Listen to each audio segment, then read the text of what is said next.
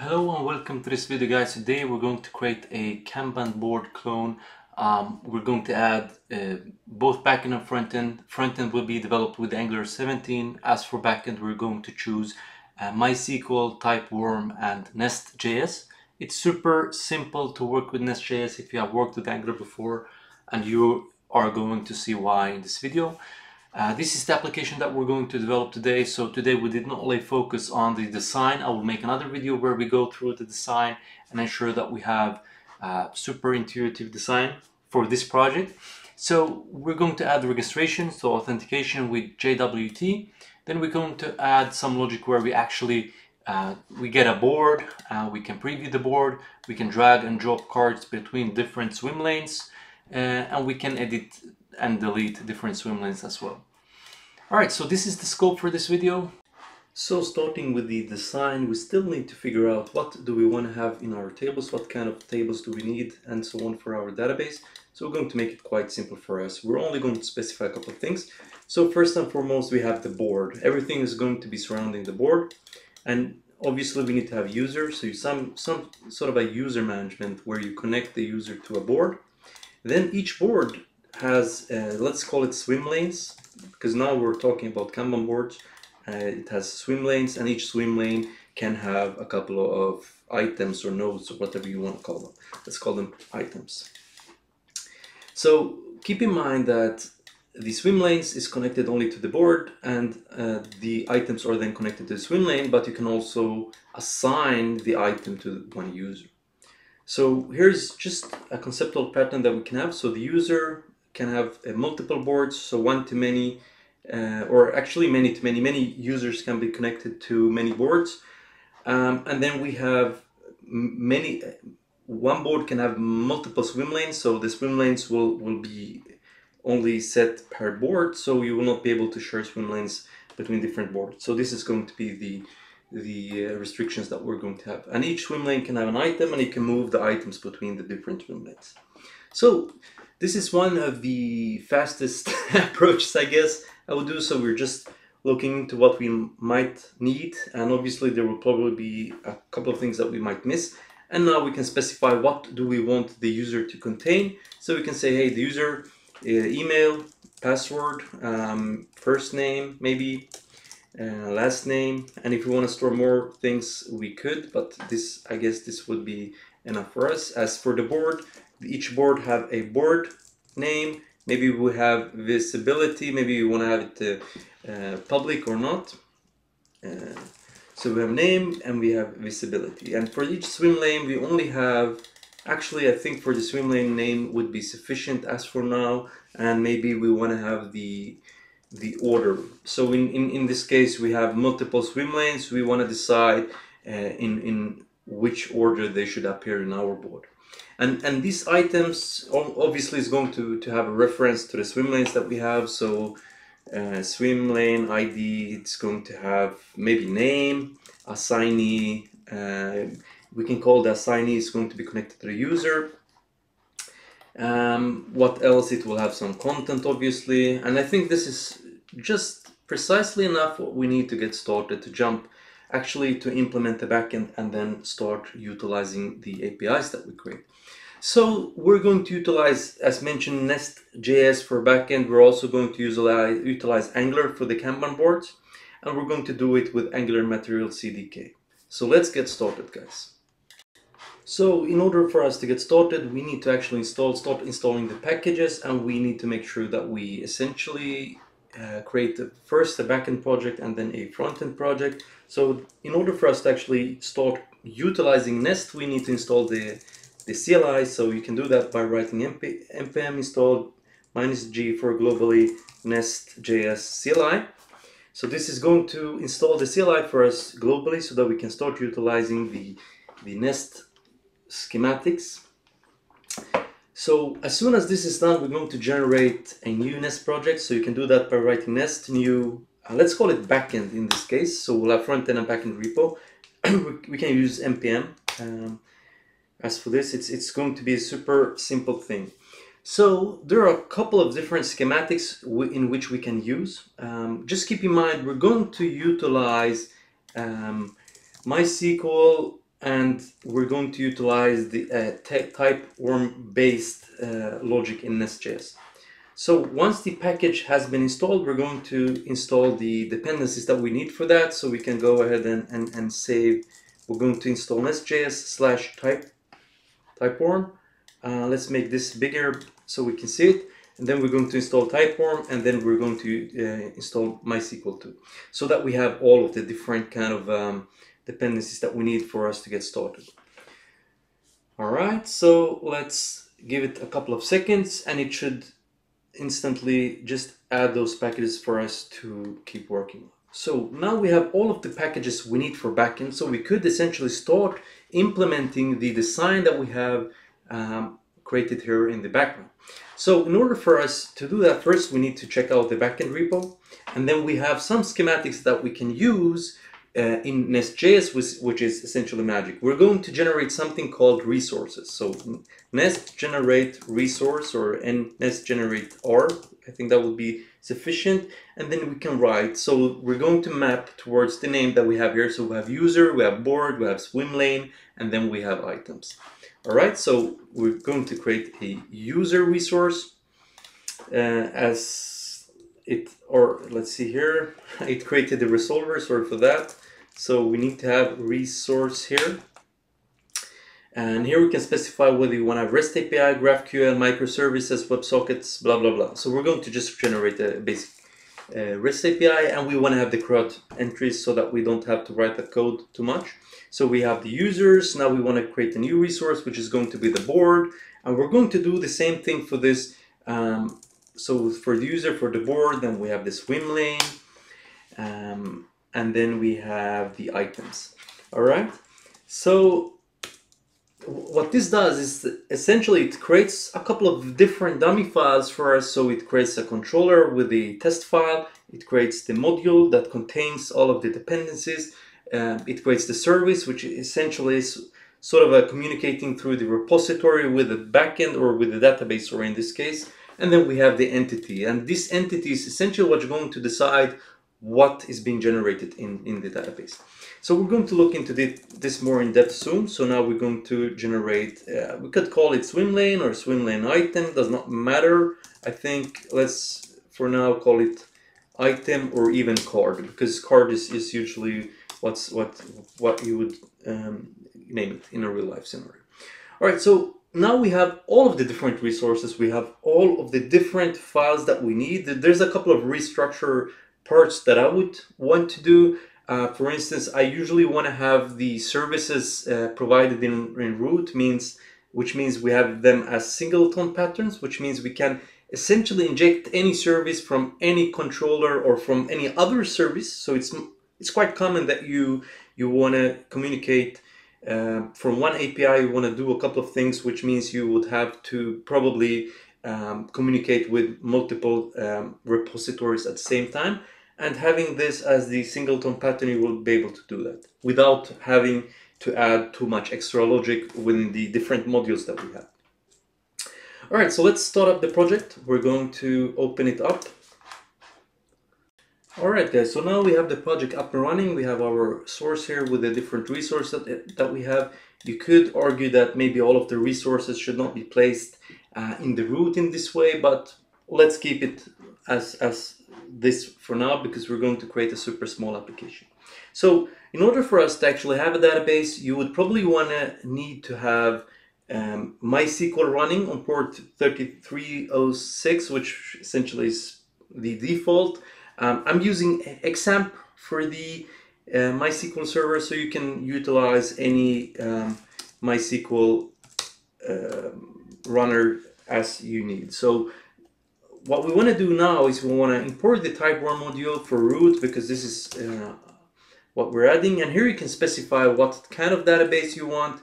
We're going to use MySQL as discussed, and we're going to have the ports in this way. So root, my password in this case would be just an empty string. And let's see here, we have the database. So we're going to generate the database named Trello. And then we have the entities. And here we're going to start to import the board entity. We're going to start importing the card entity. So we're going to essentially ensure that we import all of the entities in the root, so that this would essentially, if we don't have the different setup, it would actually generate the tables and columns in our database for us. All right, so once we have this setup, we could also add one thing I would recommend on local environments, which would be to set synchronize true. And here's probably where you only would want to have synchronize set to true when you have local development. Otherwise, it would most likely override all of your different entities in production if you deploy it and make some changes in mistake and so on. So this is probably where you would have if env equals to production, or essentially just if it's not equal to production, we would synchronize. As for the other data here, we would most likely want to have a config file. We're not going to add that as for now. We're going to try to keep this as simple as possible. If you would be interested in going even further, we could do that, but let's do that in another video. All right, so now we have the databases that we have. So let's jump into, for instance, the user. And let's see the user entity. It's quite empty. So what we would have to do is you would want to add the entity decorator, and then you would have, so you would have a primary generated column, which would be the ID. This indicates an auto-incremented number, which is quite common for, it's essentially quite common for MySQL databases.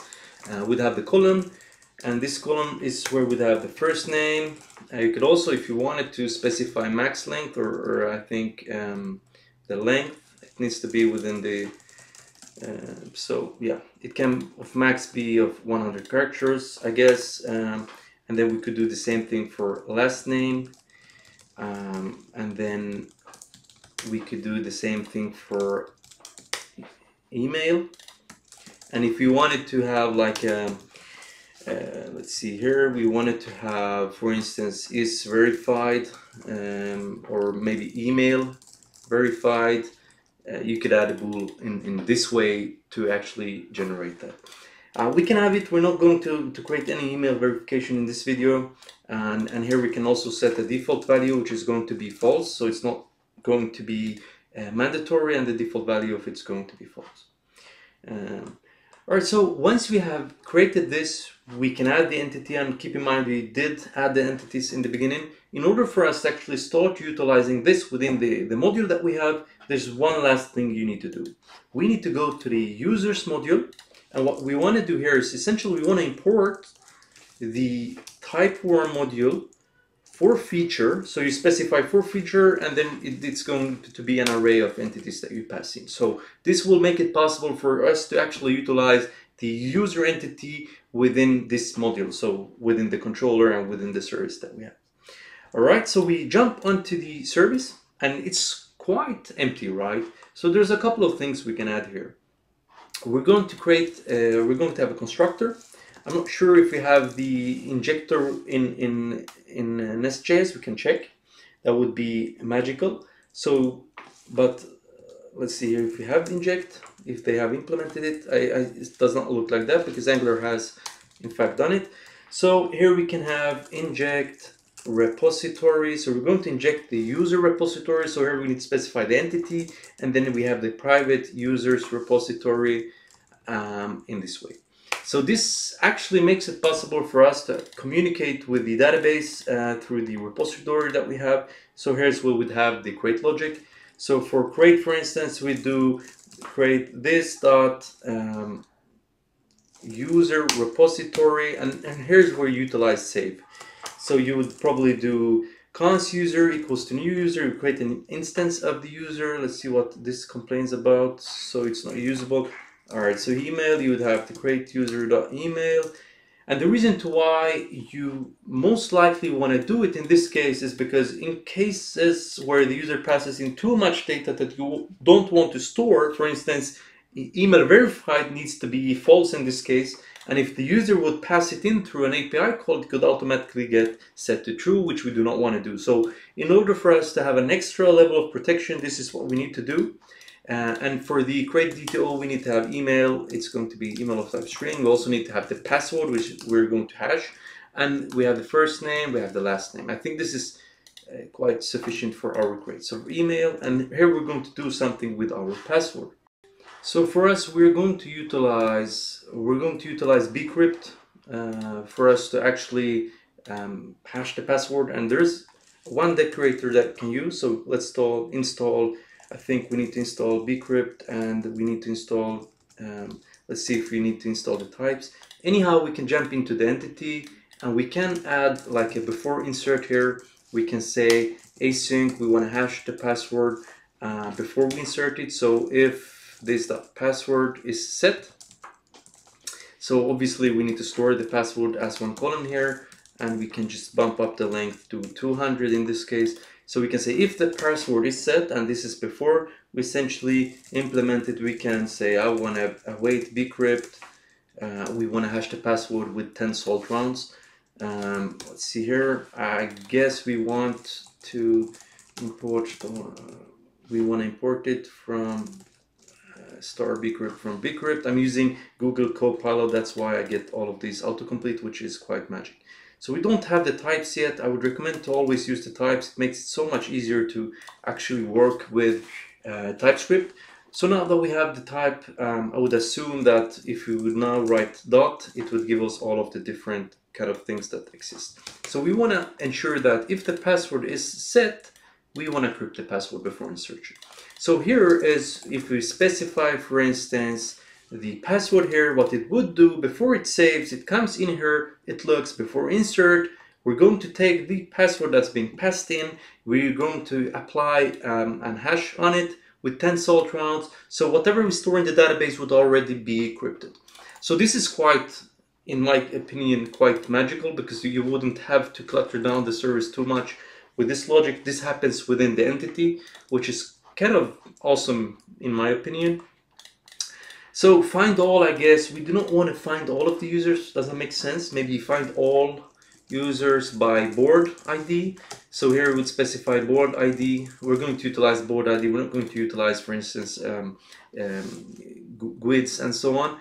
So here's where you can say I want to find one, or sorry, I want to use the user repository, and we want to find all, or in this case you just say find, and we can specify where.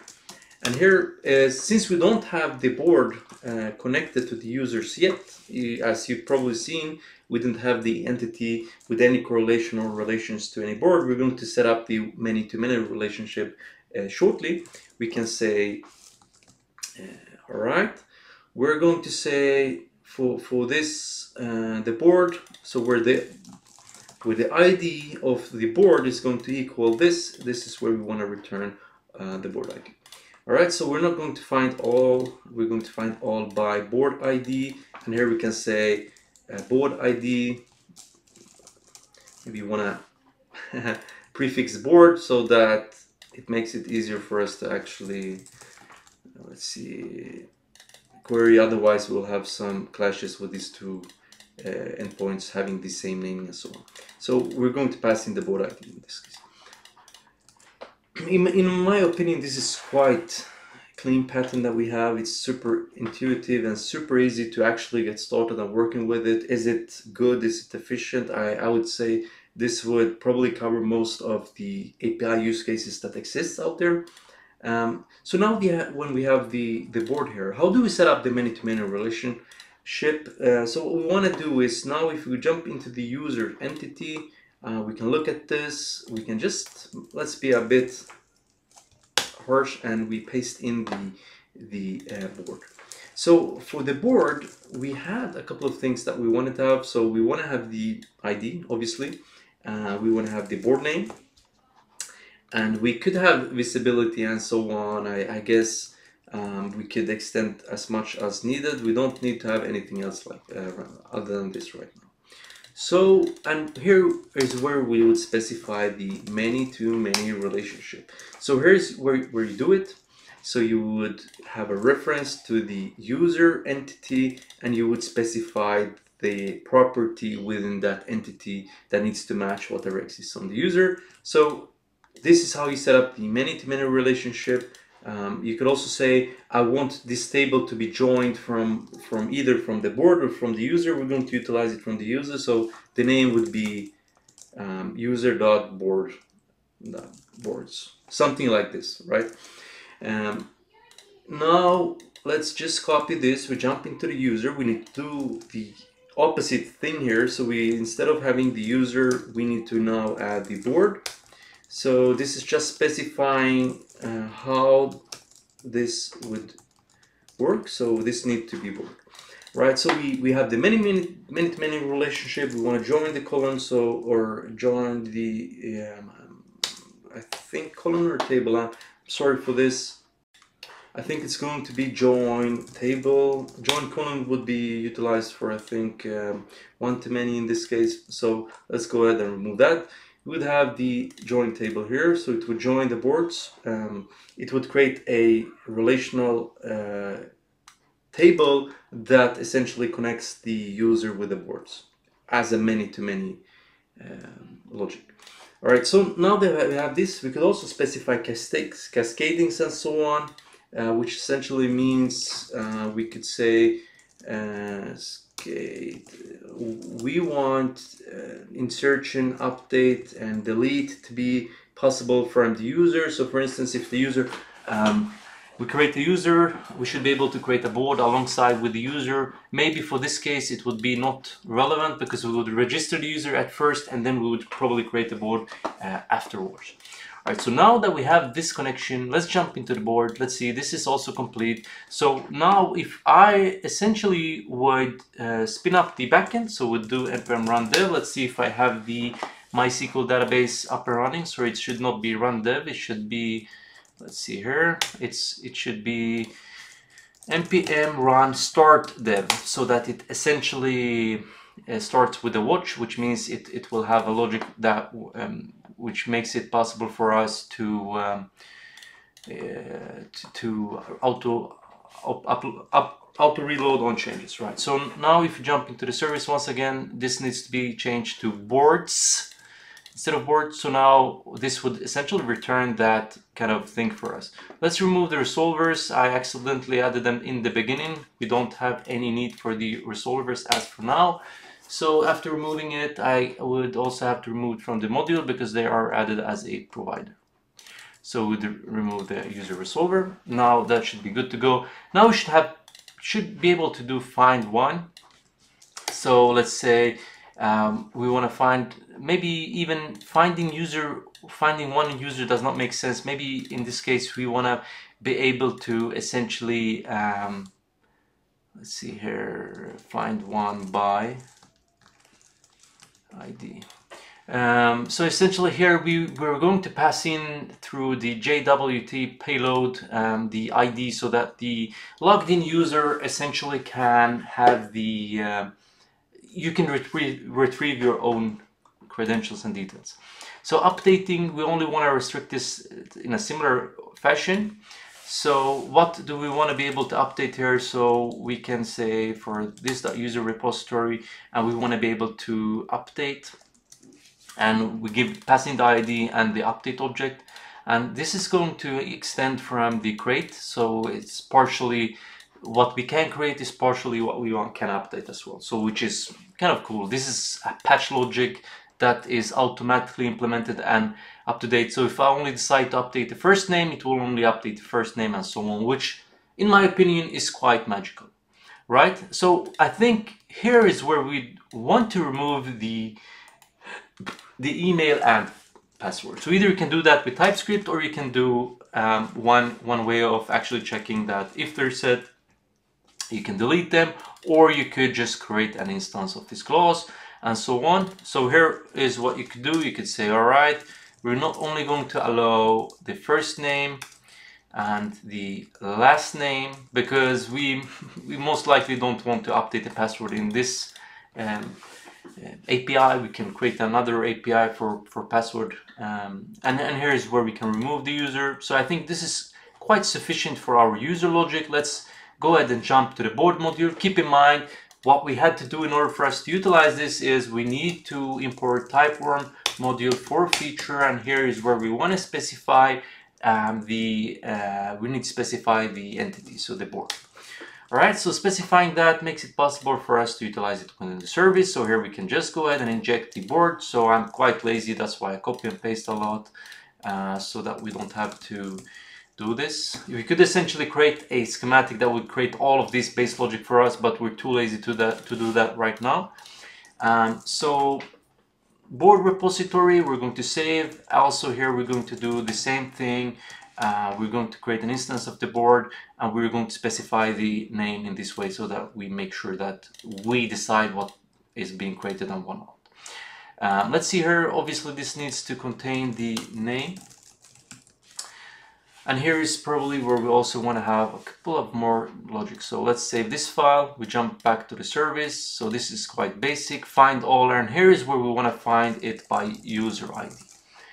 Makes sense, you most likely want to fetch your own boards, right? So this is also going to be connected to the JWT so that you can retrieve your own boards and not the boards that other users have. So we're going to go with find. It's quite similar to what we did for the other way around. Thank you Google Copilot for, GitHub Copilot for giving us this logic. And here's where it complains that it does not find the users. Why does not find the users is a good question. So let's check our board entity. It's named users, so this should in fact work.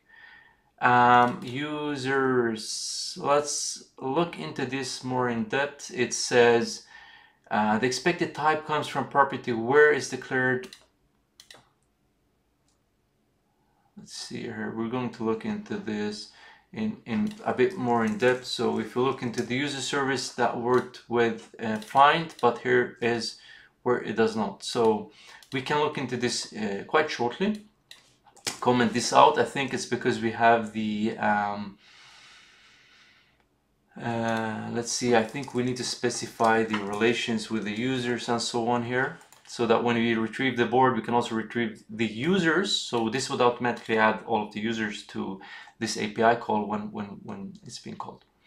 So this is where we need to ensure that it works. So let's look into that. And I can quickly see what the issue was, my friends. I forgot to change to repository boards, which means the type would not actually understand what the hell is going on. So now in this case, what this essentially does is that it finds all of the boards for a certain user, and here we can also specify to return all of the users that's actually connected to this board. So it gives us that relation automatically. And most likely here is where we want to have an auto mapper to remove some redundant information such as probably password and so on. I think it would be sufficient to have first name, last name, maybe ID as well, and an avatar in the future if you would have avatar management and so on. So we want to be able to update a board, same logic as we had for the user. As you can see, this is quite easy here. We have the same thing. We only want to be able to update the name of the board. So this is what you can do to ensure that things are not being set unwanted. So, and here you can delete, and here is probably where you want to have some logical manners to a board. Maybe you wanted to have role management on a board. For instance, a user that did not create the board cannot remove the board and so on, but we're not going to look into that right now. All right, so we have the find all, and that does not exist, so we have find all. Let's rename this by user ID. I always tend to do this to make it so much more intuitive. And here we're going to snatch the user ID from the JWT. And as for now, we're going to do this.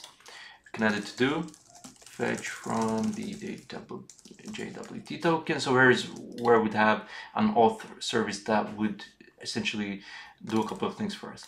So now we can just pass it in. So this is just going to be a dummy thing. You have it to do here to create it JWT token and so on. Now we have a couple of things here in which it complains. It's because we have entities which are not correctly created and so on. So now if we look in the user controller to see if you have any issues. We can also jump into here to see. We can also make sure that we want to add the possibility to delete the user, and this is also going to come from the JWT. And yeah, so it's not going to come from the ID. It does not make sense. Then you would probably be able to delete other users and so on. So here's where we would have restriction. Maybe we would want to remove the user from all of the boards, but the thing is, if we have cascading alternatives, it will automatically delete that part, so we're going to get to that later.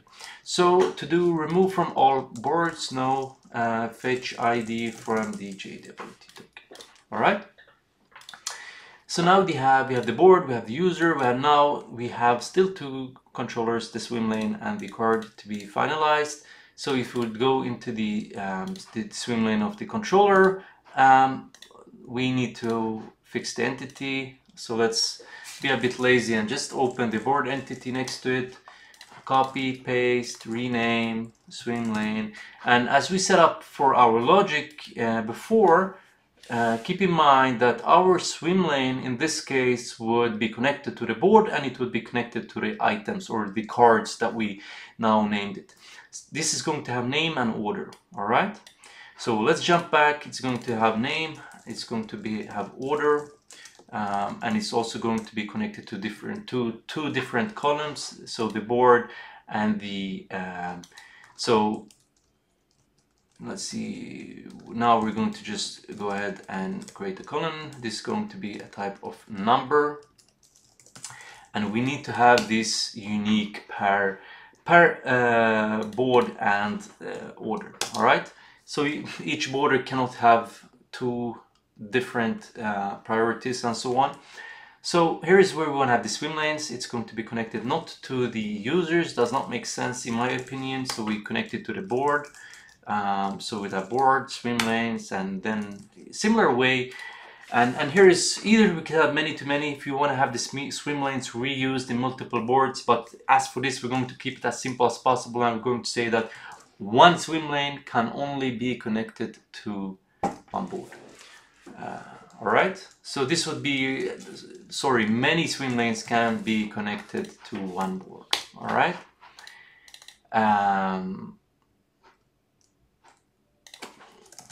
All right. Yeah, we need to have the swim lanes there. So here's where we need to have the reverted logic. Here we have many to one, and here we need to specify we have one board that can be connected to many swim lanes, or one board can essentially have many swim lanes. Sorry for that. Board. And here we can specify the swim lanes like this. So now if we go back to the swim lane, we want to make sure that it actually creates this pattern. And here we can say we want to, sorry, we do not want to create the column because the board should be standalone from the swim lane, and the swim lane should know of its parent. So here we can say join the column, which means that it will automatically add the board ID number. One thing I usually do, just for convenience sake, and so that we can connect them in a certain way, is that I usually pass in or store as a good pattern, I also store the board ID number in this way. This will automatically be added, it would, but this would make it possible for us to actually utilize the board ID in such way. All right, storing that, let's get back here. What do we still have to do? The swim lane is yet not complete because let's see here, we have the swim lane entity, and now we need to have essentially the card entity for us to have the relationals that we want. So one last thing is the card. Let's jump into the sign once again to see. It has a swim lane ID. Swim lane ID doesn't need to know which board it's part of, right? Because we want to retrieve the swim lanes from the cards from the swim lanes instead. In that way, it would automatically have that knowledge of what board, because one swim lane can only be connected to one board. We could go the extra mile and add it, but I think that would just overcomplicate a couple of things. So anyway, the swim lane, it's going to be a many-to-many relations with not the board, but rather the, wait, now I'm changing in the wrong place. So in the right place here we have the card. So in the right place I added the card. So let's see, the things we need to have from the card in this case is name, assignee, and content. So with name, we can have the content. Content is going to be string. Then we have, let's see, we need to have assignee, and that should be enough, adding the assignee. All right, so just one thing to keep in mind, we want to have the assignee, and I think, I'm not sure if it's, yeah, go ahead with this. I think this is also going to be a connection, so one assignee can only be connected to one user, so multiple users can have many cards, I guess. So maybe this should be many to many, or in fact not. One card can only have one assignee. So let's go ahead and do this.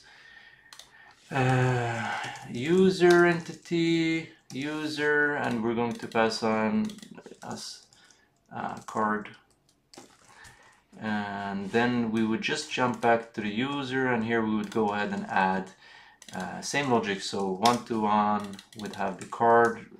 I guess it could be a possibility that we need to change something, but let's go with the flow. So we'd have the assign. I'm not sure if it's spelled assignee with double E. It does not look good. I think it's only one E, so let's go ahead and change that real quick. And this is going to be card. So jump back to the user. We can go ahead and do this, and this is going to be the card that we have, and it's going to be of card type. So going back here, let's see, is there anything we're missing? If you want to follow the pattern that we had for the boards, maybe we want to have the assignee ID, so the user ID in this case, but let's call it assignee ID to make it more intuitive. We have, so either we can, I think it would be a bit more trivial to connect the cards from the user's perspective. So we'd go to the user entity, and then we would say join column, and quite soon now we can in fact see that this is not going to work, because if we set this in this way, then the user would only be able to have one card, which is exactly what we do not want to have. This is exactly what we don't want to have. So one user can have many cards, and then in the opposite way, only one card, so many cards can be assigned to one user. All right, and this is not going to be a string, it's going to be of type. So in this way, it makes it possible, and here let's go ahead and say you can join the table. It's going to, or in fact, it should, as we have here, we should have now both the assignee ID and the border ID. And we mentioned we do not want to have the border for the card, because that would be over complicating things, as it would be too much spiders in the web, as mentioned, meaning too many tables are connected to each other. So I think now we have all of the entities that we need. So for the for the card module and for the swim lane, we need to import the let's go ahead and make this a bit larger. So we need to import the TypeORM module for feature. Thank you for giving me some, and then we need to have the card. All right, so now we can import this card into the, we can have the swim lane module, similar behavior, where we have the swim lane entity. So now we should have all of the different entities set up for us. Obviously the controller sensors that we have does not fulfill the things. So let's go ahead and close a couple of things to not make it over complicated. So closing that, all right, so we have the swim lane. What do we need to do within this? We have a service. So in the service, we need to do a couple of things. We need to have the constructor, and the constructor is essentially going to inject that repository with the swim lane. and stuff like this. Thank you. And then it's also going to have the swim lane behavior that we have. So we're going to have both the name, we're going to have the order, and maybe which board it actually is connected to. So here we can say name, order, and board ID. So in this way, we're going to generate a swim lane. It's going to be automatically connected to the board by specifying the board ID in this way. This is some magic that happens under the hood because we have board and board ID. In this way, it will automatically create and connect them. So we have the create, now we have the find all. And keep in mind, we're not actually looking at the results yet. We're just examining the code, looking into how simple this actually is and how you should think about this. All right, so we have the swim lane. I usually tend to want to create the backend before I create the front end. It makes it much easier. Also, we have all of the entities that we need and so on with APIs and so on. So what we want to find all the swim lanes by board ID, right? This is exactly what we want to do. And here we can say where board ID. And because we had the board ID in the way that we had before, this is going to work. Find all by board ID. So here we can say board ID, and then we could it's going to be of type number, or any way we want to parse it to a number. We could do that in this way. All right, it's going to be of type string. That's correct, and then we can just convert it to a number in this way. So now we have the getter for the board. We don't need to have fetch one swim lane. Does not make sense to have the get one in our case. Let's say we want to be able to update obviously the name of a swim lane and so on. So let's go ahead and do that. So let's see. And here we're going to update both the name and the order so that we can drag them along. So we have some issues here. Find one, not interested. We have this one. This is interested. It utilizes the order and name. All right, so then we have the remove, and if you look into the remove, here is probably where we would have some authentication as well, some JWT guard to block if user is not a part of the board. For instance, this is something we're going to look into not right now. We're going to get into this the more we work with it, as long as we get everything up and running. All right, I think the last thing, or the last part that needs to be done is, sorry, I have some issues here with so we have the card service, and here's the last thing we want to do. So both the controller and the service, and then we actually have created API that utilizes 4 different entities which are related to each other in some way. So we each have the create. So the first thing, as before, we have the constructor where we want to inject the repository, which makes it possible for us to communicate with our database. All right, so having that, we want to create now a new instance of card, and we want to specify the different kind of things that needs to be stored on the card. So let's go ahead and just copy this real quick, go in here, go do that, and for the swim lane ID, number, string. I don't think we had description. I think we had content, and now we have name. Maybe it should be title and so on. But anyway, I think let's continue with this. All right. So content order should be order. Does not exist. Accidentally, yeah. Code should not have an order, I guess. Or in fact, they should have an order. This is something I actually missed in the card entity. We need to have an order because in a swim lane you would have different cards, and how would you know the priority if they don't have any order? So now we're going to add the order in that way. We want to specify, let's see, the card is going to be connected to a swim lane, and as we can see here, it's not being connected to the swim lane, which is not what we want to have. So let's connect it. So one card can be connected to, if you think of the other way around, so one swim lane can have multiple cards, okay?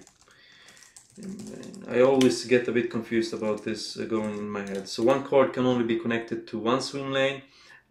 Anyway, a swim lane can have many, can be connected to. Sorry, this should be many swim lanes. Sorry, yeah. Cards. It should be one too many here, because one swim lane can have multiple cards. I usually tend to start with this because I usually tend to get a bit confused about this. So one card can have one swim lane, but the swim lane can have multiple cards, and then we can go ahead and join the table from here. Or really doesn't need to be that. We can join the column from here instead. So this should also be many to one as the users. All right, so now that we have this pattern set up, there's a couple of things really we want to be able to do. Let's see here, we have some issues here. It's complaining a bit about TypeORM core module and so on. Let's see if I have forgotten to add a couple of things. So in the app module, let's see. Let's see what happens. There's a couple of things. So let's go to the app module. I think usually the issue is coming from here. Either we're not being able to connect. So we can see 0 mistakes. Let's see here, and we are importing the TypeORM module for root, and then we have synchronizations and so on. Let's see here. Alright, let's see here. So after I looked into this, it seemed like it hadn't installed the different packages that I needed, like TypeORM and so on. Quite obvious that it's complaining. So if you receive this issue, it means that your database is not running on port, or it's not being able to connect to your database. So what you need to do is essentially you need to ensure that that table exists. So as I'm utilizing, let's see here, I'm going to start the MySQL database locally. I'm also using XAMPP, so it's spelled XAMPP, which is a free Apache version that has Apache, it has MySQL and so on. So now once this is up and running, what I usually do is, if I would jump back here, is you can navigate to localhost 8080, and then let's see, is it just 80? Yeah, here you can go to phpMyAdmin, and from phpMyAdmin you can go ahead and create your own database and so on. We called it Kanban. Alright, so after you make sure that you have your database up and running, you have it with these credentials and everything should work here. Now you should be able to just resave a file, and it most likely will create all of the different things. So this is usually tending that it actually maps the database and so on. So if I now would go to my database to preview the actual logic that appears within, let's see here, I'm going to open it and present it to you. So if I would now move it like this, you should have your database with these different tables. So if you would open the board, it only has ID name. You could add more things about this and so on. So here we have name, content, assignee ID, order, swim lane ID, and as you can see, these are actually foraging keys, which are connected to the corresponding table that we set up with the relational things that we had. So if I go back here, which had the swim lane is only name, order, and board ID, and border ID should also be the foraging key, which is connected. So now there's a couple of things here we need to look into. We only have one many-to-many relationship, and that's that the user can have multiple boards. And as you can see here, you have user, boards, board. And this is only having primary keys, and it only has foraging keys to the corresponding tables as well. Alright, so now we should be able to get started with the APIs and look into how it looks like and so on. So if you would just navigate to localhost 3000, you should be able to come to your entry point code. So if I now would go to slash API or just go to hello, let's see here, it's set up to have, if we jump back here, we could see the naming of the APIs. It's serving on, let's see, if we even go to the main TS, which is the server, it bootstraps the application, and now we should be able to go to, for instance, the board controller, and you should be able to see what is the name of the board controller. In this case, it's slash board. So if I would go to slash board, it should give us the logic for that. So if I'm going to minimize this a bit so that we can preview them side by side and to simplify for us. So to the left we have the board API, which in this case we don't have anything right now. So you could either use Postman or whatever you want to do to create this, but in order for us to get started, we still have to have the user. So what we want to do is we want to create an auth resource. So go with nest generate resource auth. So we want to have an auth module which authenticates the user, registers the user, and so on.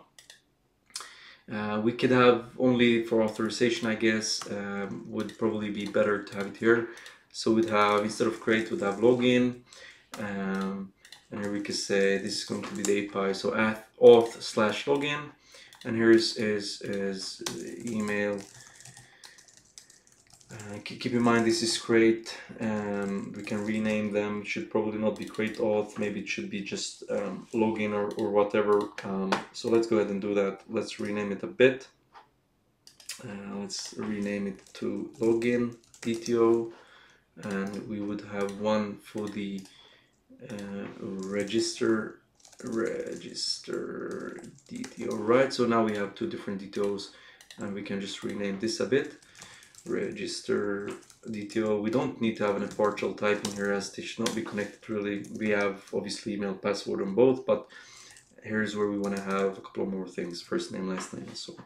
Here's where we have to decide whether we want to have this in the user or whether we want to separate it and have it in the auth. Usually, I would say it's quite common to have it in the auth, but really it's up to how you guys want to have it. I think the login should not be added to the user because it doesn't make sense. It makes sense to have it more in this way. So here we're going to do one thing. So here we need to import the TypeORM module for feature, and here we want to add the user. We need to add the user entity here so that we can utilize it here in our service to communicate with the repository. So not auth, it should be user, and then here also user. And this is so that we, let's see here, we don't have that. We have login DTO, or didn't I rename that to login DTO? No, login DTO. Yes. So login DTO. So we're going to have the login DTO here, and we are going to do something here. We're going to find user repository, find one where email and password, and keep in mind we need to use the bcrypt here in order for us to reverse engineer the password so that we can, so import star as bcrypt from bcrypt, and sorry, now we are going to const hashed password, and this is going to be, first and foremost, this is one thing we need to keep in mind. First, we need to find the user by email in order for us this to actually work. So if the user exists, and here we can only select like a couple of things if you wanted to, but as for now, let's just fetch everything. So here we can If the user is not found, we don't have any user. Otherwise, we can continue. We can throw bad request, or we can throw the not found exception. User is not found. Sorry, throw new. And let's create this into an async. So we have the user. Now we can compare the sync. So if its password or login is incorrect, we can throw an error. So we can have bad request exception, invalid login details. You could probably have all of this as enums to make it easier for you to translate and so on in the front end, but we're going to keep it in this way as for now. So if it proceeds from here, it means we have in fact successfully logged in our user. So instead of create, we can say login, and we can go back to the auth controller and ensure it's called login here as well. I'm going to make this a bit bigger, and we're going to jump back to the HTML or the Chrome later on. We don't have the create, so we have the login DTO, and here we're going to pass in the login. So, or let's call it login DTO. All right, so this will log in the user. It would return the created user if one would exist. And here's where we would have to have some JWT authorization logic with NestJS. So it's also quite easy to add with Nest, because Nest is super intuitive. They give us a lot of sample code and things that we need to have in order for us to work with it. So what we're going to do is we're going to have the sign-in, which is what we have here. We're going to utilize the bcrypt and so on that we had. So for us to continue, there's a couple of things we want to have. We need to install npm install save nestjs/jwt. So it's going to be a library for that. From that namespace, and within our auth service here, we want to have private JWT service, which is going to come from the NestJS. This needs to be sorted in this way, obviously. And now we can create a payload, right? So if we see that the user proceeds, it worked, the user has the correct password, we could have either an authorized exception, maybe would be better here, but here is where we can create a payload. So the payload for our user, usually we want to have the email and maybe we want to have the ID to make it easy for us to distract the payload and so on. So what we're going to do here is we're going to say, all right, we're going to return an access token. We don't want to return the user, it does not make sense, right? So we're going to return the access token.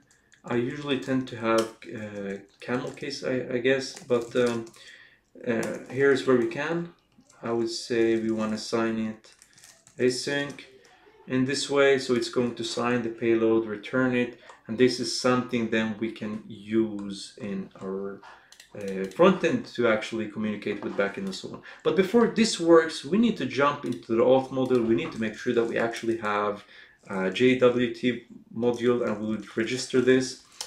We can set it to be global true. We want to have it everywhere probably. And here we can have a secret. And here is where we're going to have a secret, but we're not going to have an env file. Most likely you would want to have an env file for you to actually work with this. And then we have sign-in options. Sign options, we want to have it expired in 1 day, so, or we can have like 3 hours and so on. It doesn't really matter as for now, just visualizing it. All right, so now that we have the login features, there's a couple of things we want to have. So there's something called, let's see if I move into the auth, let's see here, cd source, cd auth, nest generate, and here we want to generate a guard called auth guard. So it's going to essentially guard the APIs that are restricted with payloads and so on. So jumping into the art guard, there's a couple of things we want to do. First and foremost, we want to have the can activate logic. It's going to take the context, and then we have the request, switch to HTTP, and then we get that request, and then we're going to fetch the token, right? So this dot extract token from header. We're going to create a separate function that actually just extracts the token from the header to make it easy for us. So we're going to pass in the request to that, and now we can just create a function here, private extract token from header. It's going to take the request that we pass in, and either it's going to return string or undefined. So in cases we don't have a payload, for instance, if you haven't signed in before, most likely will be undefined. And let's see here, how can the authorization not exist on the request? I think this is quite strange.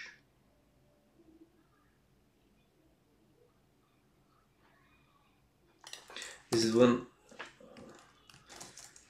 yeah, so we're going to get the authorization from the headers in this way, all right?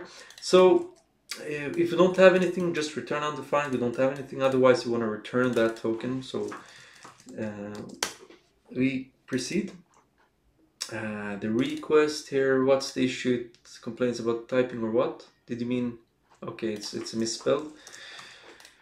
So now that we have the token here, we can say if we don't have any token, either we can throw a new authorization exception, which we want to have. So throw new authorities unauthorized, so unauthorized access. Otherwise, we want to try to essentially fetch that payload. So we want to retrieve that from the payload that we have. So we're going to utilize the JWT service verify async with that token. And let's see here, we need to inject this in the constructor with dependency injection as well. So now we have the JWT service here. There's a couple of things we need to continue with. So as for now, we are going to say we are going to verify async. I'm a bit hesitant whether we want to have the secret here or whether the secret automatically should come from the, as we're providing it in the module. I'm quite sure it should automatically fetch that from the config that we generated. Otherwise, I will be a bit sad. But so we're going to try this and just attach it to the request. So attaching the payload to the request means that when we fetch the API and we have the request, we can extract the user from each of the API calls to retrieve the user ID. All right. So continuing, we're going to catch it. If it doesn't work, we have unauthorized access. Let's see here.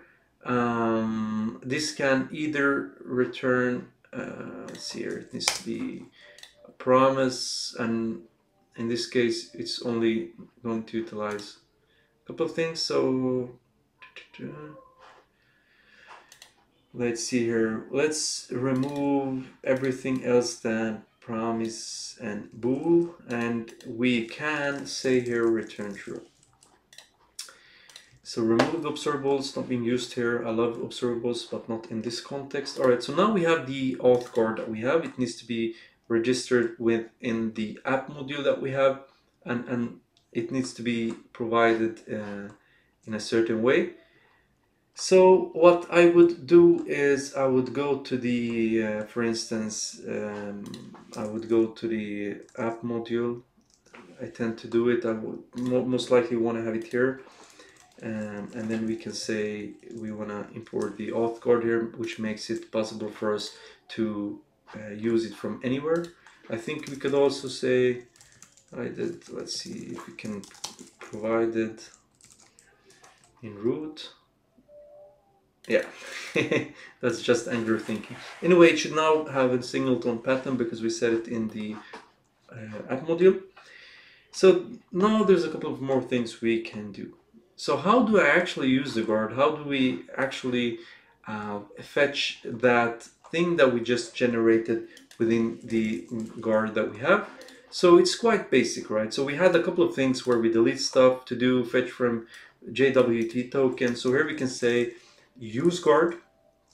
So there's a decorator called use guards, and here we can say I want to use the auth guard that we have, and this is in fact going to give us the user set on the request, so we can access the request in this way. Let's see here. I need to import a request from NestJS common, and this also needs to be of type request, I guess. let's see here, because we want to have some IntelliSense, we want it to actually understand that request.user exists. It does not do that currently. What we can do in the auth card is just essentially export interface payload request is a type we could give it. So it's going to let's see if we do like this. So now if we refer to that type, extends request from NestJS common. What's this? Okay, but let's manually just add it from here. Alright, this is not a type, I guess it's a constant.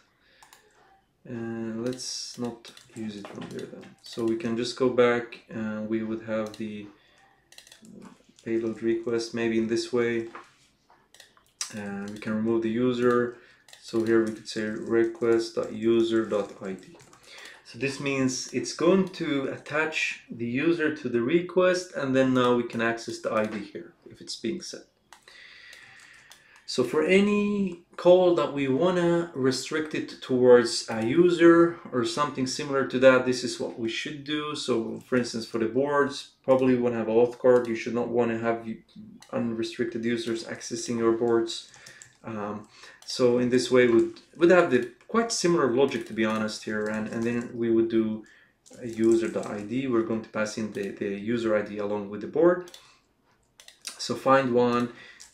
We have user ID, and then we can be quite frank, just copy and paste this real quick. Find one, so where the user is equal to this, but also where the ID equals to, the ID that we pass in here. So when I have multiple properties, I usually tend to want to have multiple rows to make it cleaner. So in this way, it finds the board. It also adds all of the users that's connected to this board in this request. Keep in mind that this is more performant than a regular just fetching the board, because it fetches the relations as well. Alright, so now that we have added the auth cards here, we also want to have an auth card on delete, obviously, because this is probably one of the parts that we want to restrict. What would happen if it would be straight deleted? That would be madness. So we'd go request user.id, and then we can have the so we could have delete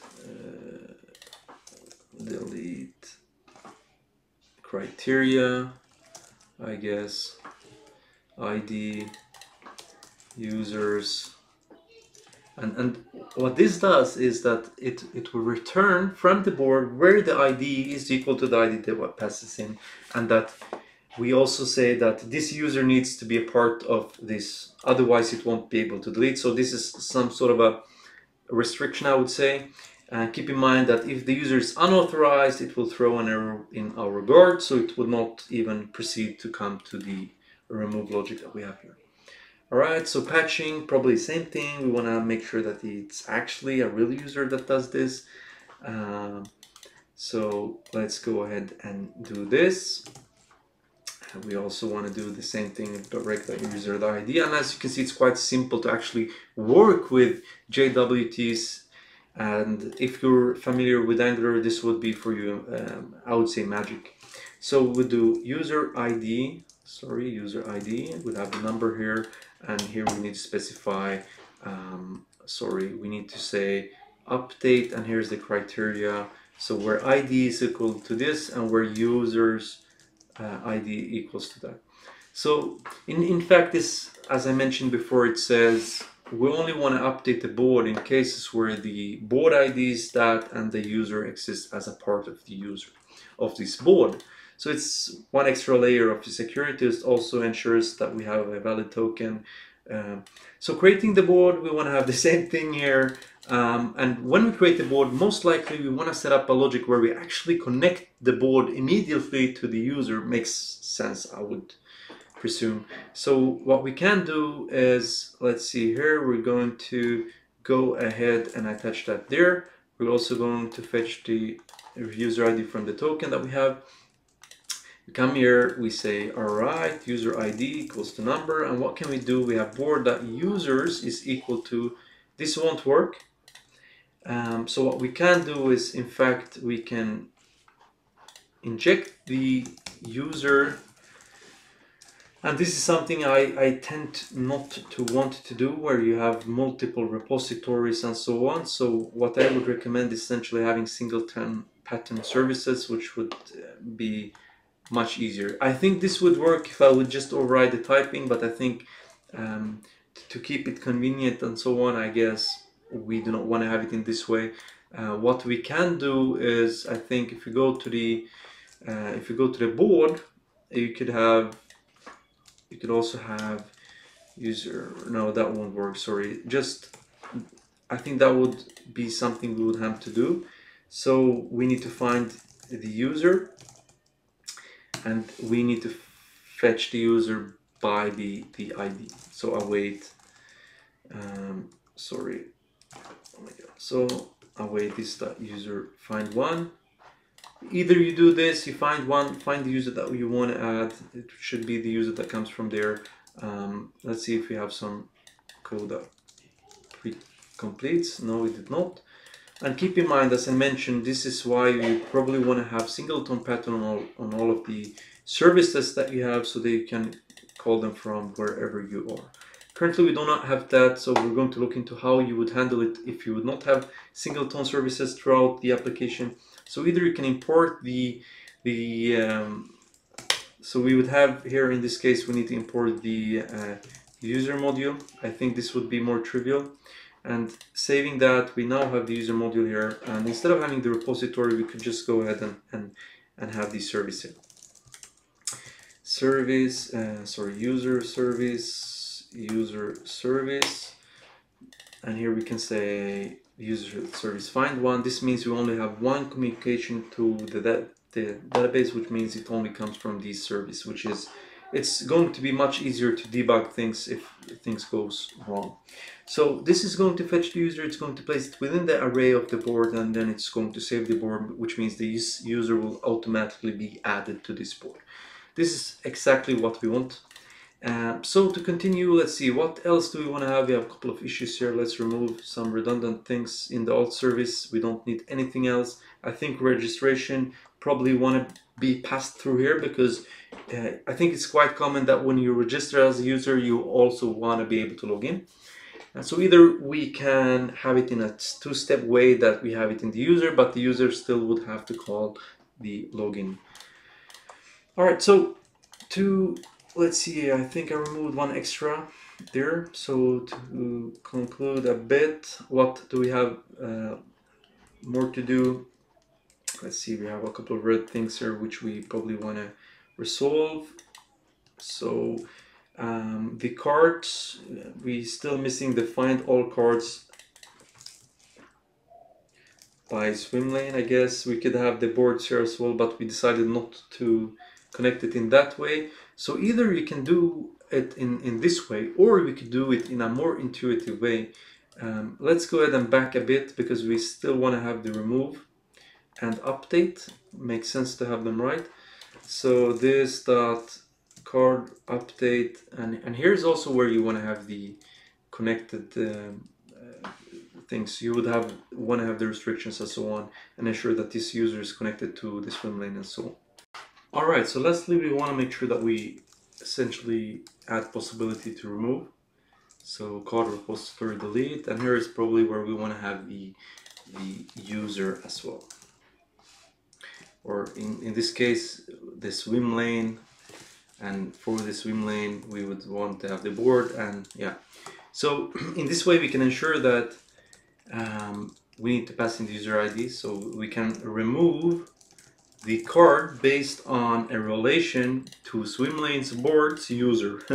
In this case, it's quite optimal, because in this way we don't have to have the spider net, meaning that we need to connect all of these boards with each other. But this is one way it could be utilized. So if you go back to the controller now, we can let's see, fetch all. We want update, and we want to have the remove option. So go back to the controller, usually put them side by side to simplify my life. significantly. So if you now would open the service to the left, it's quite easy to see what we have and what we do not have. So we want to have update, so that would be patch. And in order for us to patch, we want to be using the use guard. And here we want to have the auth guard, and here we want to have the request logic, payload request. All right, so here we want to pass in the request user ID. So we're passing it in this way. Let's see here, we need to have the functions here and ensure that we're importing the request from, let's see, from here. All right, so if we go down, now we're passing in the user. In update, logic doesn't have the user as for now, but we can in fact go ahead and add the user ID. And this is one, as I mentioned before, one way of actually making sure that the correct user is updating a thing. You could also add a guard that does this checkup for you on every endpoint, but I think just for simplicity's sake, we're going to go along with this one. And then we want to have the payload thing for removing as well. So request user ID. All right. So find one. We do not want get. Is there any reason to have get? Probably not. We can probably fetch that alongside with the board that we have. So now if we would go to the board controller, we can just examine a bit how the relations would be retrieved. So when we fetch one board, we wanted to include a couple of different things. So we want this find one to return the relations. So not only for the users, but we want it to return for the swim lanes and then for the swim lanes cards. So this means essentially it's going to return the object. So for instance, the object, we would have users as an array with all of the users connected to it. It would return the swim lanes. And for each swim lane, it would also return the card. So in this way, we don't have to really call multiple APIs to retrieve it from the front end. It will be a bit simplified from the front end side because, yeah, why not? I think there's a couple of endpoints we would have to change later on, like updating priority of swim lanes, updating priority of cards and so on within swim lanes, but I think that's something we can look at once we get started with the front end. So that's that. Let's see if there's anything we're missing. If you go to the board controller, are we using guards everywhere? Yes, all of the API routes are guarded. If we go to swim lane controller, do we have the same thing here? And as we can see here, we don't have any guards here. So let's go ahead and make sure that the user is logged in at all of these protected routes that we have.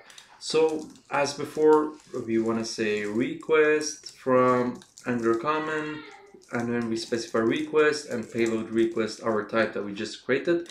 And we're going to pass in the user everywhere we want the user to be able to do a couple of things. So in this case, it might not be very trivial because we're creating a new board. So question is whether what we want to do here, because this swim lane is being, sorry, not a new board, a new swim lane. This swim lane is connected to a board. So the question would be, does this user, so we can in fact see user ID number here. We could probably check whether this board that we have with this ID is connected to the user, so if we have access to it. So what we need to do is we need to ensure that we have the, we're going to import, let's see, user module, so that we can utilize that service. So private user service, we inject it. And as mentioned, you could make these all on the root with the singleton pattern if you wanted to. And yeah, to continue here, we can in fact say user equals to await. We're going to fetch the user, so we're going to see that user find one, or we could create a helper function here calling saying is connected to board, and here it will take board ID, and then the ID will be user ID. So here we can say board ID, board ID. So I think this would be a bit simplified for us. So I think it's quite common to have this API as well.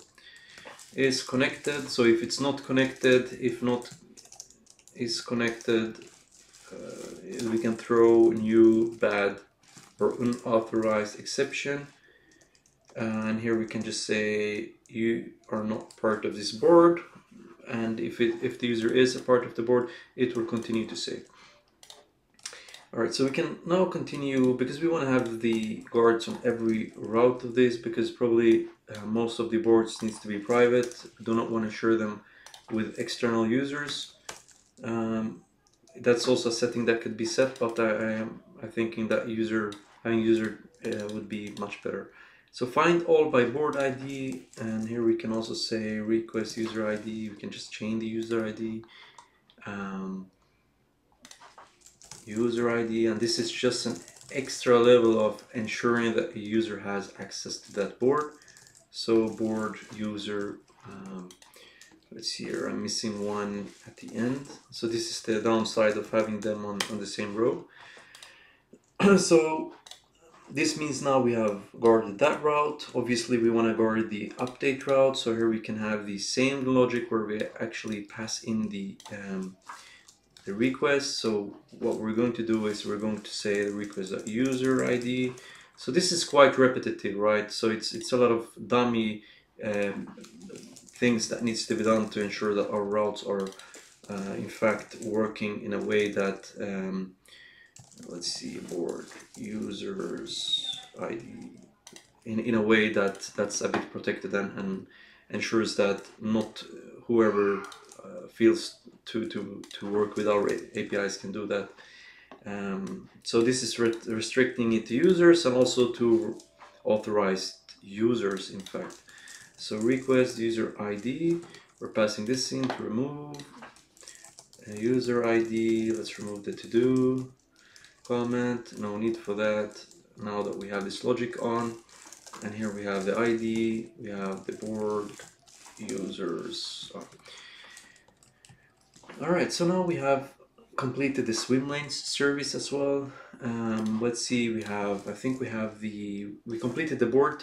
We can just check auth guard everywhere. We have the board, the swim lane control. Let's make sure we have the guards everywhere here as well. Correct. We have the cards controller. This does not have it everywhere, so it needs to be added in the places where we do not have it. So for instance, the card crate detail. So rec user ID, and here we need to check whether the user is connected to a certain swim lane. So in order for us to do this, we need to ensure that we import swim lane module here, and within the swim lane module, what we can do is private swim lane service swim lane. We can just inject a service, and then what we want to do here is const has access to board, because it essentially comes down to the board. Maybe we can just call it has access to swim lane. Await this dot. So here we can pass in the swim lane, and we can also pass in the user ID. So user ID number, and let's see here, obviously this function needs to be created within the swim lane service. So what we will do is essentially just has access to, and yeah, perfect. What we can do now is, let's see here, it should return true false. This returns a number, so it seems like has access. If has access greater than 0, return true. I think we could do this, or we could simplify the code. We return has access greater than 0. So if the user is connected to the board for the swim lane, then we have access to it. Okay, we need to have the await. quite obviously, and now we can utilize it. So if not, then we should probably throw an not a part of this board or the swim lane, doesn't matter, it's the same thing. End of the day, it's access to the board that we're looking for. So now we save the card. So let's go back now to card controller. Let's see if you're missing the delete miss. We can go ahead and ensure we have the payload. So it seems like we're passing it in. We just had forgotten to add the use guard, and the remove works as expected. All right, so the last we have is essentially user controller, and this is probably one of the more important one. Obviously, we need to protect the user from other people changing the user's credentials or really user related things. So use guards, we're going to utilize the auth guard as we have done before, and now we can just pass in the request user ID. So when we create the user, sorry, we're not going to do it when we create a user, because that's probably something that might be moved, or yeah, you will not be able to log in before you have created a user. So board ID, user ID number, and here we can specify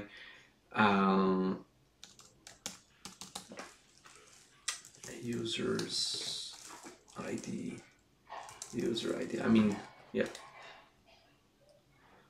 Find all users by board ID. So this checks that we have access to the board.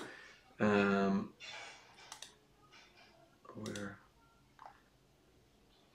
No, this is not what we want to do. We want to ensure that we can find where.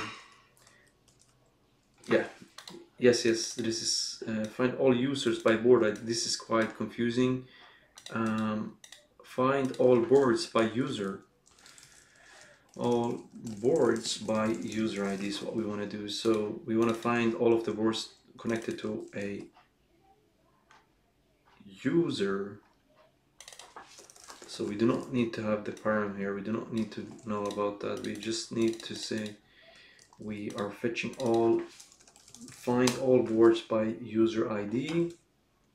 And this needs, yeah, we're not really in need of that anymore. And here, yeah, so it's going to return all of the, this is quite strange because it returns the users. Do we even need to have it here? I guess not. Let's just remove it. Seems like we don't need it. We can probably have it on our users. Let me just go ahead and snatch this and that, and then we're going to copy this one, and then we probably can just remove whatever we had before. So find one, request user ID, remove that, perfect. We want to have the exact same logic now on the one below. So we're going to go ahead and add it here, and when we are deleting, so let's see here, we need to have the auth card here as well, and what we need to do is request user ID, perfect, and we're passing it in here as well. Alright, so now we need to jump into the update, and this one needs to take the user ID number, and we need to ensure that, yeah, this patch is really redundant. We can probably remove that because we do not care about that. We just care about the current user. And same thing goes for this one. This is probably redundant. We don't need to fetch anything from the path. Only the current user can delete their own profile, meaning we only need to check on the payload. All right, so I think this is quite good. Same thing goes here. So when we're finding one, we don't need to chain it. Anything doesn't make sense. So this path here is very redundant. And yeah, I think this is potentially everything we need for now in the backend. And obviously there's a couple of APIs that we need to add, but we're going to get there once we start with the front. All right, guys, let's see. Is it still compiling or is it still complaining? Let's see what happens here. It's complaining a bit. So the boards module, a valid user, if user service. So what we need to do now is, I think we need to If we go to the user module, we need to ensure that we export the user service so that we can utilize that. And I think it was another set as well. So the swim lane module is where we want to export the swim lane service. And this is in order for us to actually utilize this one within the place where we import it from, we need to export it so that it's possible for us to do that. That's what we have forgotten before. All right, so now everything is compiling. You can see here we have some APIs set up on different routes. We have the user, we have the board, we have the auth. I think what I want to change to now is essentially we want to have in the auth module, we want to have the user. I think that would make much more sense. We want to create the user in the auth rather than here. I'm going to get that in shortly. The reason to why we want to have it in that way is when we generate a user, so if you go to the auth controller, we want to be able to access a couple of different sets. So we can call this register, and this is going to be register DTO instead. Register DTO. I think, yeah, this is what should be placed in the auth service. But let's see if we can private user service. I'm guessing it might be a possibility for us to actually call create. Okay, I deleted it. Let's see, user service. Let's just snatch this back real quick, and this can be login DTO. Does not mean to be the create user DTO. And what do we have here? We have the first name. This is login. We need to have register. Sorry for that. And now that we have the register DTO, there's a couple of things that we want to do. We want to call user service.create. So this creates the user, and it also returns user. So the created user. So we're going to pass in the register DTO. We need to make this an async function. And once this is done, really what I would do is just say, hey, I want to return a login. And here is where we would say email, user.email, register DTO.password. The reason to why we do it in this way is it's quite simple. Just one thing I want to do is I usually just lowercase the email for so that we don't have issues with the lowercase, uppercase, and so on. It shouldn't make sense or shouldn't really be an issue, but just in case. However, when we register, it returns the user. So if you don't have any user, we have failed to log in. So we have, it should be throw new bad request exception, unable to create user or register, right? So now we have it here. If it doesn't fail, then we have successfully created user and we should be able to log in. Logging in should in fact go through the login step, and it should also create an access token, which we can fetch in the front end. All right. So I think that's pretty much everything we need to do in order for us to get started with the front end. We should have all of the APIs and so on. All of the routes should be on localhost 3000/board, localhost 3000/swimlane, etc. So auth, for instance, and so on. So what we can do now is we can set up our front-end application. It's going to be done in Angular 17, as I mentioned before. So let's get started with that. So in order for us to do that, let's create a new project. So ng-new, let's call it front-end. Just for simplicity, I always use SCSS. We don't want to have server-side rendering or site generation. This is just going to be a CMS application, I would say. So post login and so on. So what this does is that it essentially just set up a couple of different things in Angular. It bootstraps with our router module. It gives us the base setup essentially in Angular. So this might take some time, so we'll be right back once this is up and running.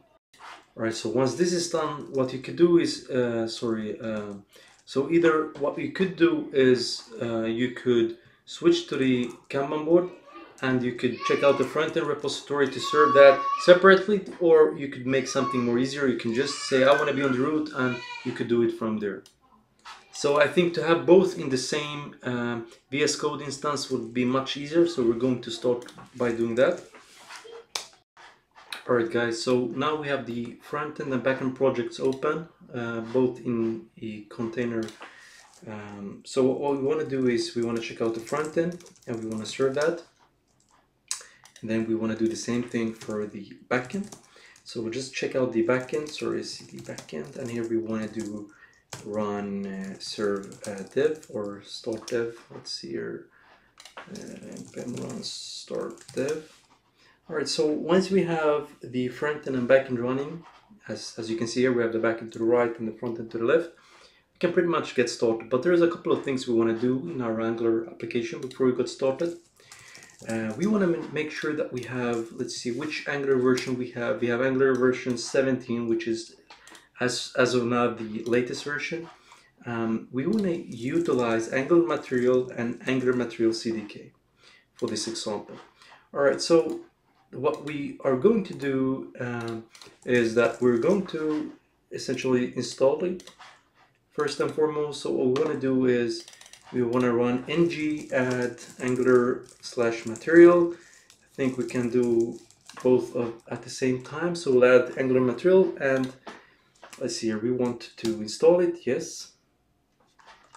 And this is so that we can utilize Angular Material components, and primarily we want to reach and start using the Angular CDK drag and drop in order for us to actually create our Kanban board. So we're going to install this. Let's see, we can take indigo pink, does not matter. Let's set up some global things. Yes, we want to enable animations. All right, so now we have installed, I think it only installed the material CDK. So let's go, the Angular material. So now let's go ahead and add the CDK.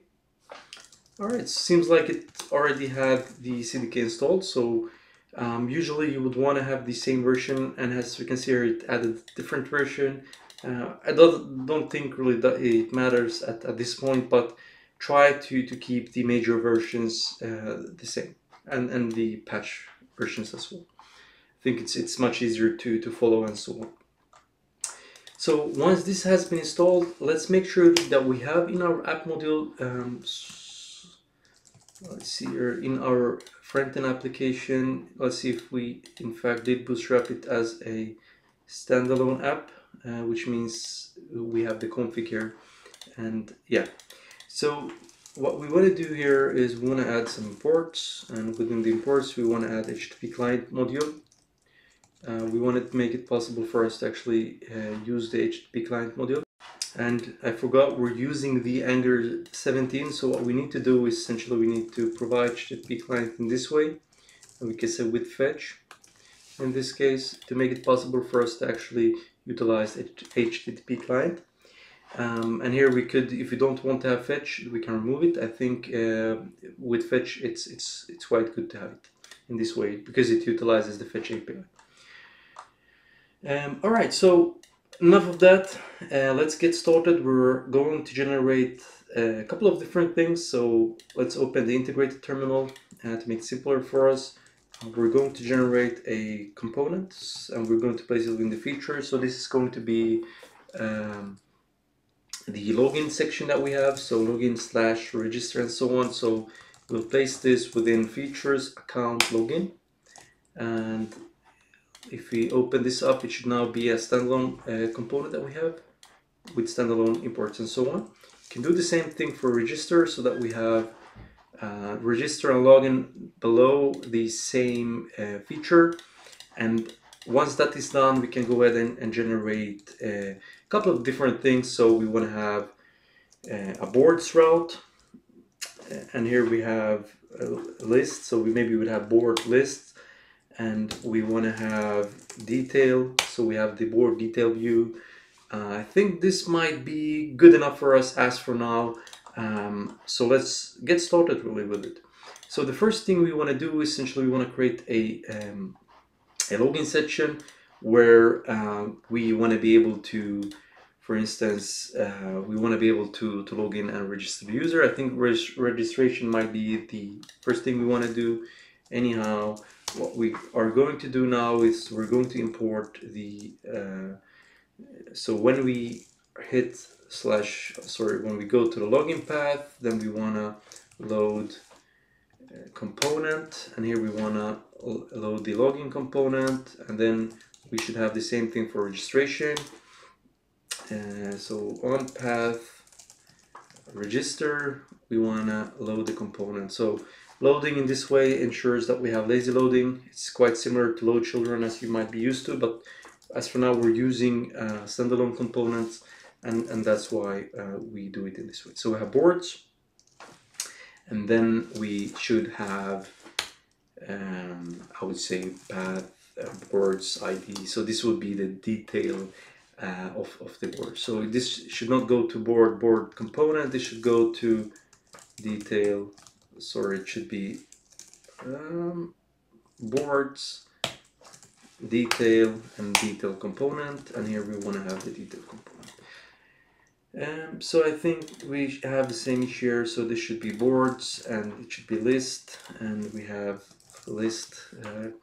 Usually you want to have the boards list component in case you would have multiple lists, but as for now I think this would be quite simple. It's going to be a super small application where we log in, register, we preview our boards, we make some CRUD logic to our boards, and so on. Alright, so the first thing we want to do is jump into registration, because we want to make it possible for us to actually register and so on. So let's go ahead and create a form, and keep in mind we're going to utilize Angular material for the forms that we use. We're not going to create our own components just for simplifying this. It would take too much time to do that.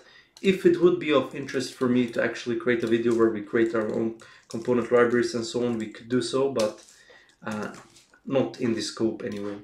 So we're importing the mat input module.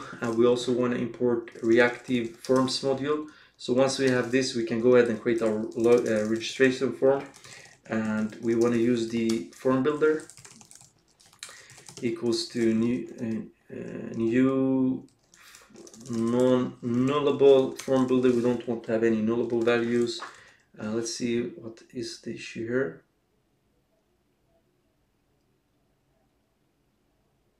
Cannot create an instance of a, so maybe we need to inject it in this way. So once it has been injected, we can create a group, and this specifying the form builder in this way will automatically give us a typed form. So we'd have email, and we would have password, also want to have first name, we want to have last name, so we can put this at the bottom, and here is usually where we want to have this so each one of them are going to be a control, and we're going to make sure that they are required.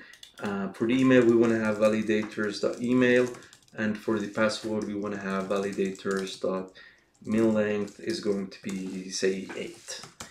So there's a couple of validations that we're adding. So now we have our registration form. What we want to do is essentially we want to create an example with this data that utilizes this. So we're going to copy some sample code from material. So we have the form control. We want to wrap it here. So we're going to say form group, and here we're going to say the form group is the name of our form, so register form. Now we can utilize the form control name. So this is going to be email. We're not going to have some error state matchers or any like this as for now. So we can still use the same things that we have here. Here's an hint. We don't need an int. So if the email is required, please enter a valid email, and this should now instead be register form controls email, and if it has this error, it will just prompt these kind of things. So this is going to give us, and as you might think, this is definitely something we could create a component of. I have another video of actually creating a reusable input component. It might be with Angular 16, but if you would be interested, I would make that with Angular 17 as well. So we have email, we have first name, and then we're going to have, can remove that, first name, don't need a placeholder really for that, and we can have required here. Don't need to have the And so if the first name has an error, please enter a valid first name. And we don't need to have the second if statement, so now we can just go ahead and copy pretty much this. It should be a last name, and here we can go ahead and do the same thing here. So for the last name, and lastly we want to have the password, obviously. So here we're going to have type password, and the reason to why we want to have a password here is so that it doesn't preview or show the actual password.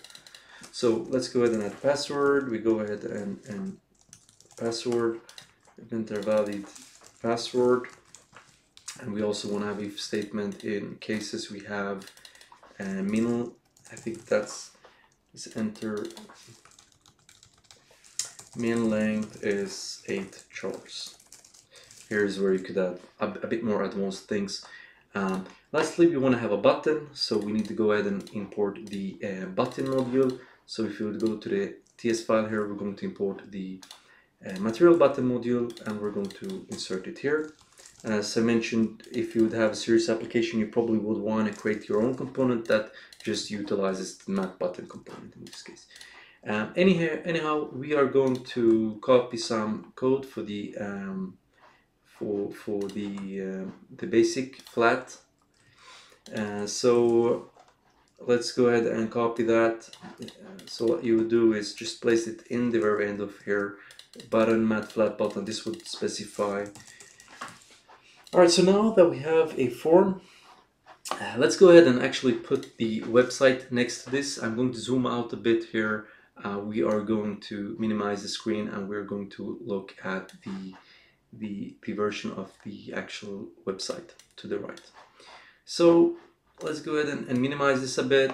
We're going to navigate to localhost 4200, and now we should have some default code that's being presented to us. So let's go ahead and do this to put them next to each other. It's going to be quite small now so that we can fit both of them in the same screen, but I guess that's fine. Anyhow, now we have the form. If we would navigate to /login, we should have the login page. But before that, let's go ahead and actually clean up the app component so we don't have any dummy code whatsoever. So we can remove that. We can still have the main and just move the router outlet there. You can remove all of the other things that we don't want or have, and this should show the login works, but we want to go to register page, which should present our form. It does not look good since we need to restart the application after installing Angular material, and this is probably most likely due to let's see here, it's probably most likely due to Angular JSON. Here you would see that we have now added the indigo pink here, which means all of the changes in Angular JSON would require us to reload the page. So navigating back to 4200, and then we go to /register. We should see the register screen. It should look a bit better than it did before, but it still does not look good. So let's go ahead and go to register CSS file, and here we want to have on the form, we want to say, yeah, we can center it a bit. Let's go ahead and add a background to it. Maybe you want to have some, yeah, let's give it a blue-ish. The blue does not go with the gray, obviously, so let's go ahead and go back to white. Maybe we can have a box shadow 024px with a 10% like this. We can add a border radius of 10px, okay? So once this is done, we also want to have a padding of 24 pixels, and to the bottom we can have 32 pixels just to make it a bit more. And let's not have a width of 100%, let's say width, I think 400px would be sufficient. And then we can just center it, margin auto, let's see here, 0 auto I guess, or yeah, 20, 0 auto. Yeah. Alright, so when we have it in this way, it should center, it should have some margins to the top and so on. Maybe we could have like a very yeah, it does not fit with the material buttons that we have or the input field. So we can keep it in this way. Instead, we could give a background to the body, and this would lift up the shadow content that we have a bit more. So reloading, as you can see, the shadow content looks a bit better. Still do not like the sizing or the width of the form. Anyhow, we can work with that later. So now we want to add some h1 tag maybe to the form, register, some text with the register. Yeah, so now we have our register component. I guess the width, we wanted to have full width most likely here on the bottom. Anyhow, we can leave it as this for now. Maybe we'll have register here, and then we have the secondary, I think it's named. And for the secondary, we could have already have an account login, and this should probably be a link.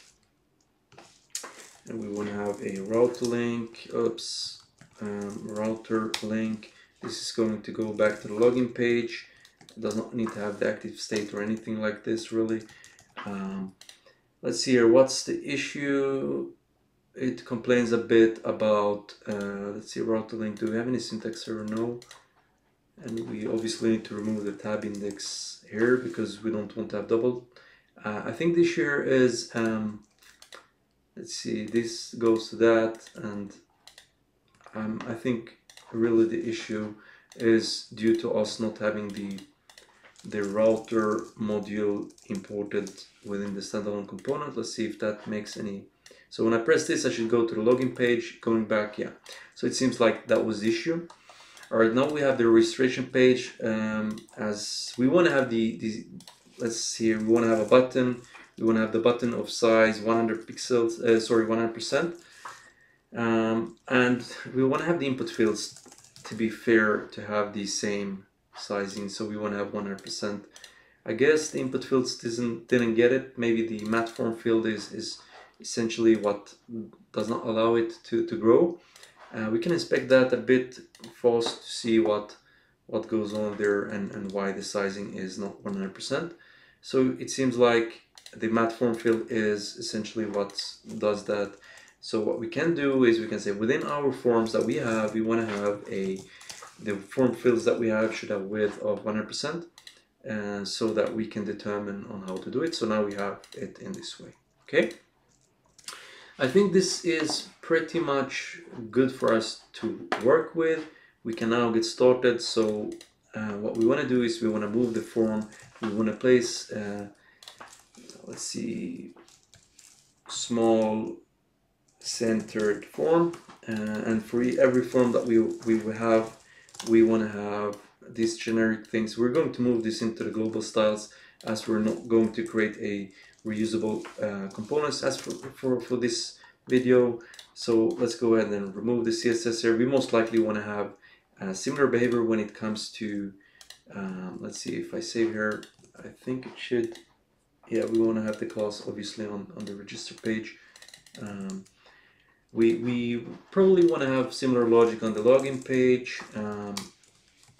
So what we want to do here is we want to essentially replicate the logic that we have here. So we want to have the imports and we want to have the content. So to be quite lazy, we can just go ahead and copy that. We'll go to login, component, TS file. We'll just paste that real quick, move the imports here. Remove the template, remove the registration, and now import all of the missing imports. And here we can remove the first name and last name. We can still have the email and the password. So going back, we can remove the first name and we can remove the last name. So if I switch to login, we should have the email and password, and now we want to have not a member, register now. So this will send the user to a register page, just for us to have like a back and forth. And here we want to have log in instead of register. So now we should be able to jump between the login page and the registration page.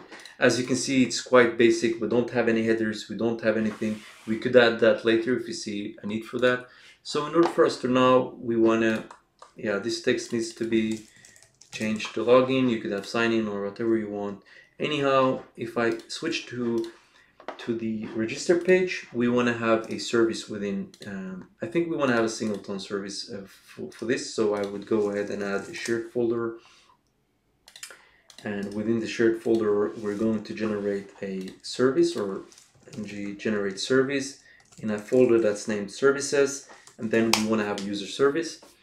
So jumping into the user service, you should now be able to specify some API routes that we have.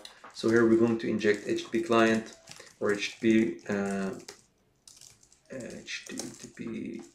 client. So now we should be able to start. So now we can have the login, we can have the register, and let's go ahead and add some models. So shared models, I usually place all of the group models within the same file. So I would go with user model.ts. Here we would have, let's see here, export interface, ilogin, email, and then would have register, and here we can just extend. This is going to extend from the login, and here we can have first name, last name. So now we have two of the classes that we need. So register, I register, login, I login, and here we can have return this.php post, and we are not going to call API/users. Maybe you can have it in this way. We named it auth, and then we have register, and the same thing goes for the login. And the response is going to be login response. The response is going to be token, or I think we named it auth token in the backend when we generated that. You can revisit this if that's not the case. So this is going to return an observable of the type ilogin response.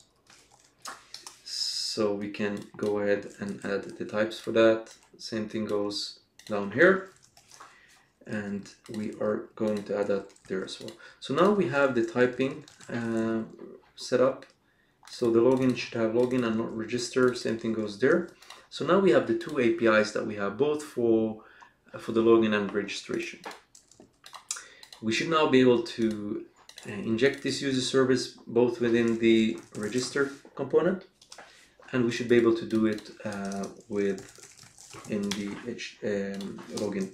So user service equals to, let's say, private read only user service equals to user, and we're going to inject this from user service. So assuming this is a singleton, which it is, provided in root, we should be able to access it from here. I think we might need to add it into our providers since we have standalone, but let's look into that shortly. So when we register, what we might want to do is we want to make sure that the register form, if it's invalid, we do not want to do anything, but if it's valid, we want to ping the registration page, and here we want to pass in the register form value, okay? And we might also, let's see here, we have the register form value, and this is going to be of type I register. It's essentially the same type, to be honest, but this requires us to have it wants us to have the form controls and stuff like that. So let's go ahead and just do this for now. We're going to typecast it just for now. This should not be typecast really, but let's see here.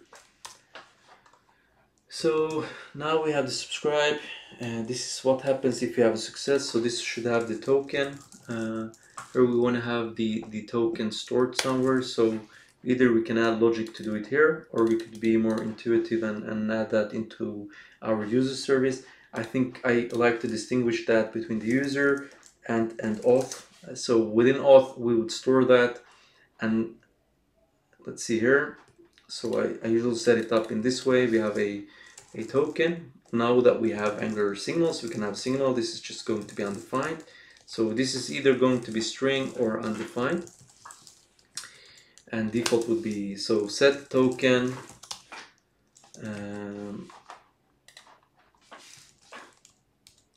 private set token. We can still have it in this way,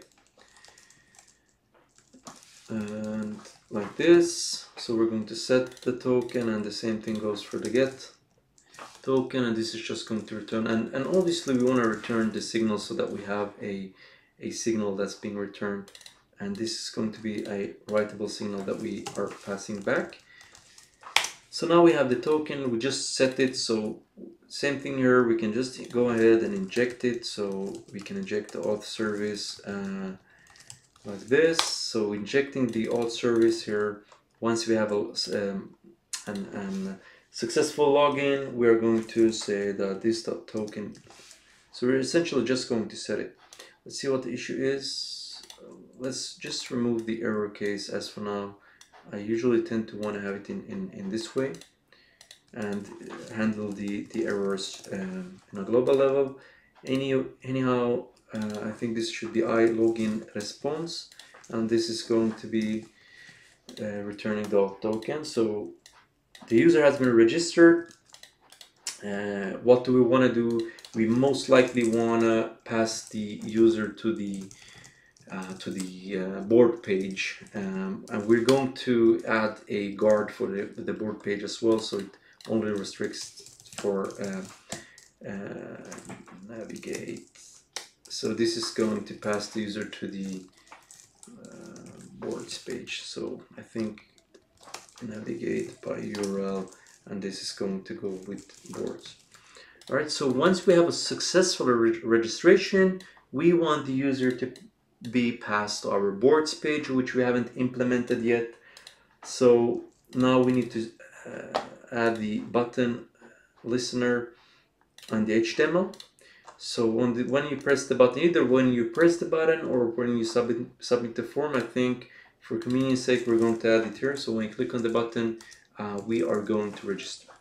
Okay, so clicking on the registration, nothing should work. It should prompt errors here, which it does. So now if I add something, it should communicate with backend, and we should have an error because we haven't really set up the reverse proxy that we want to have. So anyway, clicking registration, you see it calls registration. It will give us a 404 because it does not exist there. So we need to have a proxy. So in order for us to add a proxy in Angular, we can add within our root. So here you would have proxy.conf. So you could have a simple proxy configuration here. And in order for us to have the proxy configuration, what we can do is, let's see here, there's a couple of things we want to do. So here we can just go ahead and add so when we hit /API, we are going to target there, and we want to rewrite path API to nothing, because that's essentially what we have on the localhost. As you remember, it's not /API/user, it's essentially just /user. All right, so in order for us to work with this, we need to go to the Angular JSON, and here we need to specify for the serve. So this will only work locally, obviously. When you deploy it to a server and so on, either you put the backend and the frontend on the same server, or you need to have like a reverse proxy or something that would handle in maybe Nginx or Apache configuration to handle that. So anyway, under we should have something called we should have the serve builder, and here we should be able to just add options. Default, there's no options, and here we can say proxy config, and here we can say where is our proxy file. I think we put it in the root. Yes, we did put it in the root, so we can most likely just say proxy conf JSON. And as mentioned, when we change in this file, we need to restart the project. So let's go ahead and restart the front-end project.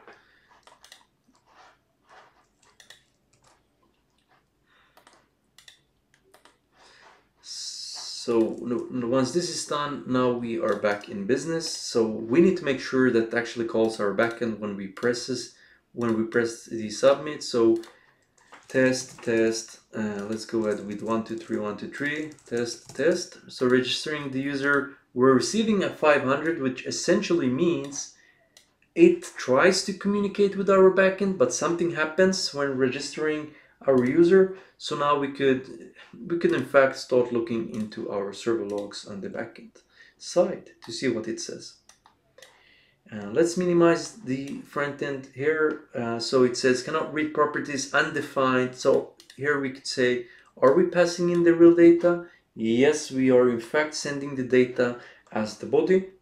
But here it says on the backend side in the auth controller, row 16. So as you can see here, we're not fetching the register data from the body, which totally makes sense to why we're not actually being able to destruct the email there. So if I now press registration, it registers the user.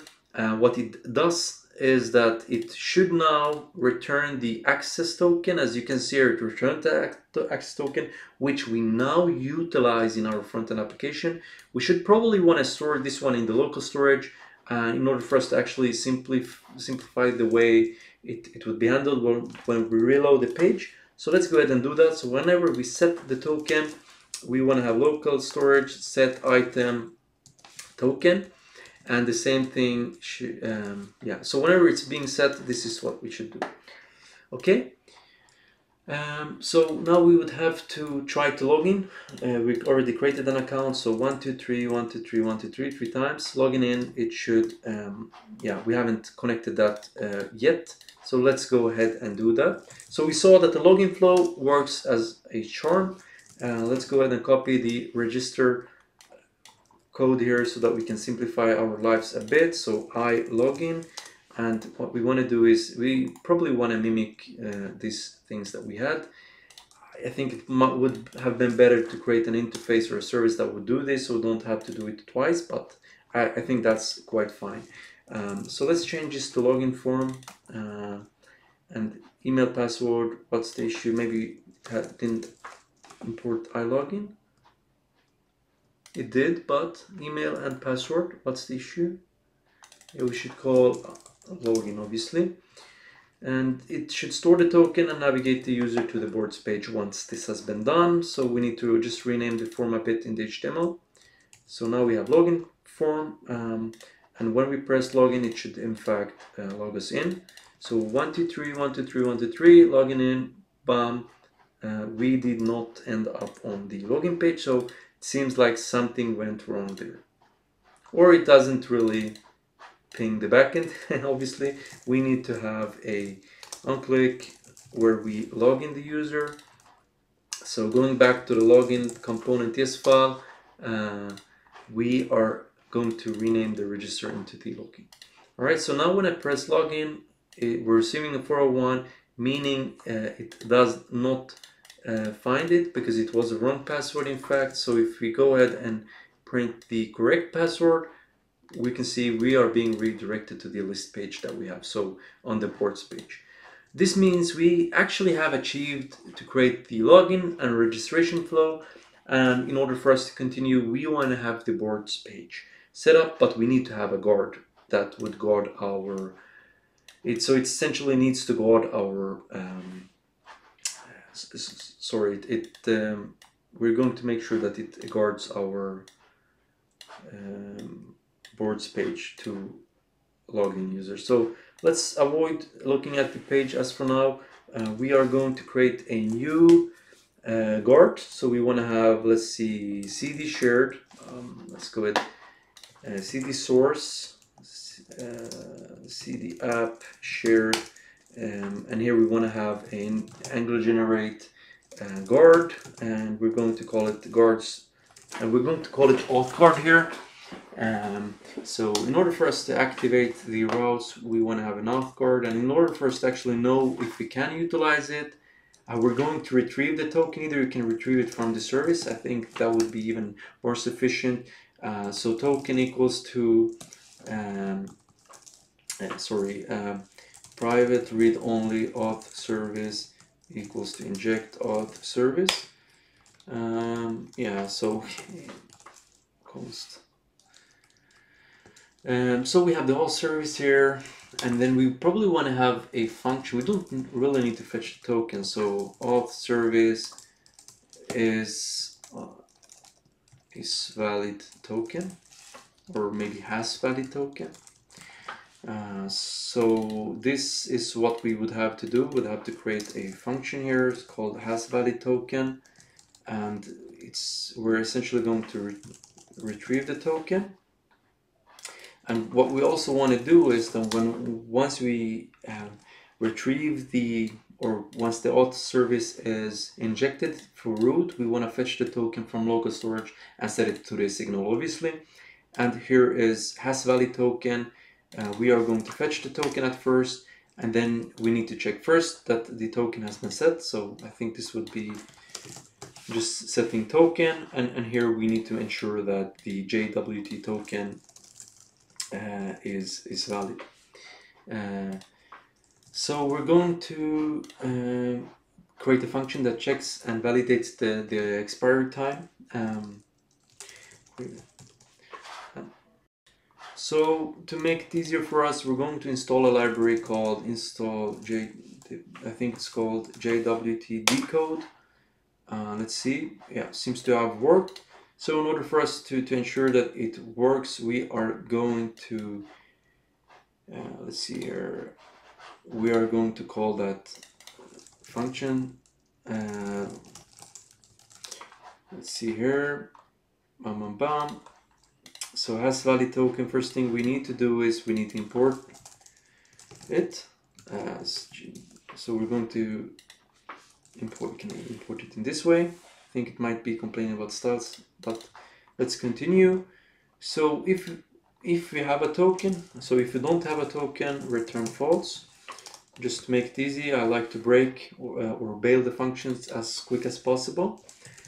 So we have decoded token equals to so we're going to decode the auth token that we have. And now let's see here. Okay, we can maybe just do, maybe this would work, I guess. Yeah. So we have the decoded token, and we have const now. So we're going to check what is the time now, and we're going to check whether the expired time is greater than now. Then it means the token has expired. Let's see here. So expired time might be, so we can do this. If it has expired, then we return false, otherwise we would return that. Now we have a valid check for that. So if this returns or evaluates to true, it means we are allowing the user to actually navigate to the guard. So now we also need to set it up in the routes. So both on boards, so here we would have can activate, and we would just essentially pass it in the name of the auth guard here, like this, and we can also add it to the boards. The login page or registration page, there's absolutely no need for that. But now if I would navigate to boards page, since we don't have the local storage, it instantly sends us back to the index page. So if I would minimize, I would look on the code here, and we can go ahead and check the so now if I'm on the localhost 4200, it seems like it sends us back to the start page, which is essentially what we want to do. But I think the more convenient solution would be to just navigate the user to the login page. So that's what we're going to do. So if I go here to the boards page, it will automatically send us to the let's see here, to the login page. Okay, so now when I log in, it should store the token. It should also send us to the, let's see, 123 sign in. 123. So it might be good to have the correct credentials. Let's see what happens when I try to log in. It returns a 201. but I think logging in, we probably are not storing the token or something similar. So what we can do is we can have some breakpoints actually looking at the logic that we have. So Control P, we will go to the auth service, or really maybe the auth guard that we have. We can set a breakpoint there, and now we can log in. It will come here, has a valid token. Step over this, and yeah, as you can see here, the token was not really valid, which means we are not being allowed to log in. So we need to visit the auth guard here to see what actually happens. And in this case, I would just, let's see here, if we dock this at the bottom instead, it would give us more space. And let's see here, we are going to clean this up now, and let's see what is the decoded token. Does this really include anything? Logging in, you can see it jumped back to the wrong password that we have stored. We can remove the breakpoint real quick. We can jump over it, look in the console to see what actually happens. It seems like it does not even come here. But looking here, it seems like it returns a 201. So what is the issue here? It returns a 201, which essentially gives us the success, but it seems like the token is never set. So if we just log the token here on the has valid token solution that we have, it should give us undefined. It means that after we have logged in, the token has not been set, which is quite strange because we're essentially setting the token here in this way. So if you jump into the auth service to see what happens, we're setting the token, and we're also setting the token to the local storage, which essentially should set it so that when we call it here and try to retrieve it from, so if I would go to app here and we go here, we should have the token. It's not really set. So just let's examine what the response type of the login would be.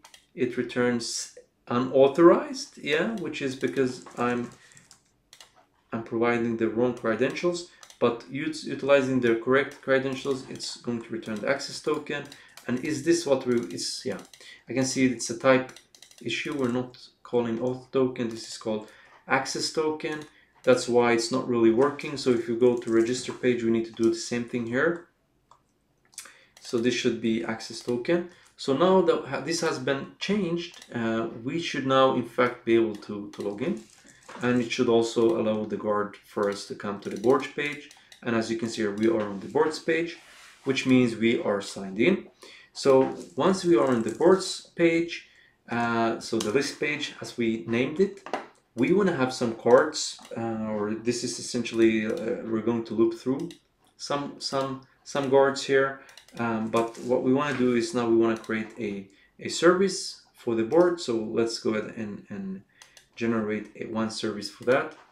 So we're going to minimize the code or the Chrome as for now. So we're going to generate a service. So let's go to services, and we're going to call it board. So this board is essentially going to handle most of the things. We can go ahead and go ahead and create one that's called card, and then one that's called swim lanes, so that we have different services that serves this purpose. To be lazy, let's go to the user service real quick and just snatch some logic from there to make it easier for us. And we import all of this. We don't want to have anything with login to do, so this is going to be create board, get boards. I think the get boards is just going to return the things. So let's go ahead and add some models for the board model.ts. So my computer is a bit slow, so export interface iBoard. I usually tend to use I here so that it's quite easy for us. So I don't really remember what we had in our entity, but because they are next to each other, let's go ahead and open it. So we have ID name, we have users. So we want to have a new interface or essentially a new export interface iUser, and here is where we want to only return the ID, like this. This should be sufficient for us, and we can also go ahead and say that the users will always not always be there. Same thing goes with the swim lanes. It's not 100% sure that the swim lanes will exist. Let's go ahead and add the swim lanes here. Export interface I swim lane, because they're going to be super small, and for this video I don't think we need to over engineer anything. So we have name, string, order number, board ID number. It's going to have a peer dependence to the board. So now we can also say that this is going to be an I swim lane. Now we want to do the same thing for the card. So now we have the card here. Let's see, it does not have description, it's content rather, and it's not title. We should have title, but we named it name. So let's continue with that. And this should also have an assignee. So we could go with assignee, which is going to be of type user. And yeah, I think this is pretty much it with the types that we have. So create board, we want to create, let's wait with this a bit. We can have I board, an array. It's going to return an array of all of the boards that user have. I think we named it boards. Let's see here. So it's going to be a getter and board controller. Let's go to the board controller. Here we can see what the name is. It's just get. So it should be API/board. That's going to return all by user ID, which is going to be extracted from the payload. So in order for us to actually use the payload, there's one thing we want to do. So we're going to create an interceptor. We're going to place the interceptor within a folder, generate interceptor. We're going to create a interceptors, a core folder, and we're going to say JWT interceptor. We'll call it something else if you wanted to, but the only thing we want to do is we want to add the token from the service. So const auth service equals to inject auth service, and here we want to set the bearer from the token if we have it in this way. So it's as easy as this, and we also want to ensure that it's being called for every call that we have. So what we want to do is we need to go to the app module once again. Sorry, not the app module, but rather the app config. So this has been changed. That's why I tend to forget. But here we can say with interceptors, and here we can pass in an array of interceptors. This is quite clean, but so we can pass in the JWT interceptors. You can have multiple ones. And keep in mind, this logic has been changed from 16 to 17. That's why I'm not 100% used with this. But with time, I'll get better and get used to the way working with it. All right, so now we have the with interceptors. This means that every API call we make should automatically add the token if it's set to the backend, and the backend will then listen for that. So private read-only board service equals to inject. So we're going to inject the board service, so we can implements on ng on init or on init. So we need to have the on init here, and once the component has been initialized, we want to say this board service get boards. Let's see here, pipe. I think there's a two-signal observable two-signal transformation. We can, in fact, I think we can just wrap this as two-signal. I'm not really entirely sure whether it's, I think it should exist on, let's see here, import two-signal. It should come from Angular/core/RxJS interrupt like this. So this transform it into a signal that we have. I think if we want to, we could also go with it in this way. We're just examining a bit what happens, so let's go ahead and try this out instead. So now we should retrieve the boards, And within the HTML of the list page, we are going to loop it through. So let's go ahead and do that. So we have 4 led board of boards, blah blah, and 4. This is not the logic in Angular 16. The way it has been changed here is that essentially we have the @4, and then within the @4 would have, for instance, we would have let's see, board of boards, and then we can have a track if we want to. We can have the index and so on, but we're not going to have that. And this is going to have the opening and closing bracket. I think this should be quite it, and the boards is going to, okay, so they should have a track or track board in this case. This is tracking is for in order for us to actually have a more performant way of looping through things.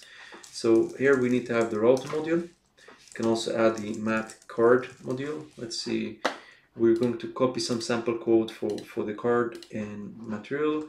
It's going to be super simple. It's not going to be very pretty at all. We can have a math card, and the card is going to have some headers and so on. So we can go ahead and do that, and we are going to import the math card module here. So this is simple sample code that we're taking from Angular material page, and here we're going to say I want to have board.name. We don't need a subtitle. I don't think we need anything else. We can start off with this, I guess. And so once we have logged in, all right, logging in, we come to the boards page list. It works. We are here, so it should have, let's see, let's save this as well. We should have some code here. Which one? My boards. Let's see, we're going to minimize the screen here a bit so that we can preview both the HTML and the code. So we have my boards. So reloading the page, we're still on the board page, but there's one thing we still need to do, and that is to ensure that it actually calls our backend to retrieve the boards. And as you know, we don't have any boards as for now. So now it returns a 500. Which means the backend, it comes to the backend, and something actually happens in our backend. So let's make the screen a bit bigger for us to debug, so we can just look into what actually goes on within our backend when we try to call. So request headers.get is not a function. So this is in our JWT, I think it's auth guard on our backend. So somewhere we try to extract the token from the header. So it seems get is not a function, so we don't really have that, but I guess let's go ahead and do that. Maybe this would work a bit better. Let's see here.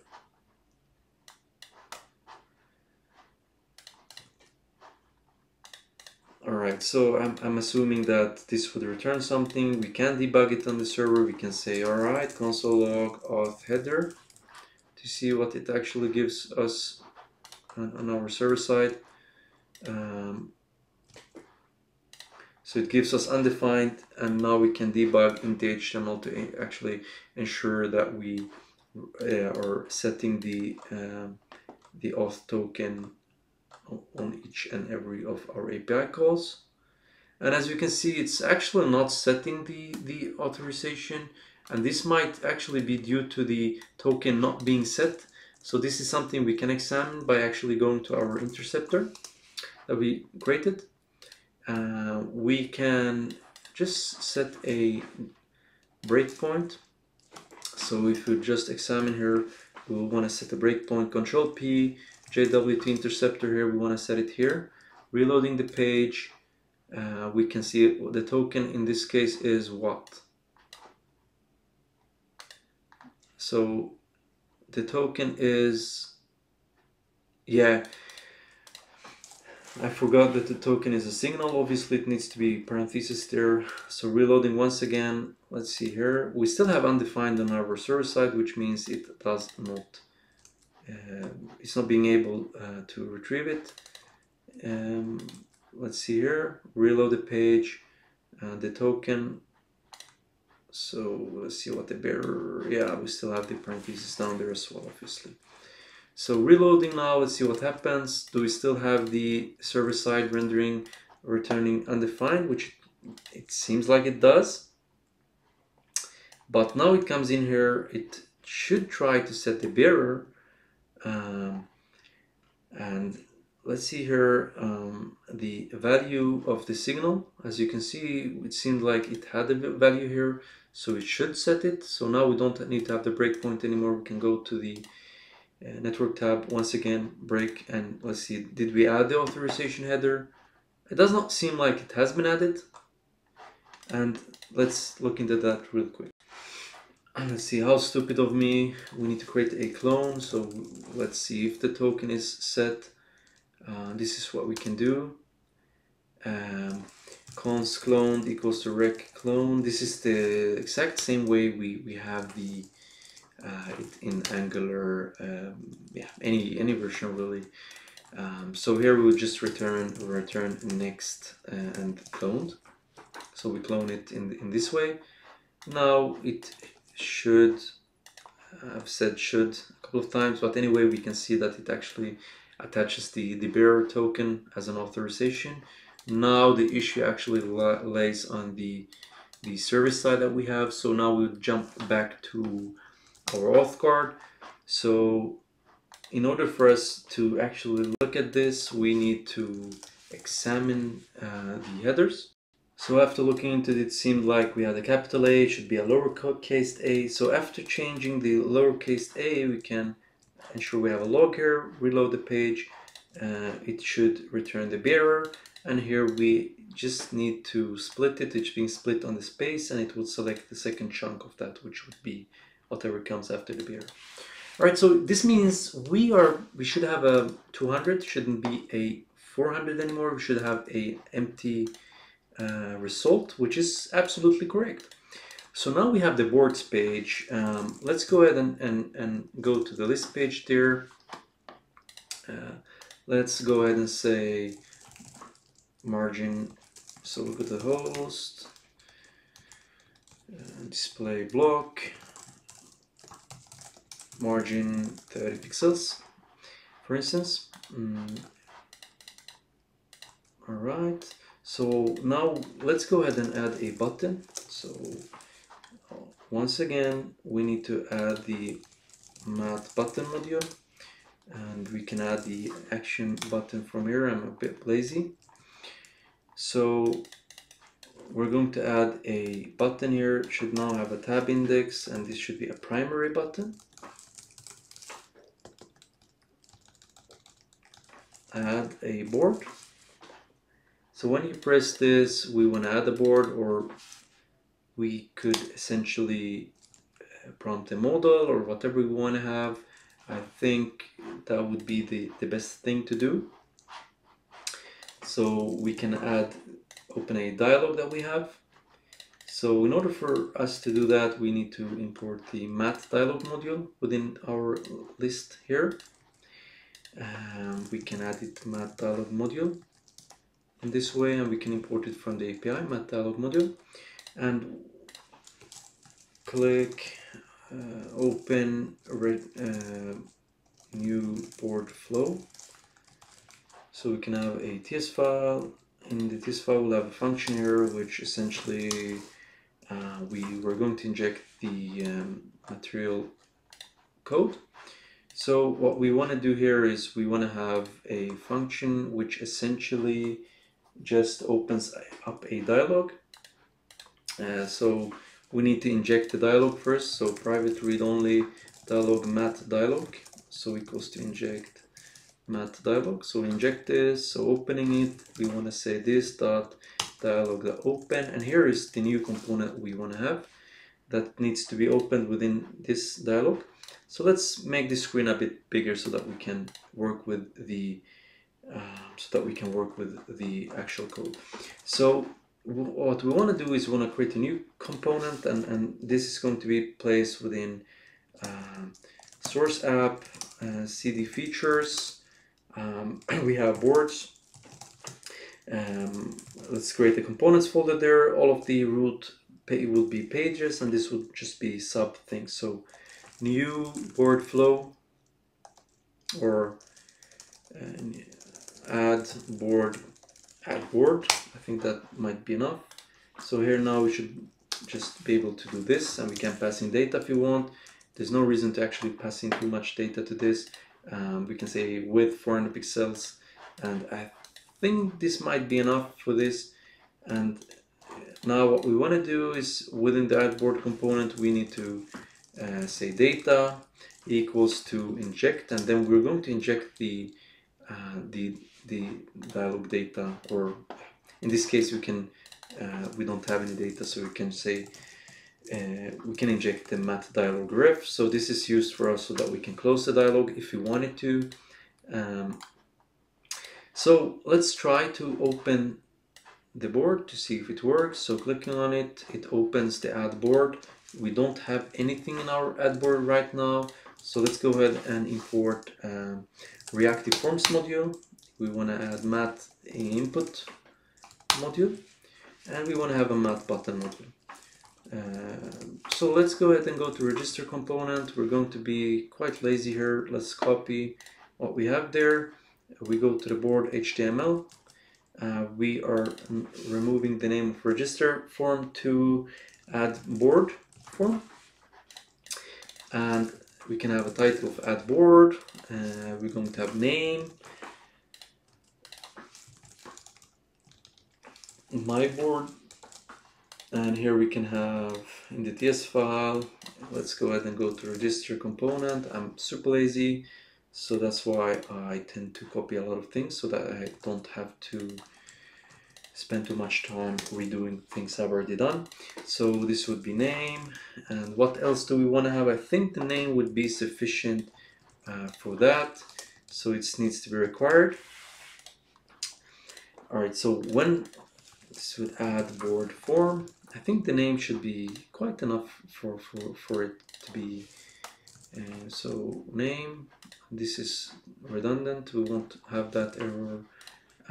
Enter a valid board name, or just a valid name.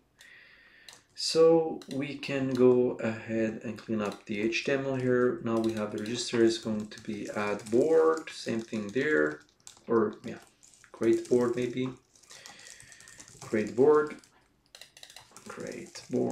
and we're going to not have that, and we should now give the user the possibility to actually close it. So click close dialog. Okay, so now we have two functions in which we need to create. So we go back to the add board component TS file, and here we have the create board, we have the close dialog. Here we can just go close dialog, this dialog ref close.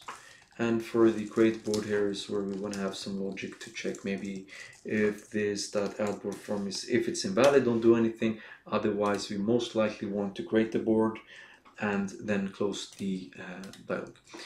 So let's see, do we have anything? We have some content. This does not in fact look good. So let's go ahead and see what the issue might be. I think we added the clause here. We do not want to have that clause, so we can just go ahead and get rid of it. Let's go ahead and add some padding here. Host, let's say display block, padding 24 pixels. So it should have some padding to the content. So we have the name, and then we can create the board, and obviously we don't want to have that already login. We want to have close. So either you are going to create or close the dialog. So in this case, closing would close and then creating would just create it. So here we would communicate with our the board service that we created. So board service, inject board service, and this shouldn't be private read-only because we do not want to have references to it from the HTML. Same thing could go with the FB and so on, the form builder. So here we need to call this dot create board. Create board, and yeah, I think this is exactly what we wanted to have. Going back, we add the create board. Now let's add an interface for that. Export interface, I create board. And here we're just going to pass in the actual name. User ID is not required here because we should already know what we pass in. Let's see here. Create board, we can import that. This is going to be post, and this is going to return the created board that we have, hopefully, if we have set this up correctly. Otherwise, we can just change that, so it should be post to board, and we have create board. So this should in fact call our backend with the name that we're passing in, and hopefully this should create a board. So let's call it my first board create. If it closes the model, something, let's see here, as I create board. I usually tend to hate this typecast, but let's go with it for now. So now when we create my first board, created, it's being created, but now we need setup logic so that it actually fetches from the database. So when I reload the page, the board actually appears here, which is exactly what we wanted it to do. So what we want to do now is that once we have created it, hopefully we have some logs here where we can my second board, let's see if it actually returns the created board, which it does in fact with my user. So we could in fact just say board, and then we could just return the board. And we save this, and then we go back to the, let's see here, we go back to add board or list, sorry. So here we could go with after close. So we're going to listen to changes there, and we can say either we can refetch the boards if we wanted to, or we could be sneaky and we can fetch the board board a more performant way. So this board's set, I think this might be not a writable signal, which is because we're setting it up in this way. So we could set up a refetch,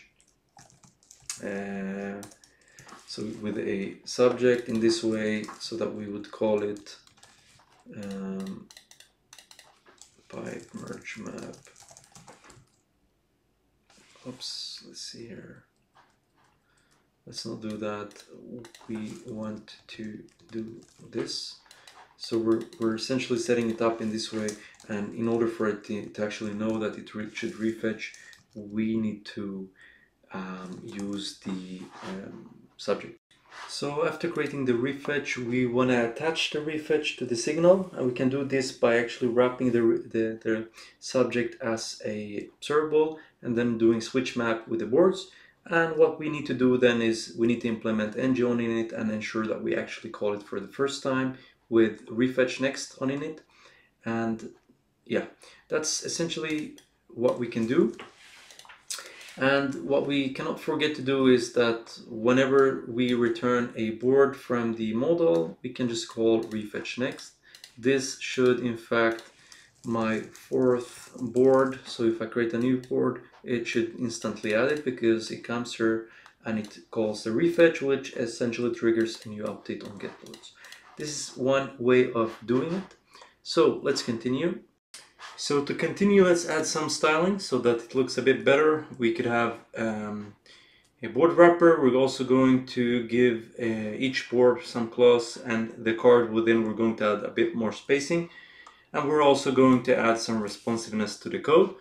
Also, let's add an additional margin to the top from the add button. So now we should have a responsive view so that when it goes smaller, it's supposed to jump to one per screen in this case. All right, so we have the HTML now with some responsiveness. Going back to the HTML, looking at the card, I think this looks quite nice. As for this use case, obviously we could make it 10 times more beautiful than this, but I think this fulfills our purpose on what we want to do. So for each of these cards, there's a couple of things really we want to do. We want to add some edit states to that, right? And the reason why we want to add edit states is so that we can delete a board and so that we can edit the name of a board. And for deleting, probably we want to have a delete confirmation dialog that's being prompted. Meanwhile, when it comes to editing, we probably want to open up the same dialog that we have for creating the board. So I think that's definitely something we can add. So in order for us to continue, we should go ahead and be able to add a couple of buttons to the card. So there is actually mat card actions that can be aligned, and here we can say we want to have alignment, end, start, and so on. We're just going to keep it as is, and here we can add some mat button, and we can say edit, or we can say delete. So two different buttons. Maybe we can add some color schemings and so on to it later, but as for now, let's just keep it as simple as this. So when we hit the edit button, we want to open new board flow, and here we can just pass in the board that we have that we want to edit, and here we can say board. So either it will take a board or it won't take anything at all. I know we can specify titles here, I think, so just doing this, just forget about it. We could specify data in this way, so we're going to pass in the board as data here. So either it will be undefined or it is going to be the iBoard that we're passing in when we press edit. So going to the add board component, we can inject the data. So just call it data, and we can inject the mat dialog data here. So whatever we're passing in, it should come to us here. It does not need to be private at all. So here we should be able to say this data.board.name. So if the board is defined, that's why we need to have the question mark here. Let's see if we need to have it in an additional level. So as you can see, when I press the edit, it finds the name. We could also have the ID here just for convenience sake, so that when we update the board, we would have the ID. It does not need to be required at all. We can just utilize it in order for us to know whether it should be create or edit. So if we close the dialog, we go back to the add board component HTML file here. We need to have a couple of things in order for us to really know. So it's not going to be add at all times, so it will be edit sometimes. So you could go with data.board.id. So if the ID is set, it means we're on edit. Otherwise, we are going to add a new board. So we're reusing the same dialog for editing and creating. So same thing goes here. Instead of create, we could have the same logic down here. So edit board, clicking on add goes to the add board logic. So this means we have in fact reused logic for that. We could also make sure that the buttons are aligned next to each other. I think this would be a bit more nice. So if we would just go ahead and add a button group CSS to this, let's see here, add board, we could go ahead and just flex it. Display flex. This means when we hit they should be placed next to each other in this way. All right, so when we hit edit, now we want to ensure that we have the edit flow running through the same. So here, instead of having create board, we can say create or edit board, just for convenience sake, to make it easier for us to work with. Here we have the naming add board form. Maybe it should just be board form. Anyhow, here is where we can have some logic. So if this.data.board.id, so if the ID is set, then we are going to say update board, and we could have private functions that does this for us. So private update board. We can just snatch this logic here, and if, let's see here,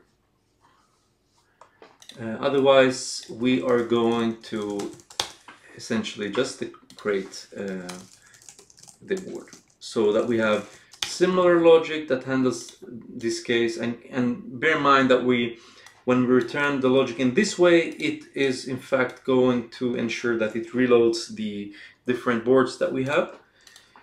So let's see here, create board. This should now be update board. So we need to create a update logic here. So just snatch that real quick. Update should be put or patch or whatever. Let's see, we have board controller to see what it actually looks for. So we have patch for updating a certain board. So we are going to utilize the patch. So patch means we can just update a subset of the data. It's very trivial if you want to update name in this way. So here we want to say create here, let's say we want to have ID number.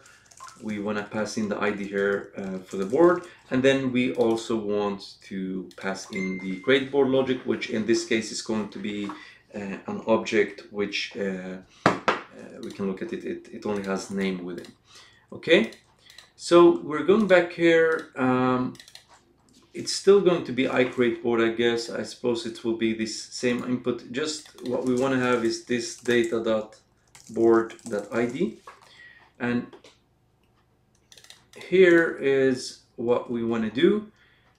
I added it to the form control here, so seems like we don't need to have it there at all. And the reason to why we divide it in this way is that testing this section will be much easier if we have sub features or sub functions here being called. It will be much easier to change through the states and to test these functions. I'm having private here, so you would have to test this function through the create or edit board function. But anyhow, let's skip that for now. If you would be interested in having a video where we do proper testing of functions, services and so on, please leave a comment and I will make a proper video of that. Alright, so now we should have the edit or update logic. So if I would, my first board, let's call it updated. So if I would edit it now, yeah, as you can see, we are having some issues here, most likely some backend stuff that needs to be looked through. So if you would go to the board controller once again to just debug a bit what happens here. So patch, it is requiring us to have the body, and the body is what? It's going to have a partial which is going to be name. And what do we do in the update? We only update the name really, so we could debug. So cannot query across many property users. So if I just reload the page, you can see whether the issue is on the update. So if I now jump in here to look further.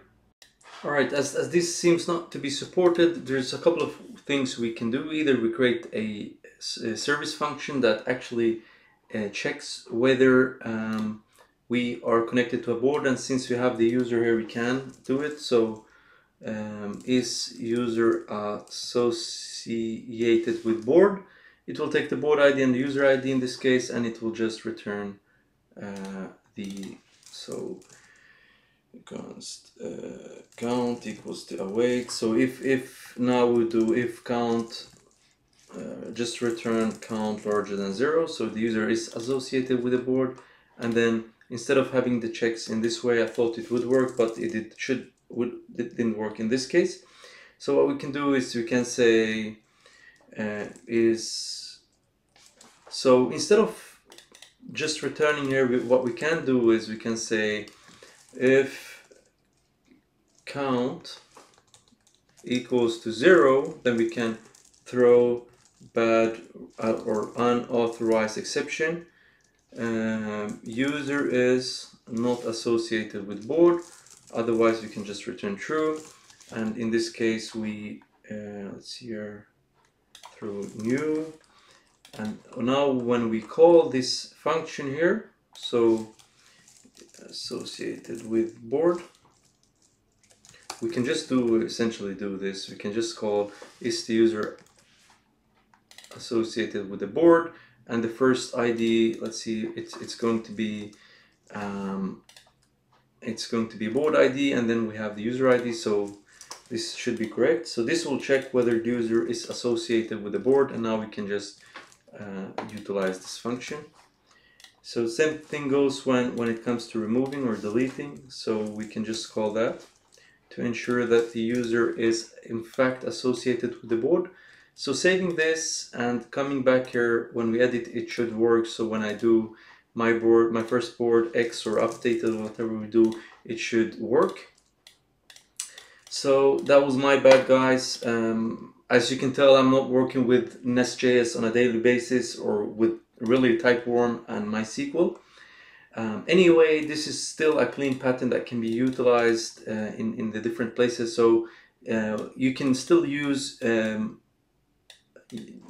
when you're trying to find something, you can still use the many-to-many relation in this case, as we can see here. So to continue, there's a couple of more things we want to do. We are going to jump back to the Chrome. So let's put this side by side. So now that when I try to edit the board and I write something, it should see it's being updated there. And if I remove it, it should also go back. So reloading the page should remain the same. So now we have some sort of an edit logic that we have. So going back to the list component for the boards, we should also be able to have a delete board, and this is going to take in the board as well, board, and here we are going to delete the board.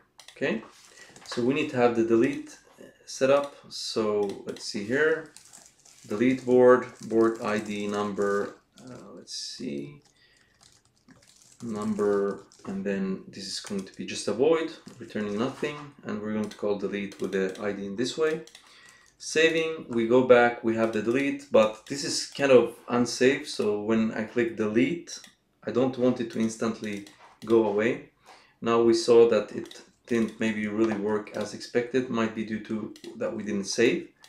Let's see here, we go back to the list HTML to see whether we added a click event. So click, delete board, and we're passing in the board. So what would happen now when I press delete? The expectation is that it should be removed from our board. It's not being removed, so this essentially means that something goes wrong.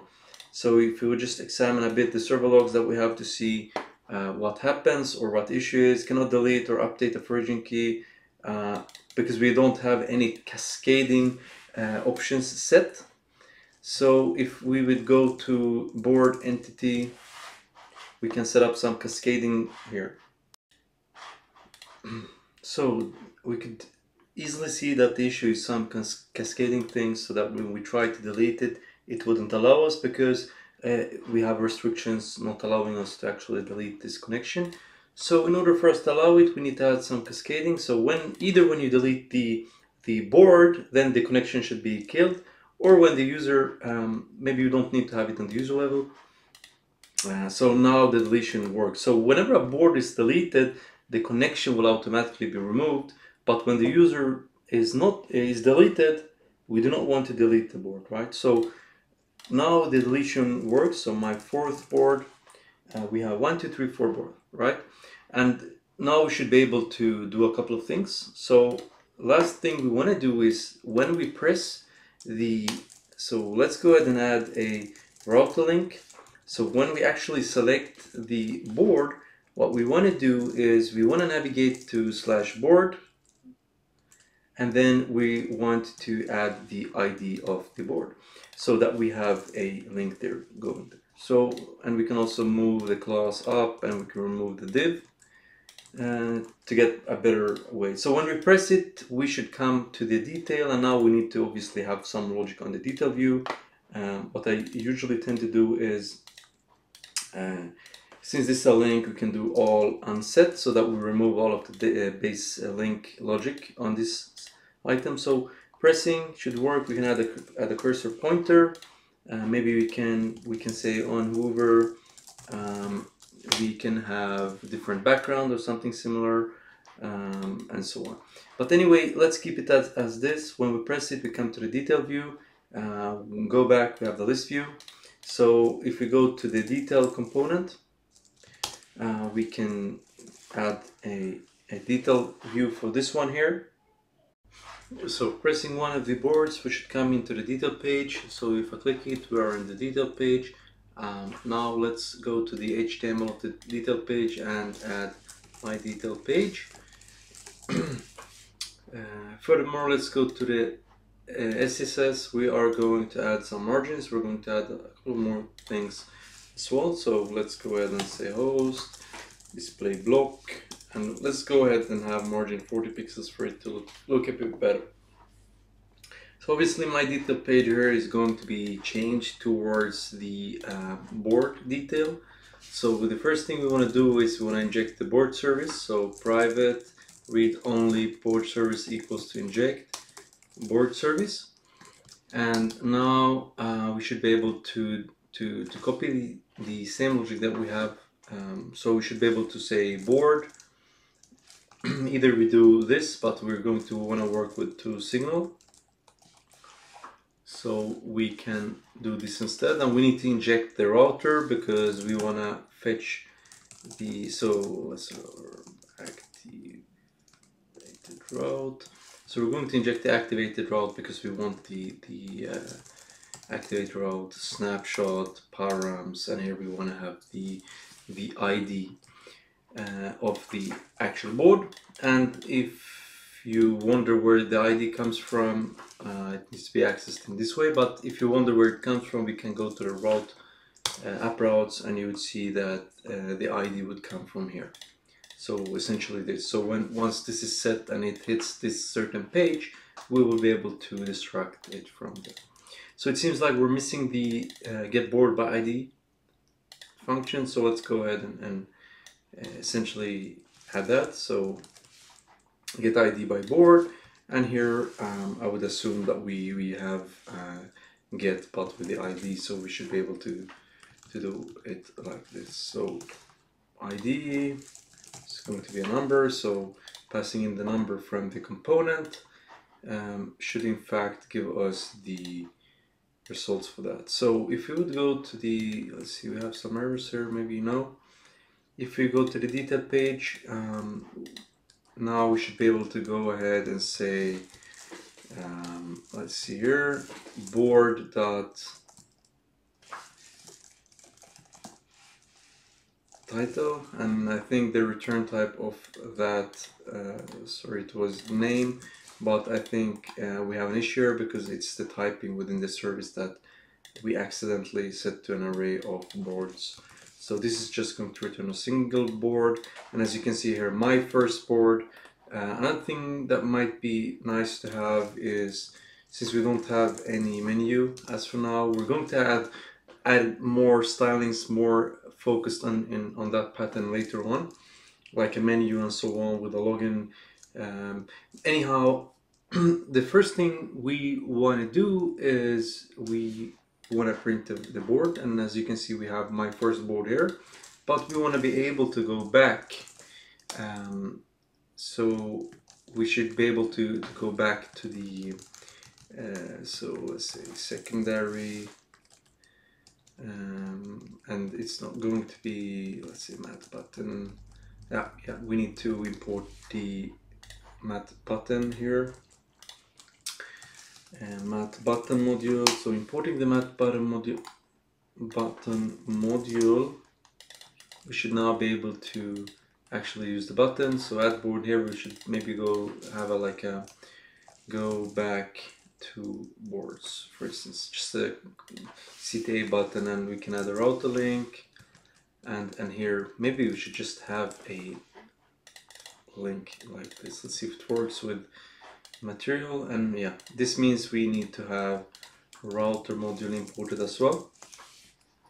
So if I import router module now, I save, we go back, I click here, I'm getting thrown out, so something is yeah, it should not be route path. It should rather be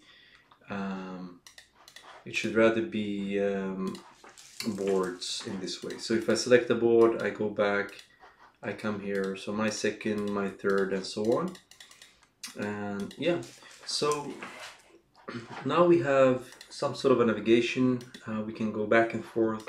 Here's my first board, and as I mentioned, it does not look good by any means whatsoever right now. We are going to improve the design significantly later. I think as for now it would be too much. So let's go ahead and say we're going to have cards, but the thing is, here's where we're gonna print our swim lanes. So we would have different swim lanes going on the x-axis, and we're going to use CDK drag and drop, so Angular Material CDK. So in order for us to actually do that, we want to have drop and connect sorting, so it would be multiple lists that we want to connect. So for instance, we want to have I think the first thing we need to do is essentially just import the drag and drop module. So if we would go to the detail page here, we go ahead and import the drag drop module within our component. We go back, and now we should be able to loop and create the lists. So what we would do is we want to create a couple of lists, and keep in mind the lists are going to be dynamically created. So lists should come from swim lanes for the board, for instance, right? So this means we are going to print the lists based on that. So we are going to do a couple of things. So we want to have the title on the top. So first we want to have a container or a swim lane, so we can call it swim lane. And the first thing within the swim lane is we're going to have an h2 tag, and this is going to be the name, swim lane name. And then within that we're going to have our actual list that we'll loop through. So we're going to use CDK drop list, and then we are going to also do a couple of more things. We're going to have the, let's see here, CDK drop list data, and then we're going to create a name for it. So for instance, we can do to do. We're going to get to this shortly once we build everything up, but this is going to be a drop list, and what we need to do in the drop list is essentially loop through the the card of swim lane.card. So essentially we're going to loop through each one of the cards that we have. So we're going to track the card, and then we are just going to essentially print the card name. Maybe we want to print the assignee and so on.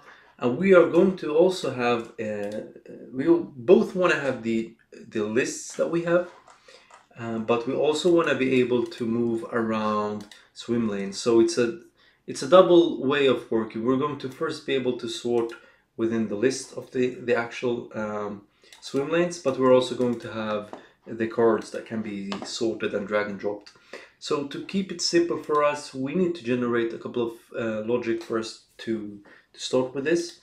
So let's see here, we should have board, question mark, swim lane, and this should, let's see here, if we just go ahead and do this.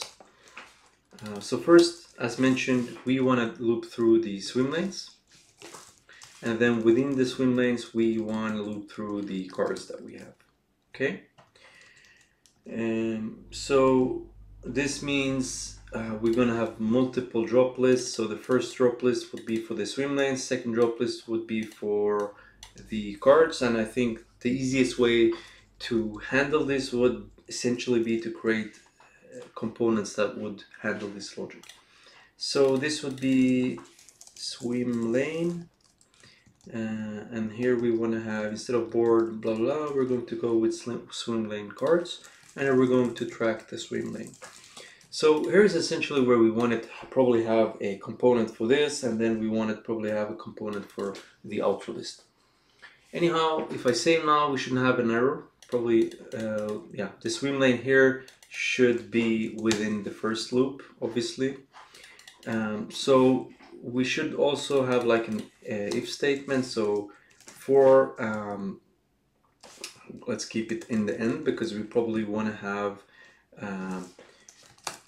yeah, I think we always want to have it. So we will have a one swim lane that always will be there, which we'll have a button, and this math button we are going to add not a card but rather a swim lane. And let's remove the onClick event. We're going to get to that shortly. We also want to move this button upwards so that we have one for the cards. So one for the card and one for the swim lane. And keep in mind, adding the swim lane should always be there. So let's go with color primary to see. I think matte, should it be matte flat button maybe? Yeah. To just indicate the possibility to add a swim lane. I think if you look on Trello how it would, if you have been working for instance with a standard Kanban board, I think the easiest way would be for you to let's see here, yeah, you probably want to have just an empty container where you can add the swim lane. So when pressing add swim lane, it is going to add a swim lane and yeah, it's automatically going to communicate that with the backend. Probably we will want to have a default naming or something similar like that. Either we could go with this way or we could just have an input field where we allow it to be added. Anyhow, this is going to be our core logic, so I think the easiest way for now would be to just ensure that it works to add a swim lane. So we'd have, let's say, go ahead and add a text input. So to simplify for us, we're going to add or copy the input field from the create flow or creating a board or editing a board. So now we also need to import a couple of more things. So we have reactive forms module, but not only that, we now also want to have math input module. So saving this, and we go back to HTML, we should now be able to do that. Anyhow, we need a form. So the form here, we have a form. Also keep in mind, we want to have private form, non-nullable form builder, and the form now can have, we're going to create a group, and the group is just essentially going to have the name, and this is going to be the name of the swim lane. So it will only be used for the swim lane. So we can name it swim lane form. Okay. So we're going to go with the swim lane form controls and enter a valid name. We can still have the same, and here's where we can have a button, and we want to have it on its own row, maybe like this. So you would have a name, and then you would click add swim lane. But let's add some styling for this to pop a bit. Swim lane, and the swim lane, let's have a background of white, and then we're going to have a box shadow of RGBA, let's say some shadow for it. And I think for each card we want to have like a padding of 16, 16, and to the bottom 24 pixels to give it more spacing. Saving this, we should have a card-ish look, but keep in mind there's a couple of more things. So let's add a border radius of 4px. Normally all of this should be variables that we should add, but as for now we will not do it. Anyhow, the swim lane that we have should always come from the loop. So here where we have the loop is essentially where we should have the logic as well. So we shouldn't have an empty like we previously had. So now I think the simplest way for us would be to have a swim lanes wrapper. So just a wrapper that would wrap this, and here's where we probably want to have some logic to just align it and ensure that it's scrollable on the x-axis. Overflow, let's say overflow auto, and we are going to say display flex wrap, no wrap. So we're not going to allow it to wrap, and each swim lane that we have, we can say let's remove the auto for now, it breaks the shadow that we have. Or we could have the auto and we could have some padding bottom with 20 pixels, or yeah, let's add some padding to both sides to make it allow for the shadows, and yeah, we can start like this, and each one of these swim lanes will work in a similar manner. Anyhow, we are going to continue by actually, let's see here, swim lane wrapper, let's say a width of 200 pixels. That look good. That would be too little, maybe 240 pixels. And then each input and button within the swim lane is going to have a width of 100%. I guess this looks a bit weird because it doesn't really get the 100% width, so we could look into why we don't get that. To do, so we have some examples here for the swim lane name. To do, when we click on add, it should be adding. Let's see why the styling is a bit broken in this way. Maybe we yeah, it's because we have the matte form field. For some strange reason, it requires us to also have matte form field in order for us to achieve the 100%. Okay, so now that we have the 100% of the form, probably we want to have like a margin minus 16 to the side so that it eats up the spacing, and so that we have a, yeah, it aligns with the title and the back button here. So what we're going to do right now is we're essentially going to add a logic to add a swim lane. So add swim lane, this is, let's create a new service which we are going to call swim lane service. I think we did create it before. Yes, we have. So here we want to have, let's go ahead and just copy the logic that we have in boards, because yeah, we've already done the work once. And we can go ahead and go to the swim lane service here. Once again, we can inject, import all of the missing things that we have. So create swim lane. This is going to take us, let's see. Let's go ahead and add some typings for the swim lane. I think we did. And let's go ahead and say I export interface I create swim lane. So just the create logic for that. Obviously, we would need the name, order, and board. I think that would be sufficient for us.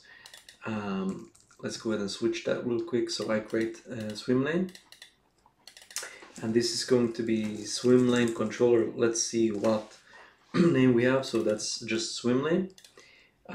So we have, instead of board everywhere, we should have swim lane, because that's where our API works.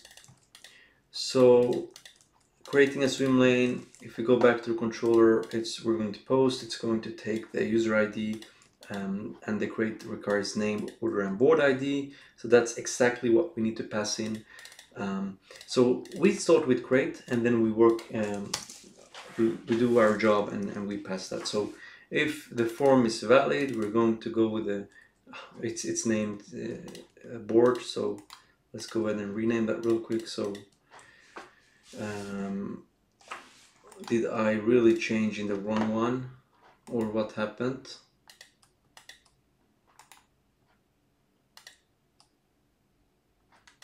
Okay, I just missed to change there. All right, so create board, create swim lane. This should also be create swim lane. The reason to why we call it swim lane is usually because that's what the name is in this context. So we should have name, board ID, and we also need to have the order of the swim lane. So normally we would add in the end, so you can just fetch the length of the swim lanes like this. So if you don't have any, maybe we should have parameter 0, 1. Let's see here. So, and the board here, same thing goes here. Let's go ahead and just snatch it for like a regular variable that we have. Let's see. Oops. Let's go ahead and do this. Const board equals to this dot board, and then here instead we can go ahead and say board. If the board is set, we're going to go with underscore board swim lanes length, and the name here is going to be coming from there, so as string. I think that it's kind of strange that it doesn't really find typing of it. String undefined.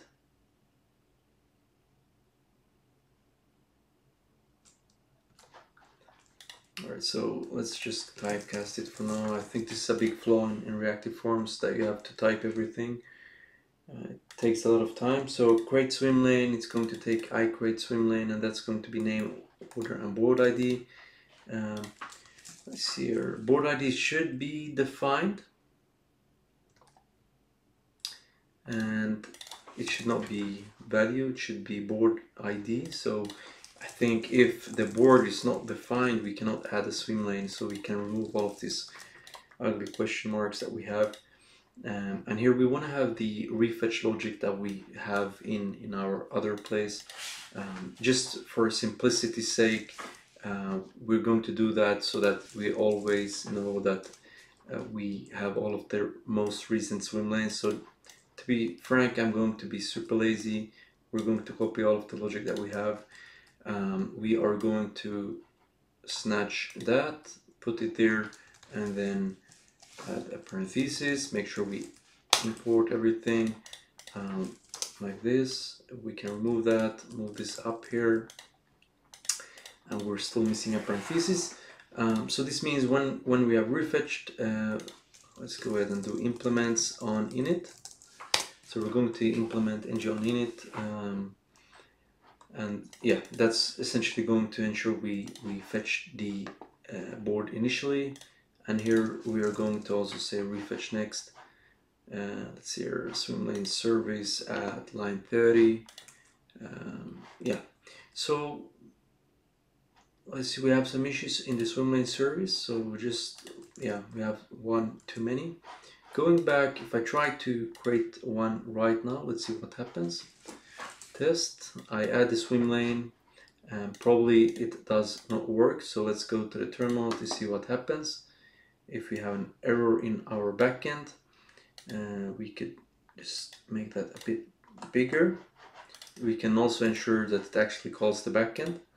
So test, if I click on add, yeah, as I expected, we forgot to add that in the detailed component HTML file. So when we click on add, click add swim lane. So this is just going to call that function. So test, add swim lane.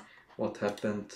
I guess we received some errors, unauthorized, and then we need to check why. So if you go to swim lane controller, use guard, when we create it, what happens? We check so that the user is connected to the specific board, and if the user is connected, then we are going to be able to store it. Let's see what the error message is. It might be that you are not a part of this board, which is kind of strange because we essentially created it. But we can also see that the name is not being passed on. So if you go to detail component TS file, let's make sure we are swim lane form value dot name. I guess it's a bit strange that it's not said. Let's go ahead and say validators required as well, so that it wouldn't work to just create it. So let's go ahead and fetch xxh. So resetting, we reload the page, we go with test, we add the swim lane. Yeah, it seems like we're trying to utilize the name here, and we forgot to have a form, which essentially means it wouldn't find it. So form group, and here we would have swim lane form, and then just wrap that with the swim lane form. Saving, going back, we minimize this a bit, go back here. I'm still assuming that error will occur in the backend, but it should still pass on the right stuff from the front end. So order, name, board ID. We should be a part of this board, obviously, because we can fetch it. So we need to check what the issue is in this case. So find one by ID is connected. if we check what the result of is connected is, and we can go to our JWT guard, so auth guard in our backend. We're just going to remove the console log because you can see that we're receiving data. So if we minimize this and we look on the screen here and we try to add something, you can see it gives us the error message, you are not a part of this board, and we have unauthorized and stuff like that. So this means we need to examine what happens, and you can see it prints null, meaning it cannot fetch a user with the given things that's being passed in. So it cannot find a user with this specific user ID. And now if we go back to the controller, we pass in the request user ID from the actual payload, so it should be there. So let's go ahead and add some console logs to see where the issue comes from, whether it's from the board or from the user ID. So if I now click on add swim lane, you can see everything is actually there. It should work. I can't see why it shouldn't work. I guess we would have to have, probably needs to add some, let's see, find one where, and then we would have, maybe this would work a bit better. Still same issue. Maybe we want to specify the relations, I guess, to boards. So as you can see here, it still doesn't work. I guess is it in, so board ID, and then we have, I think we mixed this up. It should usually be the default to the left, and so now you can see it. We actually were able to add the swim lane. So the what we're printing, the swim lane name there, we go back to the detail. It should not be swim lane name. It should now be swim lane dot name. So it should print the test to do. And now we should be able to add a couple of more things. And just to make sure that we receive the correct thing, order should be 1. Next one should be to do in progress, done. So and as you can see, they're getting smaller and smaller and smaller, and that's definitely what we don't want it to get. So let's first and foremost add a gap on 16 pixels to get some spacing between them, and we wanted to have this bar here, which is absolutely fine as for now. We want to have it on the full screen later on. So what we want to do is we want to set a flex shrink 0. We don't want the cards to shrink because it wouldn't be readable later on. So I think this is quite nice. Keep in mind now we are on a small screen to be able to write code and look at it at the same time. So we could now add card logic, but we're going to ensure that we can delete and that we can edit swim lanes. So we will probably want to have some sort of an inline edit here, or so when you click on the test, it should automatically change to the input field. Let's see here.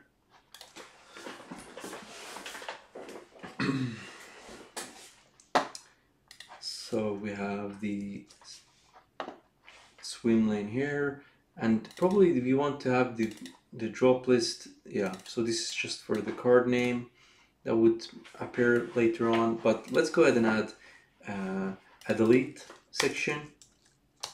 So we want to have 2 buttons. One button should delete,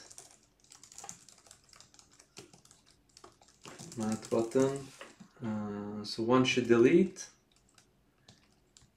So pressing on the delete, it should delete the card. So let's go ahead and add a click event, delete card. So let's go ahead and do that. And we need to pass in, delete swim lane. And within the swim lane here, we want to pass in the swim lane that we're going to delete. Okay.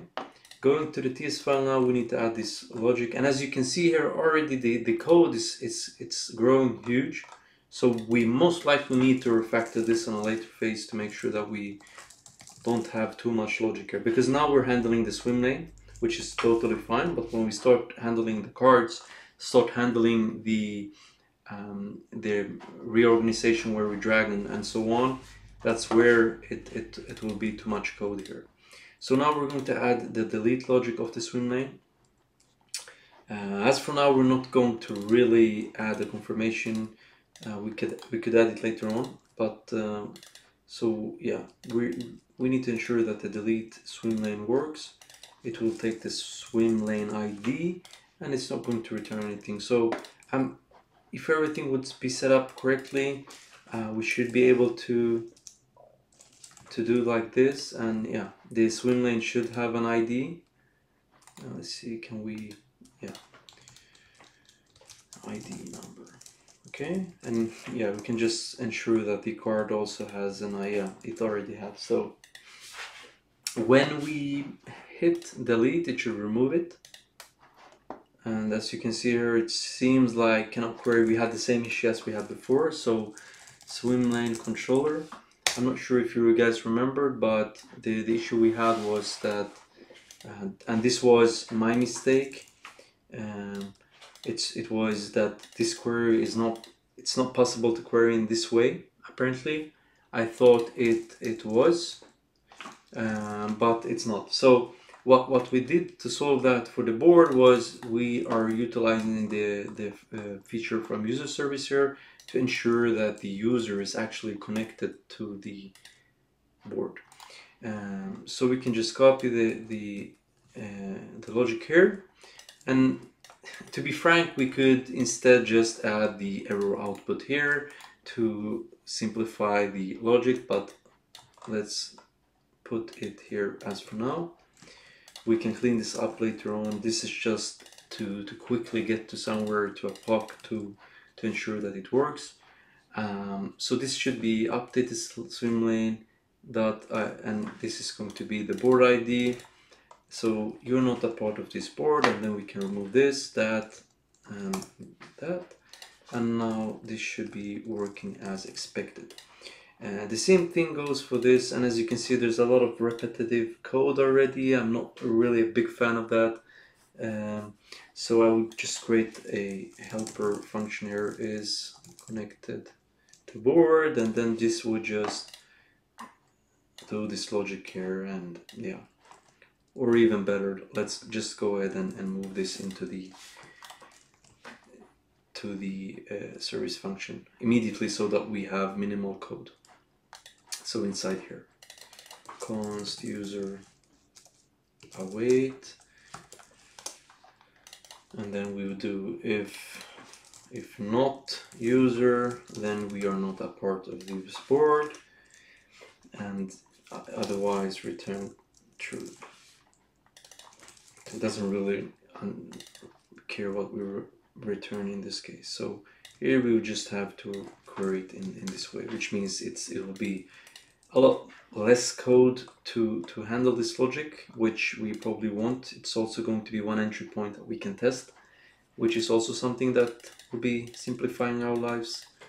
And then on the delete, we have the same logic here where we want to ensure that the user is connected to that board, but in this way we don't have the board ID, we only have the swim lane ID. So we should have another logic here. So instead of is connected to board, we can have is connected to swim lane. It would probably make more sense as well for the other parts, but let's do this for now.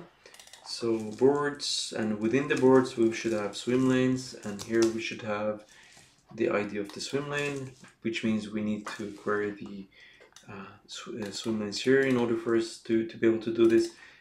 And you are not a part of this board, it doesn't matter, it's the board that we're really looking at end of the day. So yeah, and delete here, we need to remove the rest of the logic. Alright, so now we should have the logic that would do this for us. So if we just go back a bit and we hit delete, it should be deleted. As you can see, it was deleted. And now we want to have some edit. Let's go ahead with some inline editing. Keep in mind, we're going to improve the design significantly later. This is just to get somewhere, to get started, to get something up and running. Usually that's the, I would say that's the most difficult part to do. So now that we have the now that we have everything in this way, we have the name of the swim lane, we're still missing the cards. I think to make it a bit more beautiful, if you want to call it beautiful, is that we most likely want to have the name outside of the we want to have the name outside of this. So, and yeah, if we just do this and just rename this real quick to swim lane inner, because we want the white to only appear on the inner section rather than the outer section. Okay, so I think we can still have the button and so on outside of the inner section, but we still want to have these items on the inner section. So this means we have the to-do here, and then we have the cards here. I think this would be much nicer. Maybe we want to increase the gap a bit, maybe 24 pixels would be enough. I think maybe you can remove the padding as well. Maybe you still want to have the padding button. Let's go ahead and add back the, I think it did look better. So now we have it in some sort of a, yeah, I would say it's quite nice, and probably we want to have the same thing here.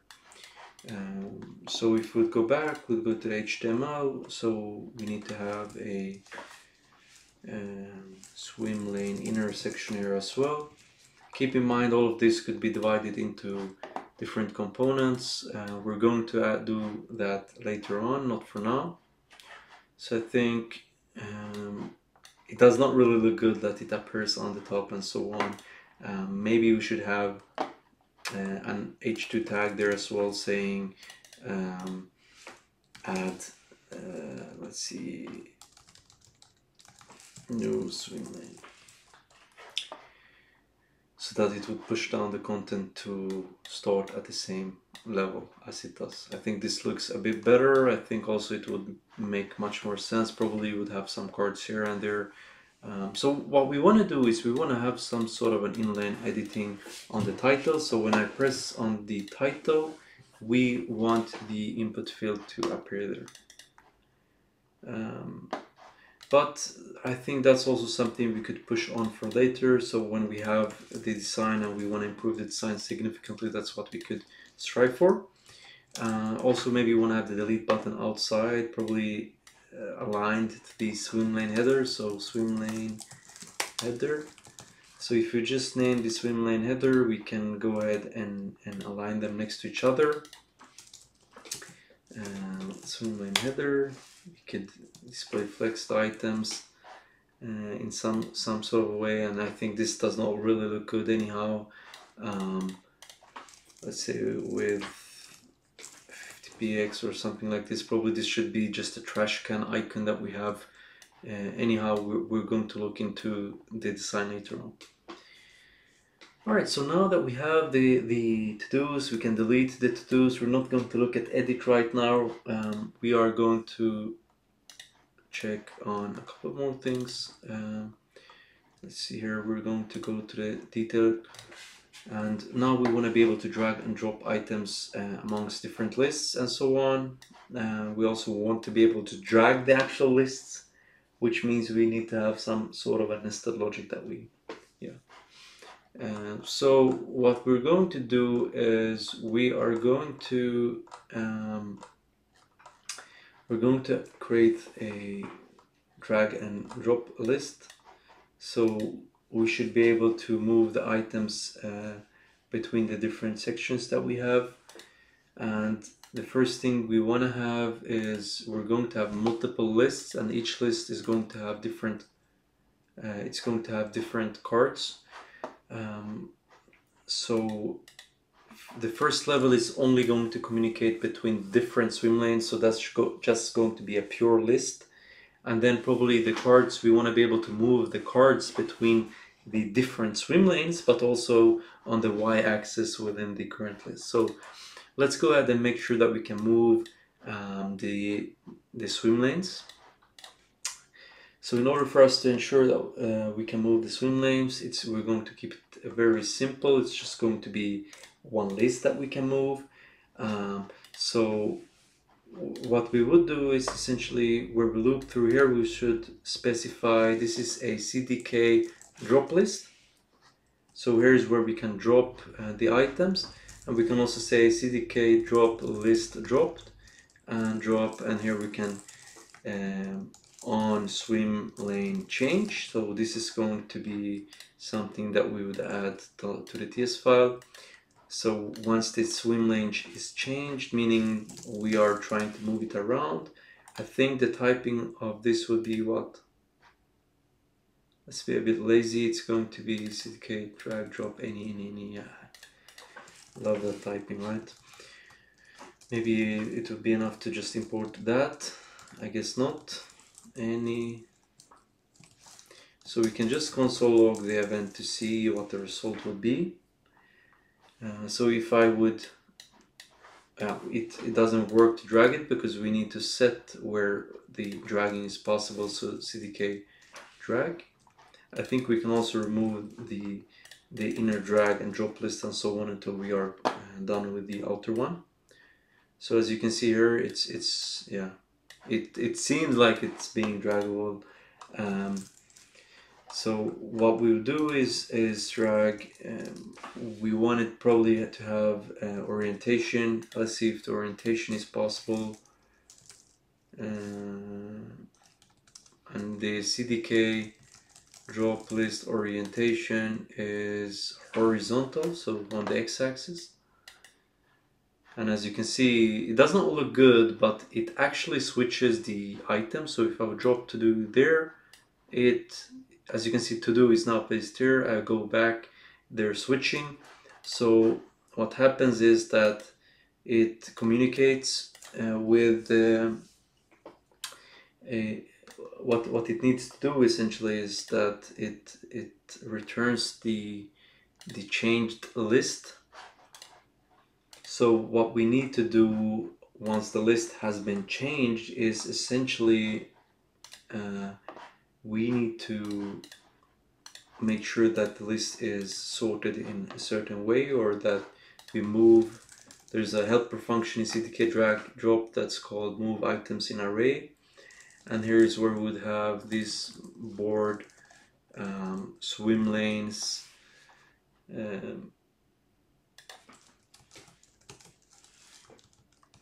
something like this, and it would move it. But the thing is, now since we're having a signal that's only read, but as you can see, it works even though the signal is in read mode, because it moves it in the array and it has support for that. So as you can see, now we have the easy part done, as I would mention it, because this is really the easy part, to add swim lanes and move the swim lanes between each other. So the tricky part would essentially be to add the card logic. So when you add card and so on, and you want to drag the card between the different progresses, that's where there's a lot of more logic that needs to be implemented. Anyhow, to continue, now we have concluded and fixed the swim lanes. We have to do in progress and done. So now we want to have the card form, so we're just going to have a similar form that we have. Then we're going to extract the logic so that we have the card in a different place. So when the add card is pressed, we want to, let's see if it's possible to have click. We could either have a dialogue. I think it would make much more sense to have a dialogue where you would add more details about the card and so on. I think that's how it works in, for instance, in Jira. So add card, you just add the card and we can edit in the same dialogue that we have. So when we call the add card, we're going to utilize the let's see, I think it was mat dialog module, and then we need to inject the mat dialog. So mat dialog here as well. So now once we have injected the mat dialog, we should be able to do this .mat dialog.open, and here we can pass in any component we want to pass in. I think we're going to generate a new component within this components folder that we have. So this is going to be add card. So here we can now specify add card component, and we can also pass in data. So either we're going to pass in it's going to be either a card or the card is going to be undefined. Let's see what happens here. What's the issue? Yeah, it's going to be data that we want to pass in. Maybe you can set the width to have like 600 pixels or something, just for convenience sake. So when I press the add card, we want it to prompt a dialog with some information, and here we want to have some host display block padding 24 px and to the bottom 32 pixels. And within this one we are going to be super lazy, once again copying things from the board, and here we are going to essentially just copy. Let's go ahead and copy everything, because I guess there's a lot of logic that we want to have, that we have here. Can also go ahead and add let's see, from the imports, this one, so add card, let's see here, like this. We're going to import, we're going to go ahead and import every missing imports that we have. So instead of add board form, it should be add card form. We can remove the add card form from the previous page. Also keep in mind that all of this is done ad hoc. It's nothing I have prepared, so everything you see is ad hoc. We don't have any user stories, we don't really have any acceptance criteria and so on. This is just something that we do together on the fly. So we have name, not sure if you guys remember it, but we also had, I think we named it content, and then we should have an assignee and so on, but we're going to wait with that a bit for now. Create or edit card. So we can go ahead and switch that real quick. So we're not going to have board service anymore, we're going to have card service, and then card service here as well. And then we are going to set the card service here, and then we don't have anything right now, so we need to have update card, update card, and then we'll have the same thing for the create card. So it should come from the card service, and then it should be create card, and instead of I create board, we should probably have I create card, and maybe we don't need a type for that. Maybe we'll just do partial of whatever comes from that type to simplify. The same thing goes up here, and now we need to add these functions within the card service. So what we need to do in order for us to actually add that logic, we go to the card service. Let's be super lazy once again, or maybe smart, I don't know, you guys decide.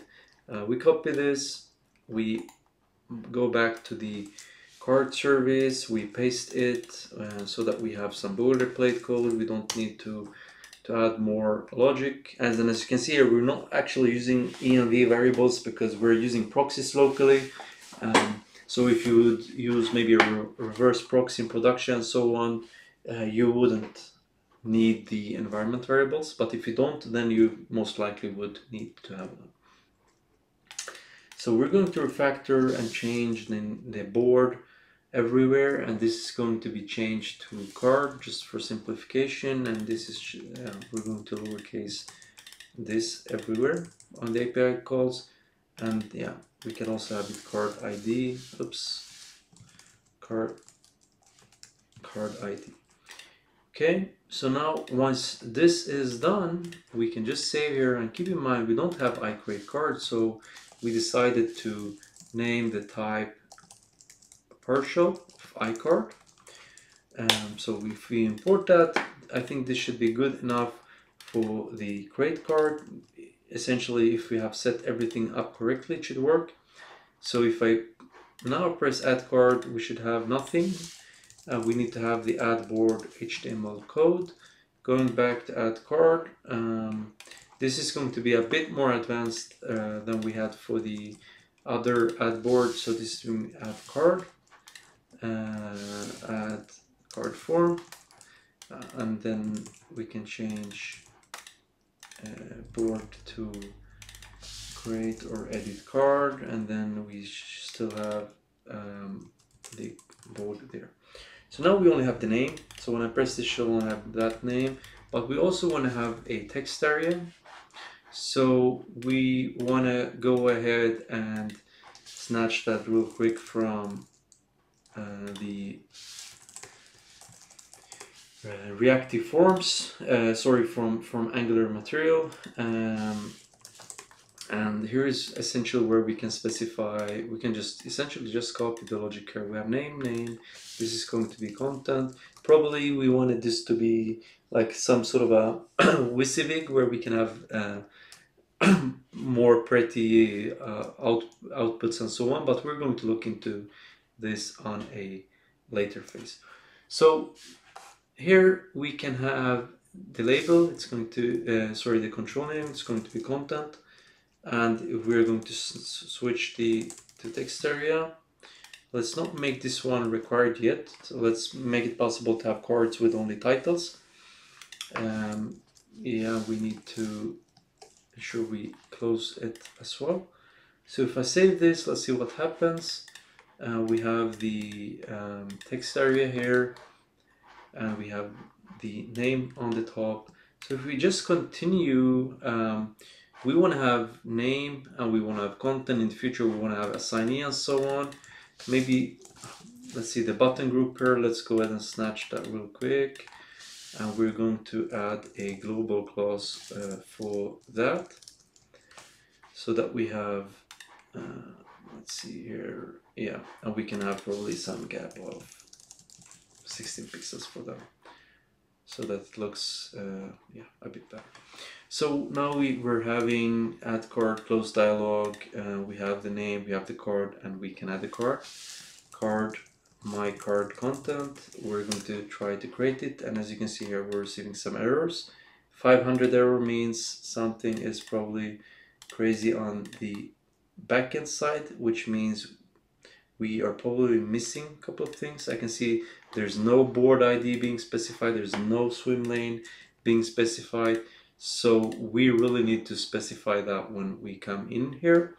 So from the model, we don't have any context out of that yet. So what we need to do is we need to go to the, let's go to the detail page once again. So when we press add card here, we need to press, we need to pass in swim lane. I think the easiest way would be to just pass in the swim lane here, and we can go ahead and say swim lane. I always need to have the swim lane. The card can be optional, so we'd have swim lane. I think swim lane would also have the board ID connected to it, which means we can achieve it or fetch it from here. So in the dialog now, so the add card dialog, we can ensure that we fetch the data from there. So either we can make sure we add it instantly to the card here, or you could decide on other ways to handle it. We're not going to have board anymore, we're going to have card. But I think we should have board ID, which is coming not from the, it's going to come from here. And we are going to have swim lane ID, which also needs to ideally come from swimlane.id. Alright, so now we have the data that we probably wanted to have when we create it. So we go with test, let's see what it actually passes in. Is it passing in everything we want it to pass in or not? And as you can see here, it's not really passing in what we wanted it to pass in. I think it might be due to some compiling errors, maybe. Yeah, the add card logic now would require us to have to pass in the swim lane. We just forgotten to update that. All right, so now I would assume that that logic would work, so, or at least that we would pass in the correct logic to the backend. So the board and the swim lane ID, this is essentially everything we need. So let's go ahead and see card controller. What are we messing up? We can also just check what the error is. Internal server error doesn't really say anything, to be frank. So to examine it a bit more, it says assignee doesn't have a default value, which means it's not always the case that assignee would be set. So the user in this case, I think first and foremost, let's move this one down, but we can have default or nullable. Yeah, I think that this is how you specify that something is optional, by setting a nullable. But let's move back to see what would happen. Does it do anything? Seems like we still have some issues. And now let's see what it says. It says, hopefully not the same issue. The field order doesn't have a default value, and here we need to specify and send in the order, obviously, so that we know where it should be placed, I guess. And we already have this information since we pass in the, let me clean up some code here. So we should have, or we should be able to figure out the order by setting swim lane dot cards dot length, I guess. So this should automatically set that for us. So if we go with test, we should see that the order should be 0. So now backend is probably complaining about something else. Examining further, probably it's something else that's complaining a bit. We try to add a card. Field order does not have. Aren't we passing in the order, or are we just missing to set the create card? Let's see here. Create card service. Let's see here in the create flow. Not this card service, but rather the card service on the back end. And as you can see here, we're actually missing to set the card order in the backend. And as mentioned, it's much easier to spot things when you, as you can see here, it actually creates. So the creation did really work, but we don't have any refetch logic to actually refetch it. But now you can see we have test here. So what we want to do now is we need to go back to the add card, but because this is going to return update card. No, it's not going to be iBoard, it's going to be iCard, and it's not going to be board anymore, it's just going to be card, I guess. Sorry, let's go ahead and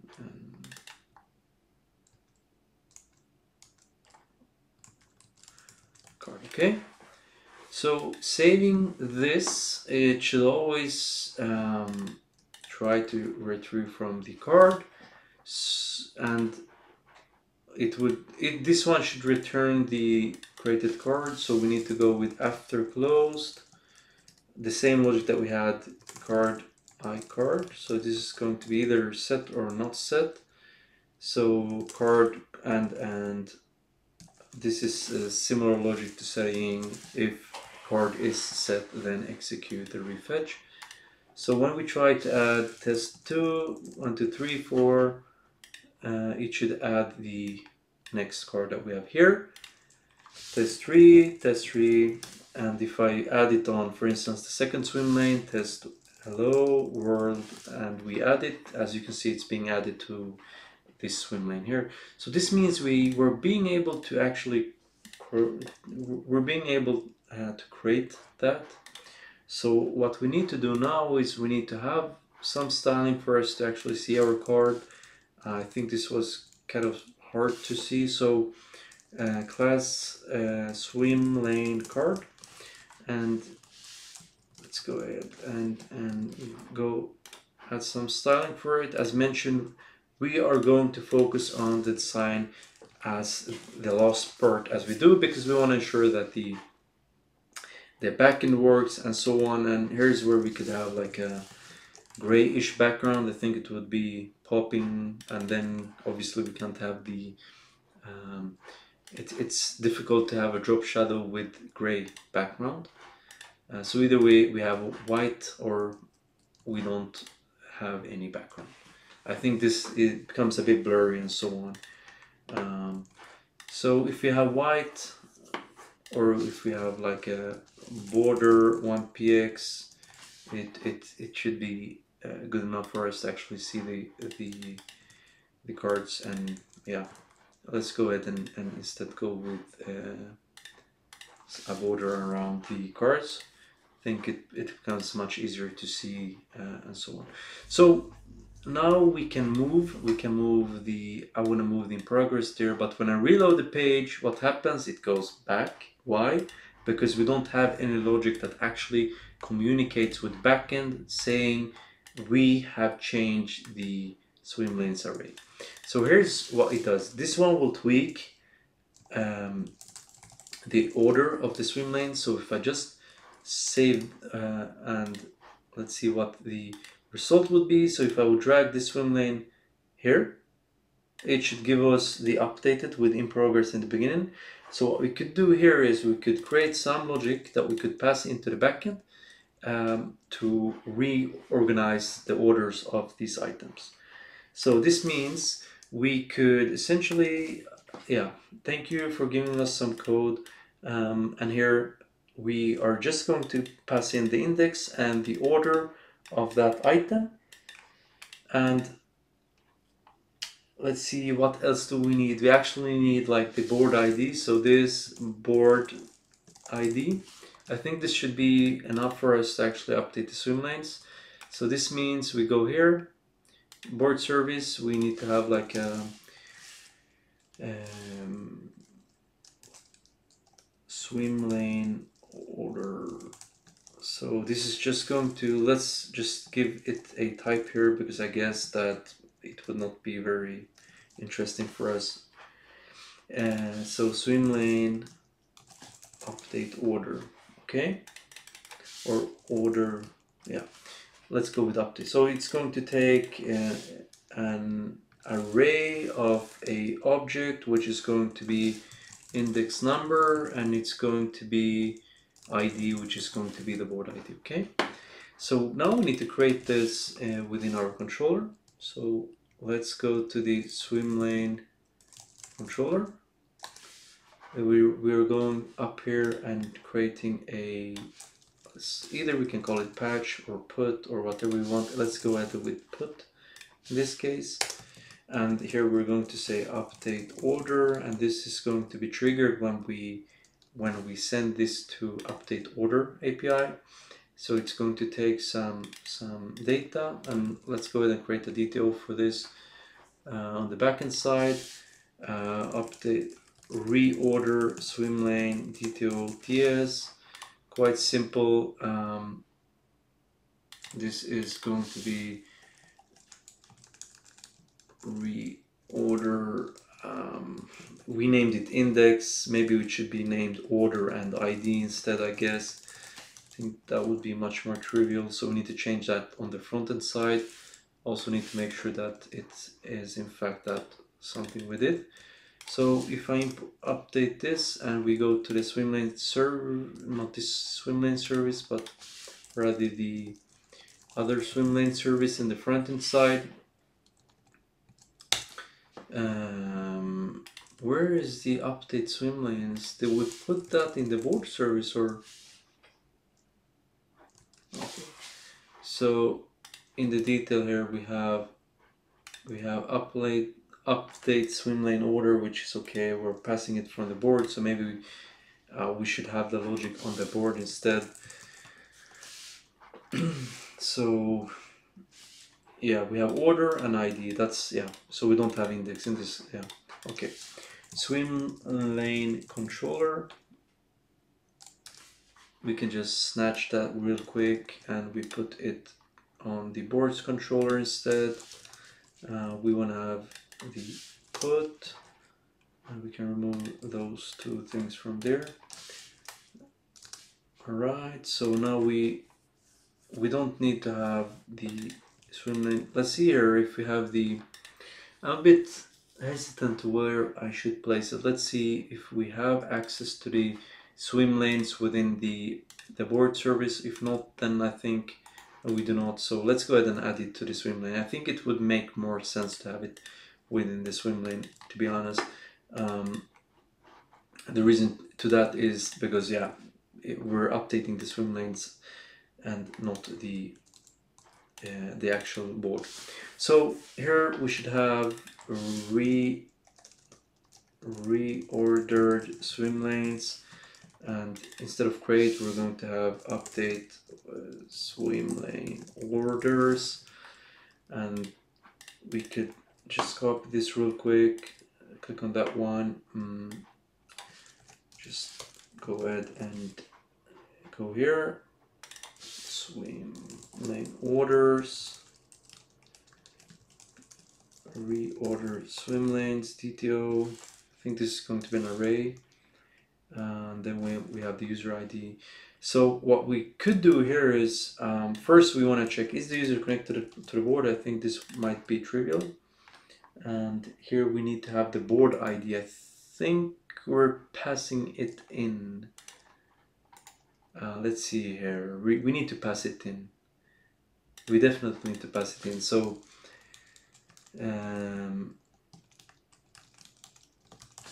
let's do it like this.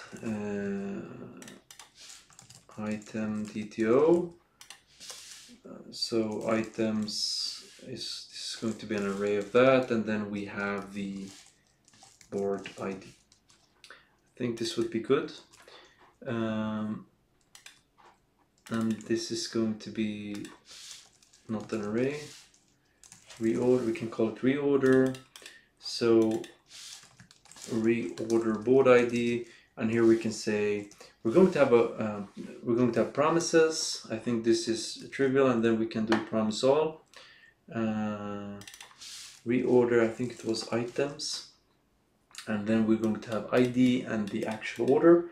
And when we do it as a promises array in this way, we can execute all of the promises at the same time, and we don't need to return anything. We can just return true, I guess, or we could, yeah. Let's do this for now. Okay.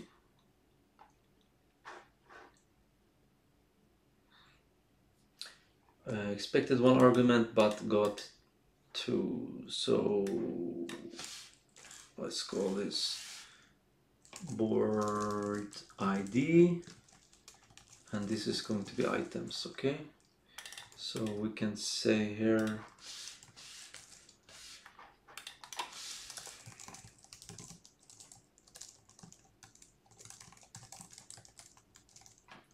we can just go ahead and snatch this. Probably we should have some logic that actually does this for us. Interface, so reorder, and this is going to be of the upper type, like that. Okay, so let's ensure if we go to swim lane controller that it's going to be a put, and if we go to swim lane controller, we need to also ensure that it actually exists there. It's put, it's named update order. Perfect. You have some issues in the front end, so let's jump to that real quick. I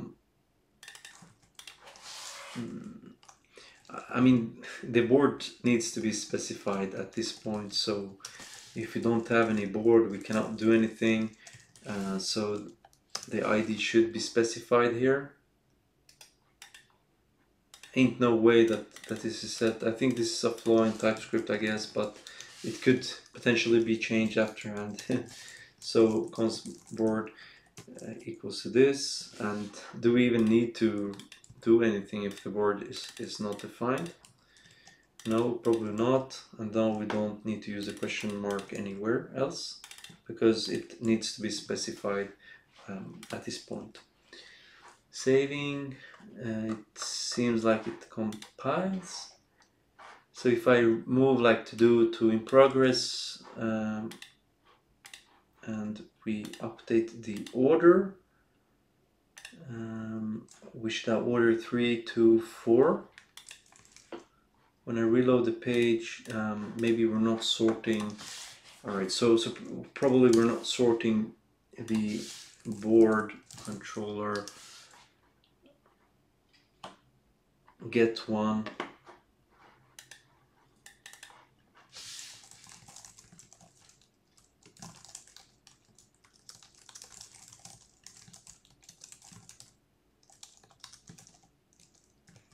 We can just sort the orders like this to ensure that it works. So when we move it, reload the page, the order seems to work.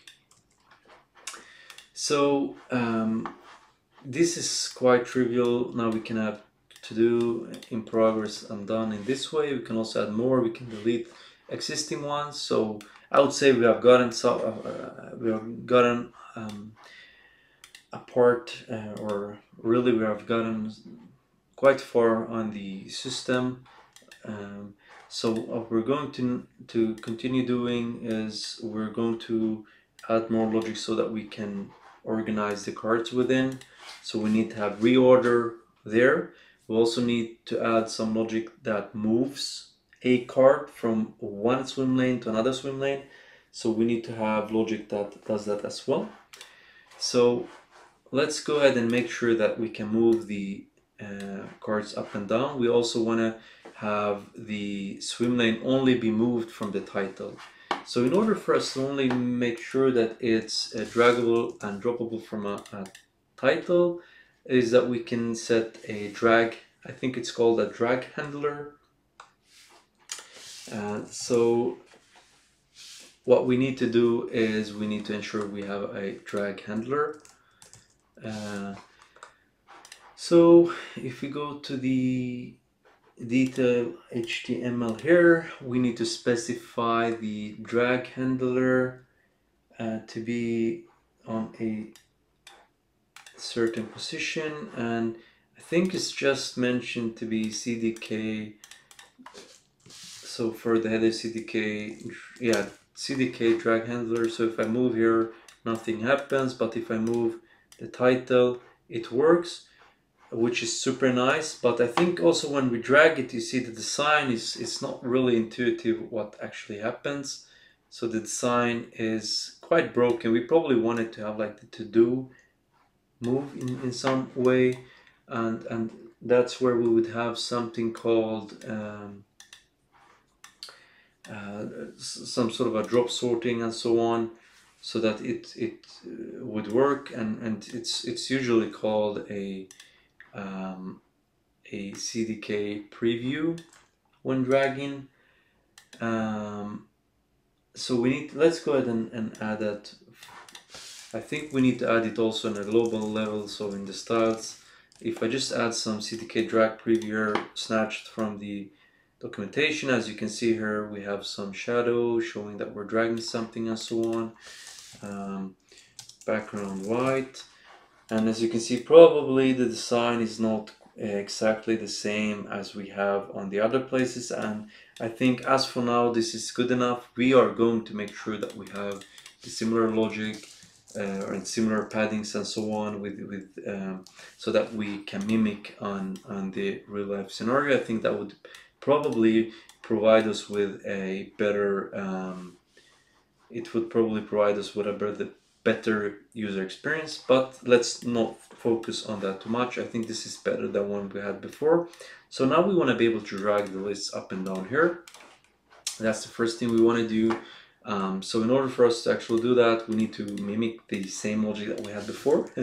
So if you go to add card, detail page, and we find the card. So here's the card. Now we need to specify CDK drop list on the parent, and we need to specify on the card CDK, I think it's CDK drag, and then we can just copy the so here's the orientation. This is not going to be horizontal, this is going to be vertical, and once this is dropped on, so we can on card change, maybe we should change that to something else.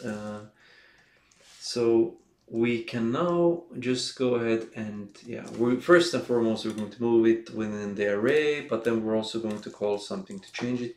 Thank you GitHub Copilot for that. But we also want to pass in the swim lane here because we need to know in which swim lane it actually exists. So if I move the card up and down, it should work, but as mentioned, when I drop it and reload the page, it's going to move back. So here's the reordering, and keep in mind, in the next step, we're going to ensure that it works to move it to another list. First step would be to ensure that it actually moves within. Second step, in between different lists. So as you can see here, this works as a charm. Let's see here. So having the list here moving up and down, it works like a charm. Alright, so what we need to do is ensure that when we reorder the cards and the order will be saved. So when I reload now, they are being passed around because we don't have any store logic. In order for us to actually make it possible to drag between lists, it's super easy. The only thing we need to do is essentially go up here, say CDK drop list group. So it's going to be a group of drop lists. So this means I should in theory be able to drag them in this way between the different groups. But keep in mind, we need to have some logic that actually updates the data and so on when we actually drop the items. So now, as you might know, we have the CDK. Let's see here. We should have a on card change. This is going to pass in the swim lane.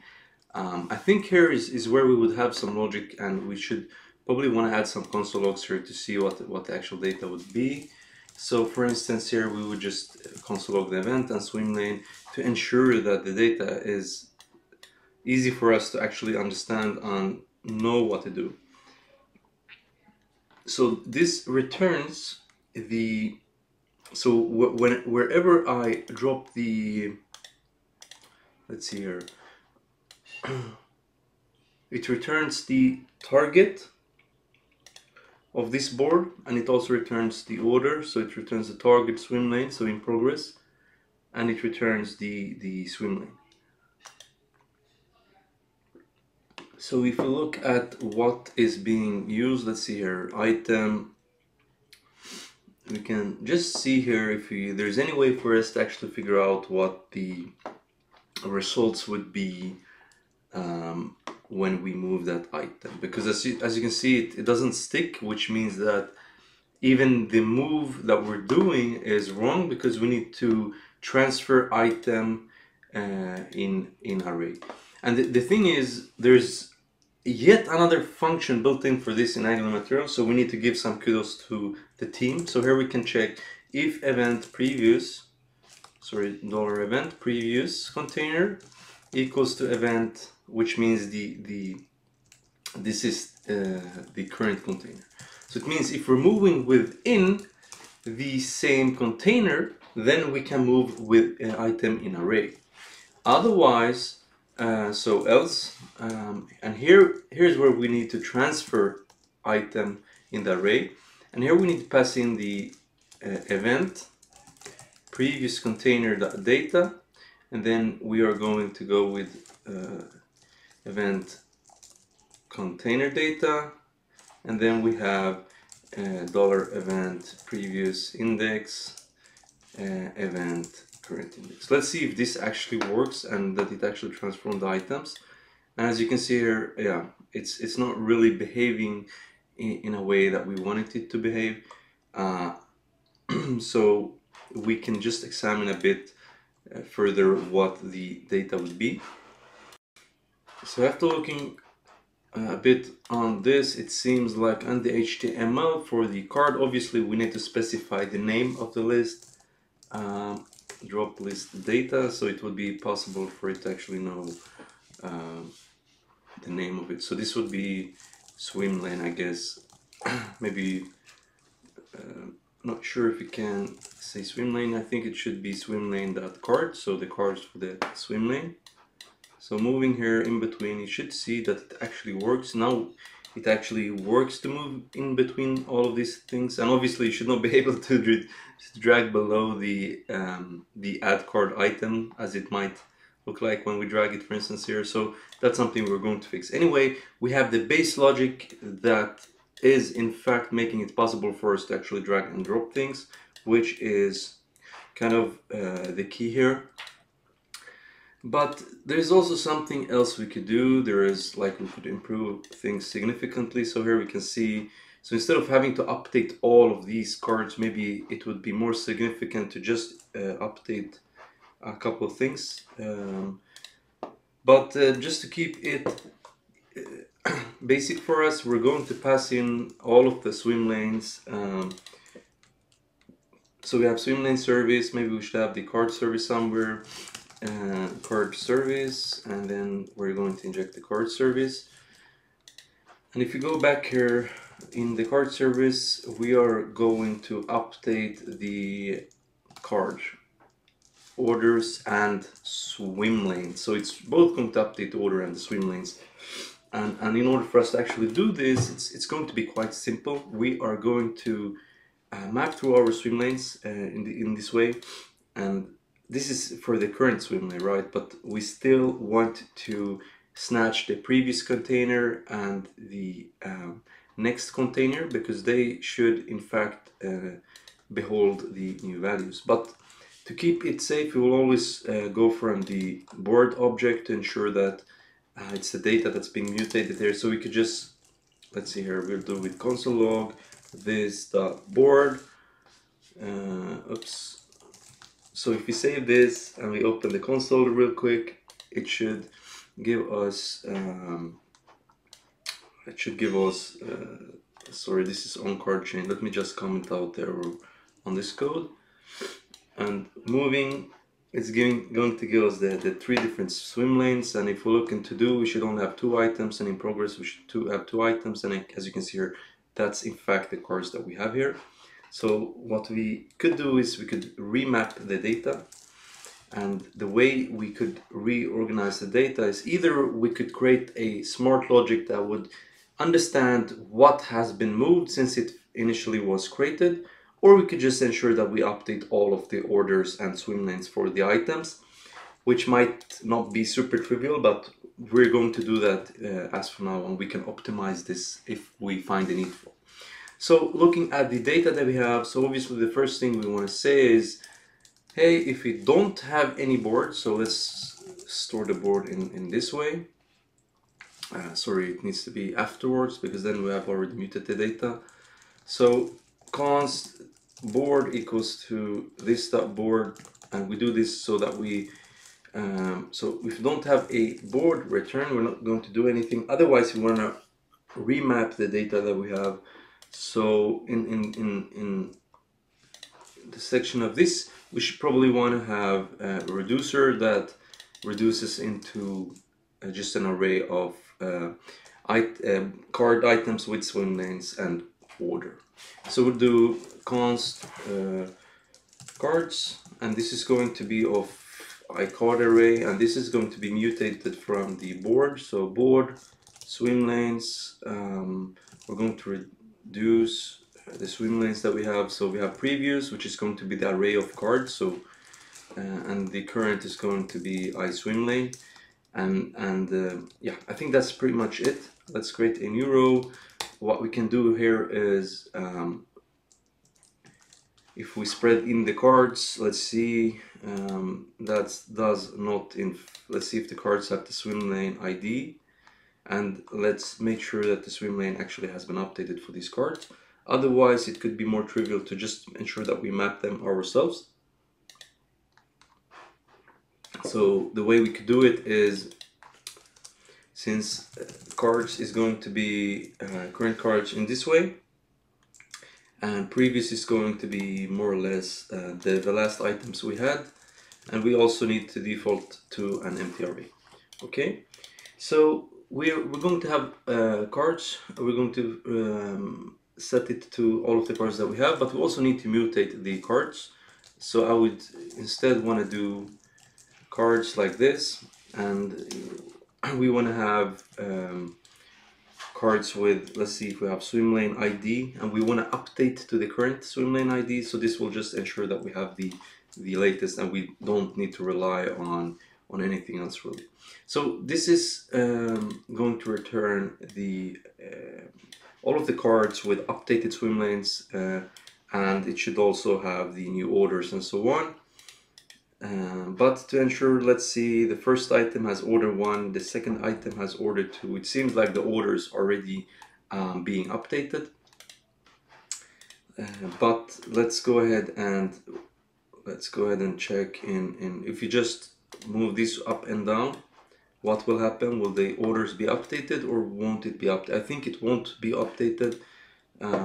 So here we probably need to have the index, and here we need to pass in the order, and that's going to be the IDX, so the index in this way.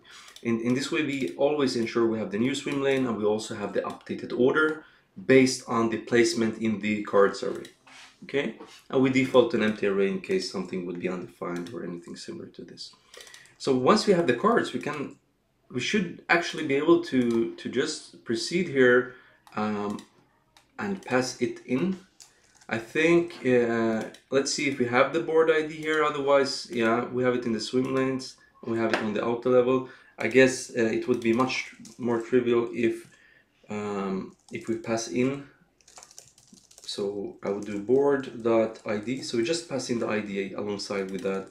And if we go to the card service now, we should be able to create this function that would communicate with our backend. We still don't have the backend yet, but we need to have that. So board ID, and then we would have cards, and then this would be iCard array, probably not any partial, but like this.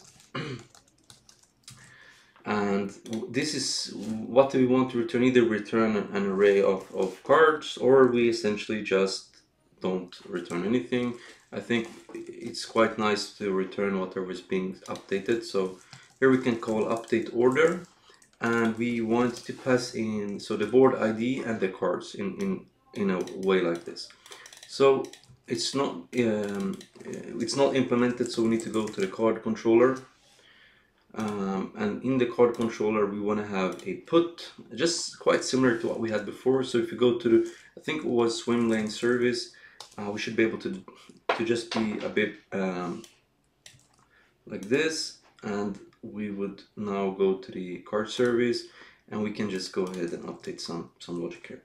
So this is not going to be swim lanes anymore, it's going to be update card orders and swim lanes, just for convenience sake.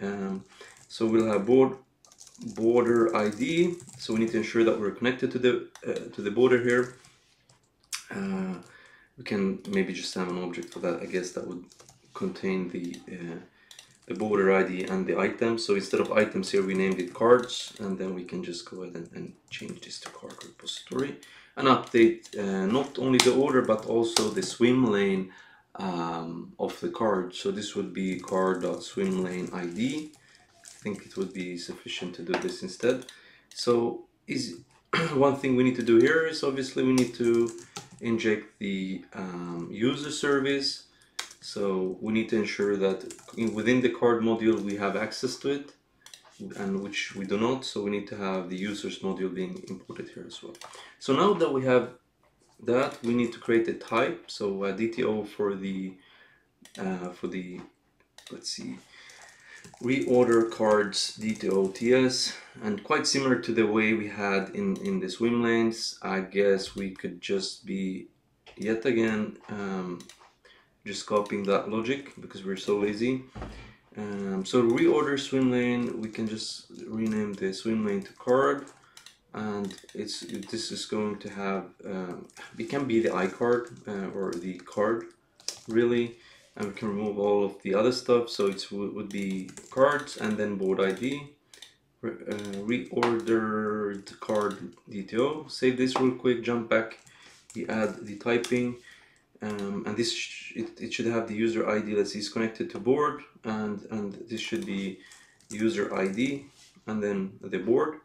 I would have a promise that actually would update all of this, and then we would execute the promises simultaneously. If we find out that we have like hundreds and hundreds of cards, maybe we need to think of having chunks where we update in chunks instead of updating everything. As I mentioned, the best and most ideal way would be to determine what has been changed and only pass those in for update, but we're going to keep it simple as for now. So we check if the user is connected to the board, then we can update. So after updating, just return true. We don't need to return anything really. So now we have some compiling error, I think, in the detail component TS file. Let's jump to that real quick. We have cards.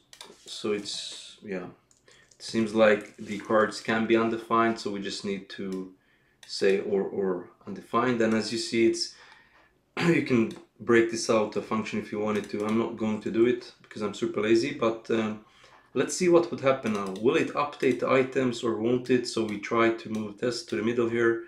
404 means we don't find it because we have a put, and we try to do it with post. So if I now move it, update order, yet again 404, it's update order on card, or is still pinging the right. Let's see here, we can go to the card service.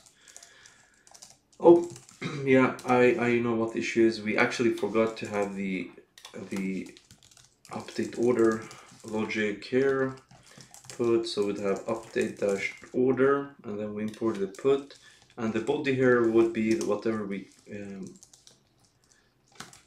so this would be reorder cards, reorder card DTO, then we need to have the payload and so on, and this should now be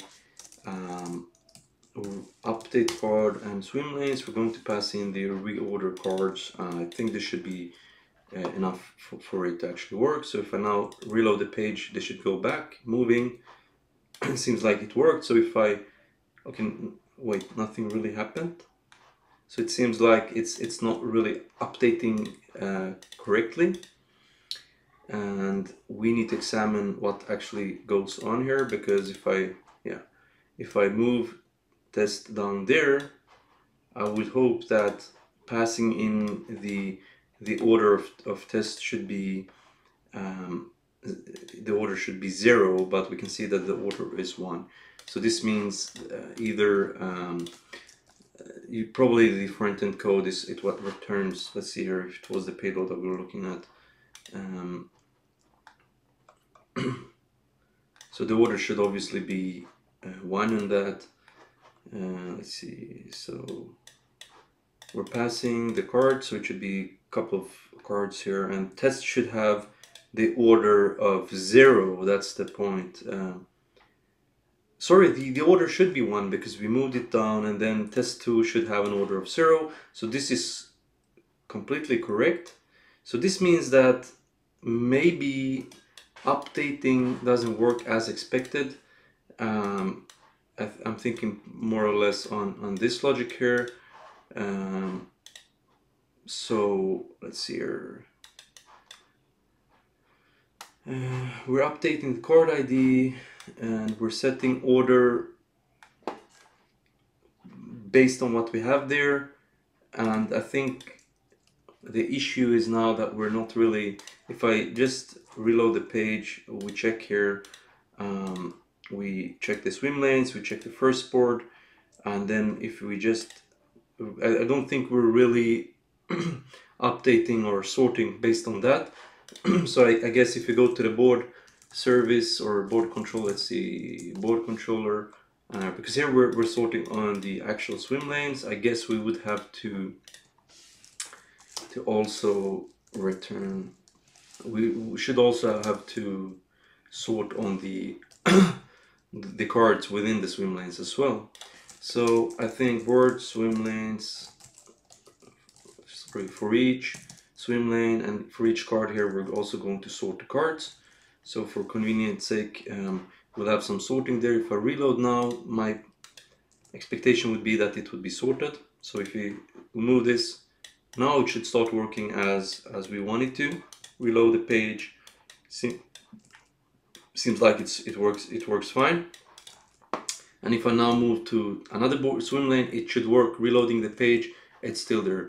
So now we have our first logic that actually allows us to move both the actual swim lanes, but also the cards in between the different sections that we have. All right, so I think we can also add the add card button could probably be below, so not to confuse the drag and drop that we have. So add card, we could just snatch that and put it outside if that would be possible to make it a bit better. Like this, I think it might be more trivial in this way. So if we move back, all right, so it doesn't work since it doesn't have any height, I guess. So maybe we need to set a min height on the swim lane inner to like 50 pixels or something, so that it's actually possible to move the items along that place. So that min height of say 100 pixels. Let's see how big that would be.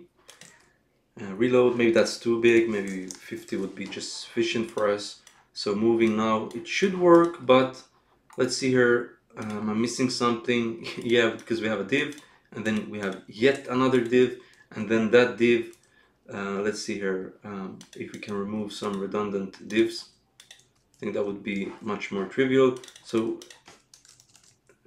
class, what we need to know is the inner, and this should be drag zone. Maybe we want the drag zone to be min height of 50 pixels, otherwise that wouldn't work at all. I think we can do like this and then just move down the min height.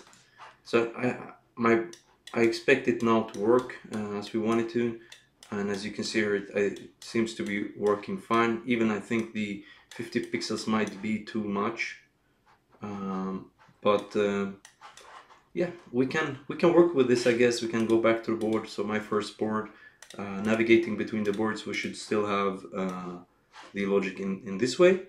So there's a couple of more things we need to do in order for us to continue. We probably want to be able to preview we want to be able to preview the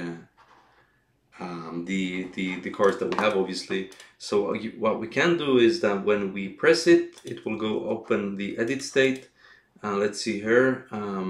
So the add card logic is probably what I'm referring to. Let's see here. I think it's a lot of code here, and I think it would be more trivial to maybe have a facade that would handle a lot of this logic. Maybe, for instance, the dialogue, because this takes a lot of spacing and so on.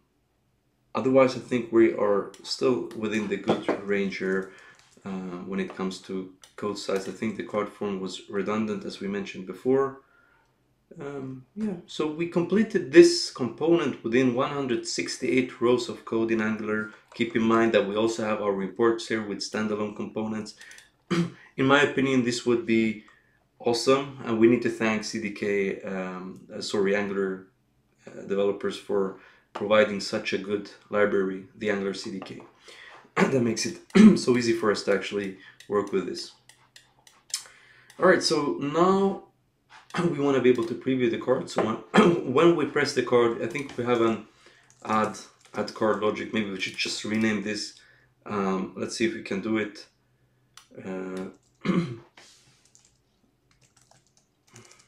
Add or edit card. I would assume that yeah, it didn't really update HTML. So here we would just add it, but when we press the card, so where do we loop through our cards? So we go to our for statements, swim lane, card, here's the card. Also, we need to be able to update the name of the swim lane and so on. But I think that's not as important as for now. add or edit card. So on click, we are going to call the add or edit card. So first would be the swim lane, I guess, and second one would be the card we want to preview. I'm a bit confused here. This is where we want to have the card. And also, why not making it a button already so that we can jump between the different cards that we have. As you can see here, we have edit card, close card, and here we can add some my updated title. So now updating seems to not work because I'm not really entirely sure that we implemented that logic. So if we go to add card, let's just make sure that we have implemented that. Update card, it goes to a patch and it goes to card. So if you go to card controller, and we should have the patch somewhere, and then I'm presuming we have the old logic that we had, so we need to just snatch this real quick. And let's see here, the await, and yeah, we cannot do it in this way. So I think we would have to check if it's connected to swim lane, and then the first would be the user ID, then this would be update card DTO dot swim lane ID. I would assume that it would exist on the card. If not, we need to add it. And now we can remove this logic. All right, so updating the name and the content as for now is what we only support. So if I now changed it, as you could see, it did in fact work. So yeah, it seems to be working. So maybe you want to have different colors and different swim lanes and so on. That could be a setting that we have on on our swim lanes, but I think for this case it would be too much logic to handle. Alright, so what we want to do now is we want to be able to have a nav bar. So we're going to go ahead and add a nav bar or a header, whatever you want to call it, on the top of the page so that it becomes more trivial for the users and so on to navigate between the different sections. Alright, so let's go ahead and actually create it. We could have a toolbar that comes from Angular material if you wanted to have it, but I think it's too redundant to have that. It goes super quick to create it. So what we want to do is we are going to create a component. So not here, let's see here, this is the backend. We have features, we are shared, and then we have core. Core is where we usually place something that would be this should be components. This is where we place the things that's going to be common for the whole application. So now we can just right click, opening integrate terminal. Let's see here, we are going to Angular generate component header. So we're generating the header component there. And this is going to be quite simple. We're going to have a nav bar, and then within the nav bar we're going to have a li, so logo type here, and then we're going to have our li menu items here. So we're going to have home, yeah, just add a couple of ones, and keep in mind then we need to have the router module. We also want to have some kind of styling for it, I guess. Let's go ahead with some white background. We're going to have a box shadow of just similar to what we have before. And what we also need to do is we need to go to the app here and ensure that first and foremost we import the header component here and we add it to the top of the page. App header. So now we probably want to have some ugly header there. I usually go ahead and do this. So for the UL list, before we preview the HTML, we want to ensure that it let's style on, margin 0, padding 0, and here we should have say we want to have a height of 60px and so on. Saving this, let's see what happens. And we also want to have, like, because we have two li elements, justify content space between, we're sending them to each corner. I think we can also have a max width of, say, 1080px, or let it be the full screen size, because it might be better in this way. So 60, let's have a line height of 60px. Let's see here if we can, that would probably center the items. So as for the second li, let's give it a class. This should be menu items. Just for convenience sake, we can do this. And also here we want to have a flex, so let's be lazy. We also want to align these items center. What else? We want to have some gap. Maybe you want to have 16px to make it more trivial for it and readable around.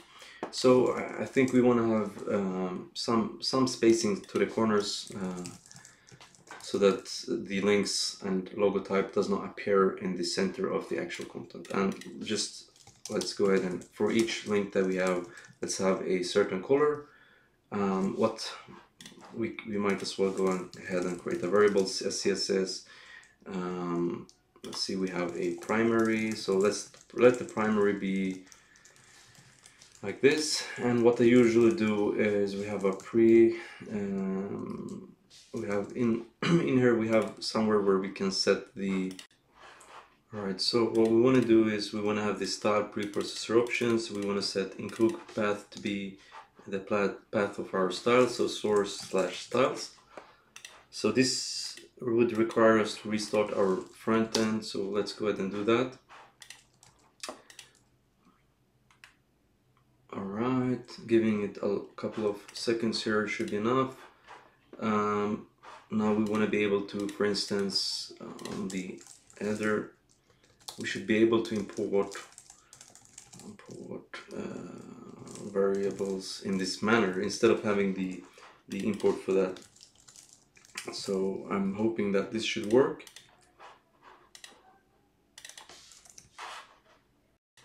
Obviously it might be good that you both import it during the builder and the test, so it needs to be in both places in order for it to actually work. So if we go back here, you should be able to import the variables in this way.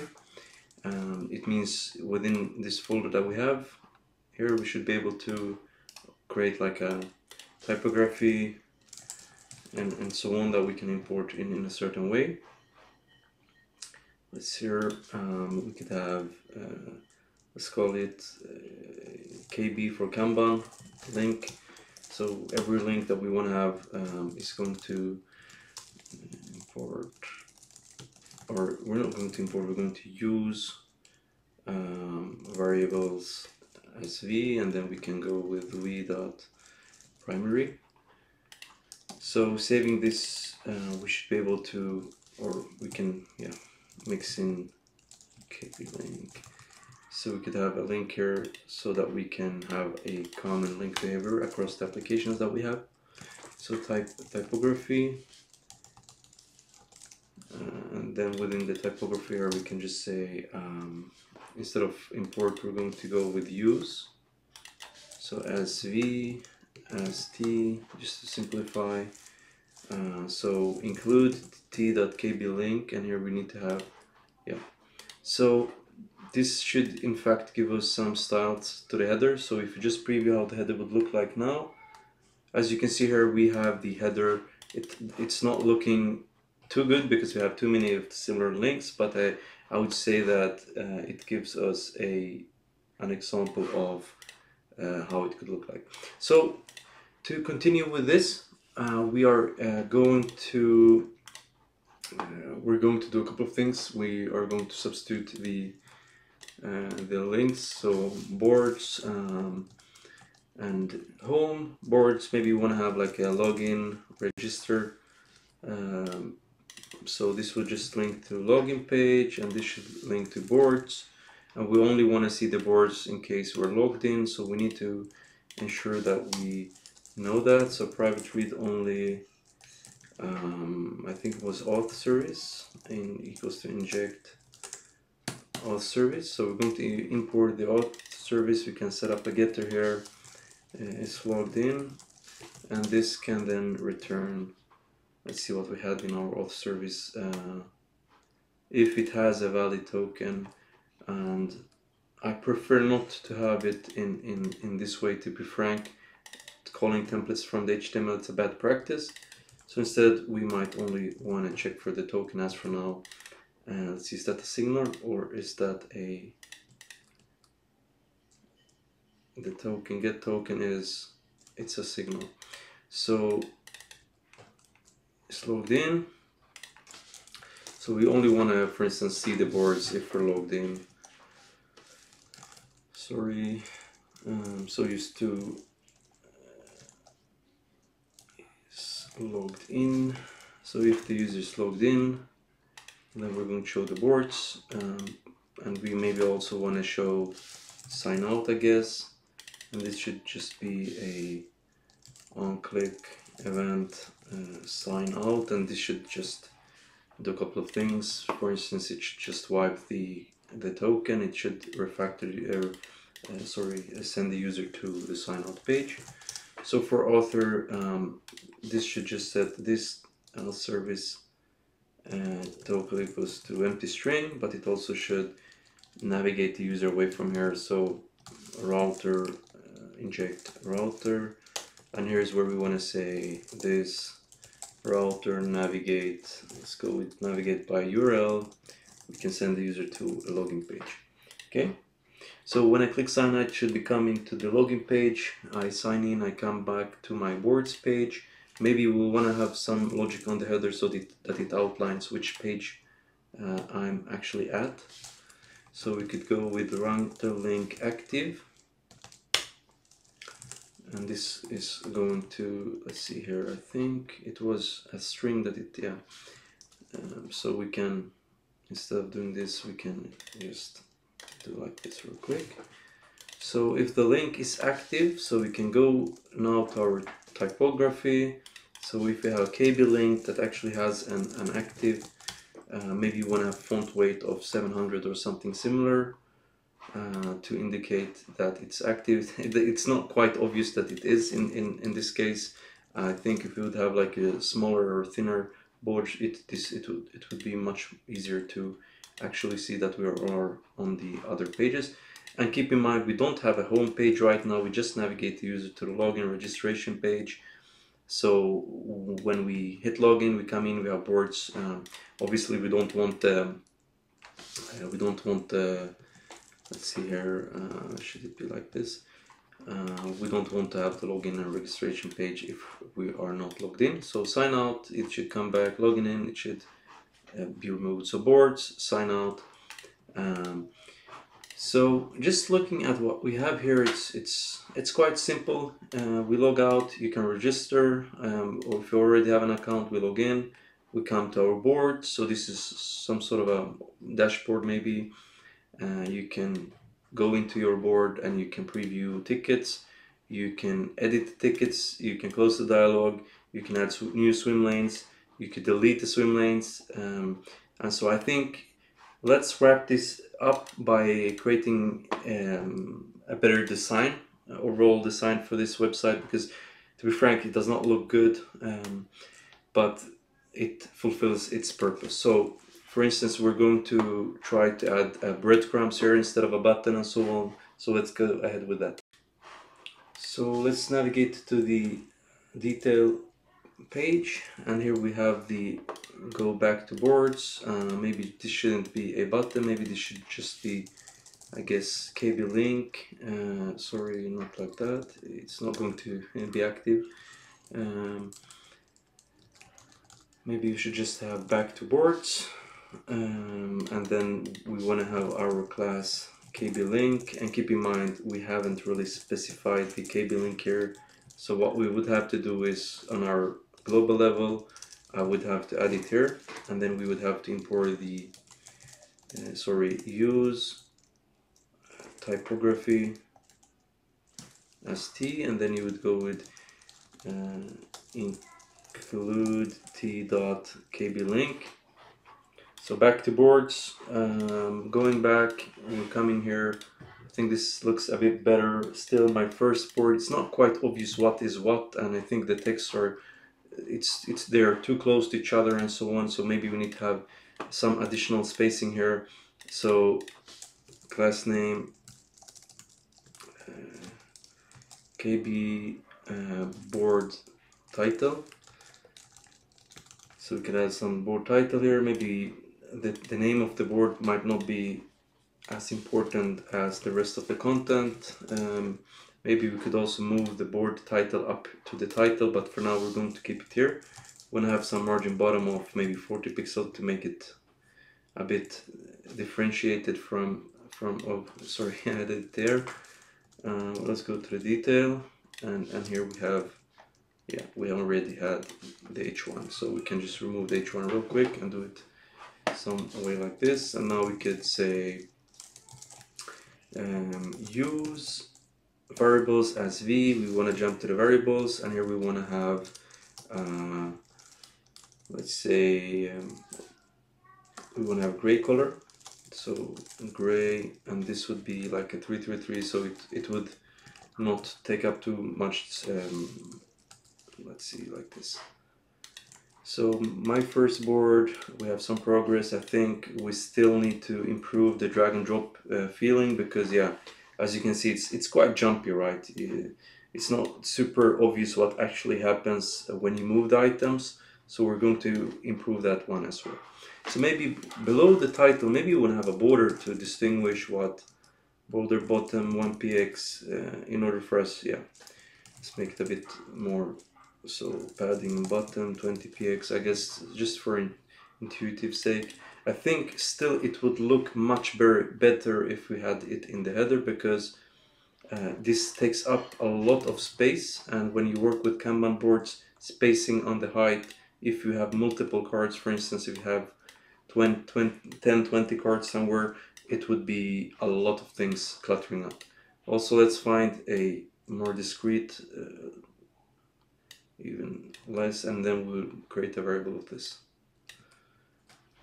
So we'll call this one a variable, and within the variable we'll say borders, so we'll call it default radius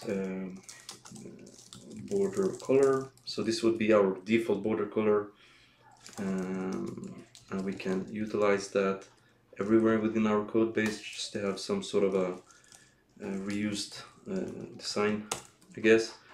So now that we have it in this way, I think it looks good. I think to have the back to boards as a text here now, it takes up so much space. Let's see if we have access to yeah, we have access to material icons already. I can see this, which is super nice. So it means we can add some icons. So we're going to, within the detail here, we're going to add math icon module. Let's see here. Let's see, and the math icon module. And we're importing it from the icon section. Alright, so we're importing the math. What's the issue here? Have I missed something? Math icon module. Yeah. Alright, so now we have icons that can be used during the detail page. I think it's super nice to have more icons, for instance, for deleting and so on. And here we want to probably have the header section class KB board header.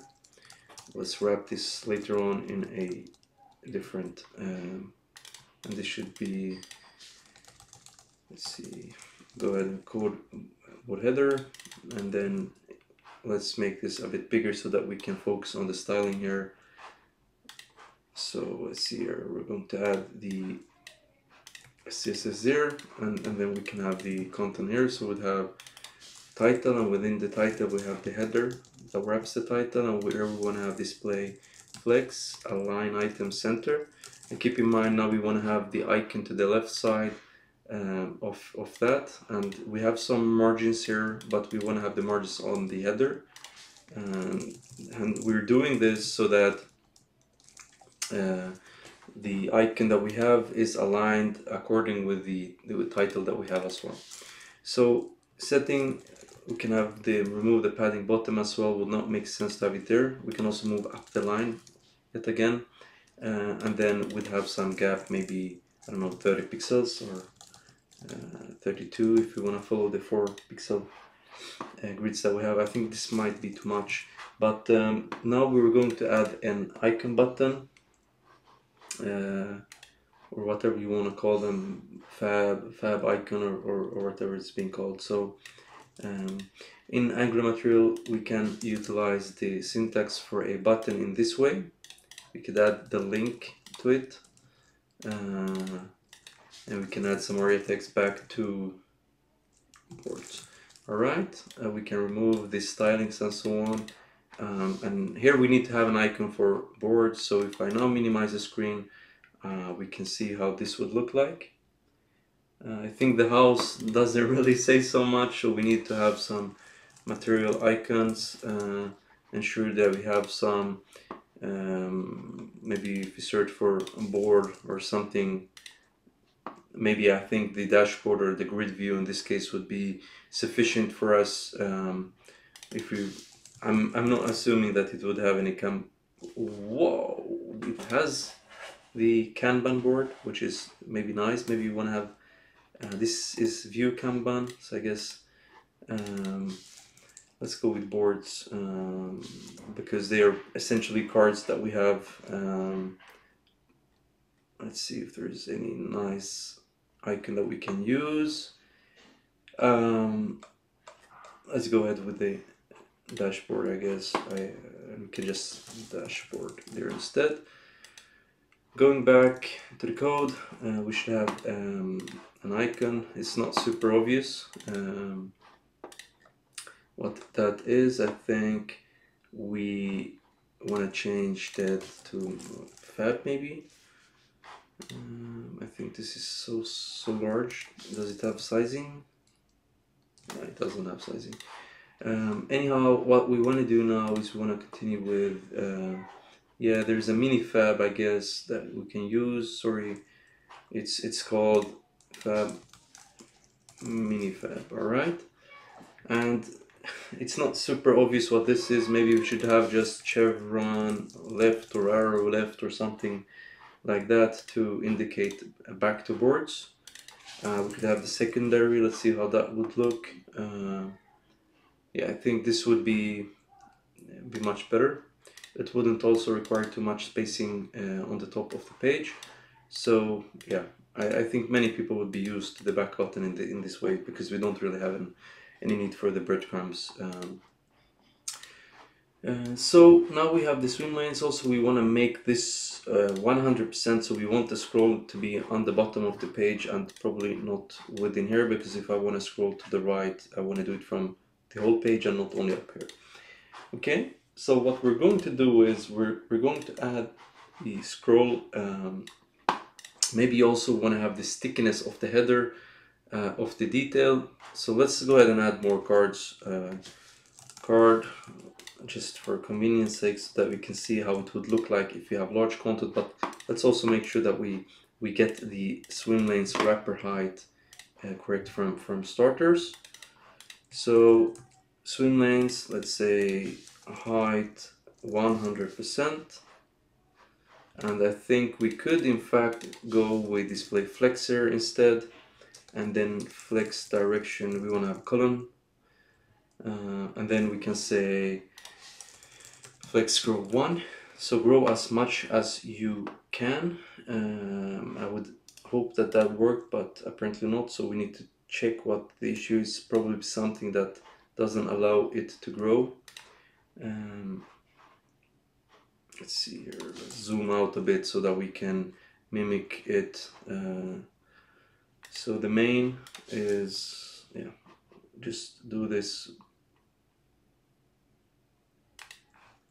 body height 100%, uproot. Yeah, you can see that the body is correctly 100%. The uproot is not, however.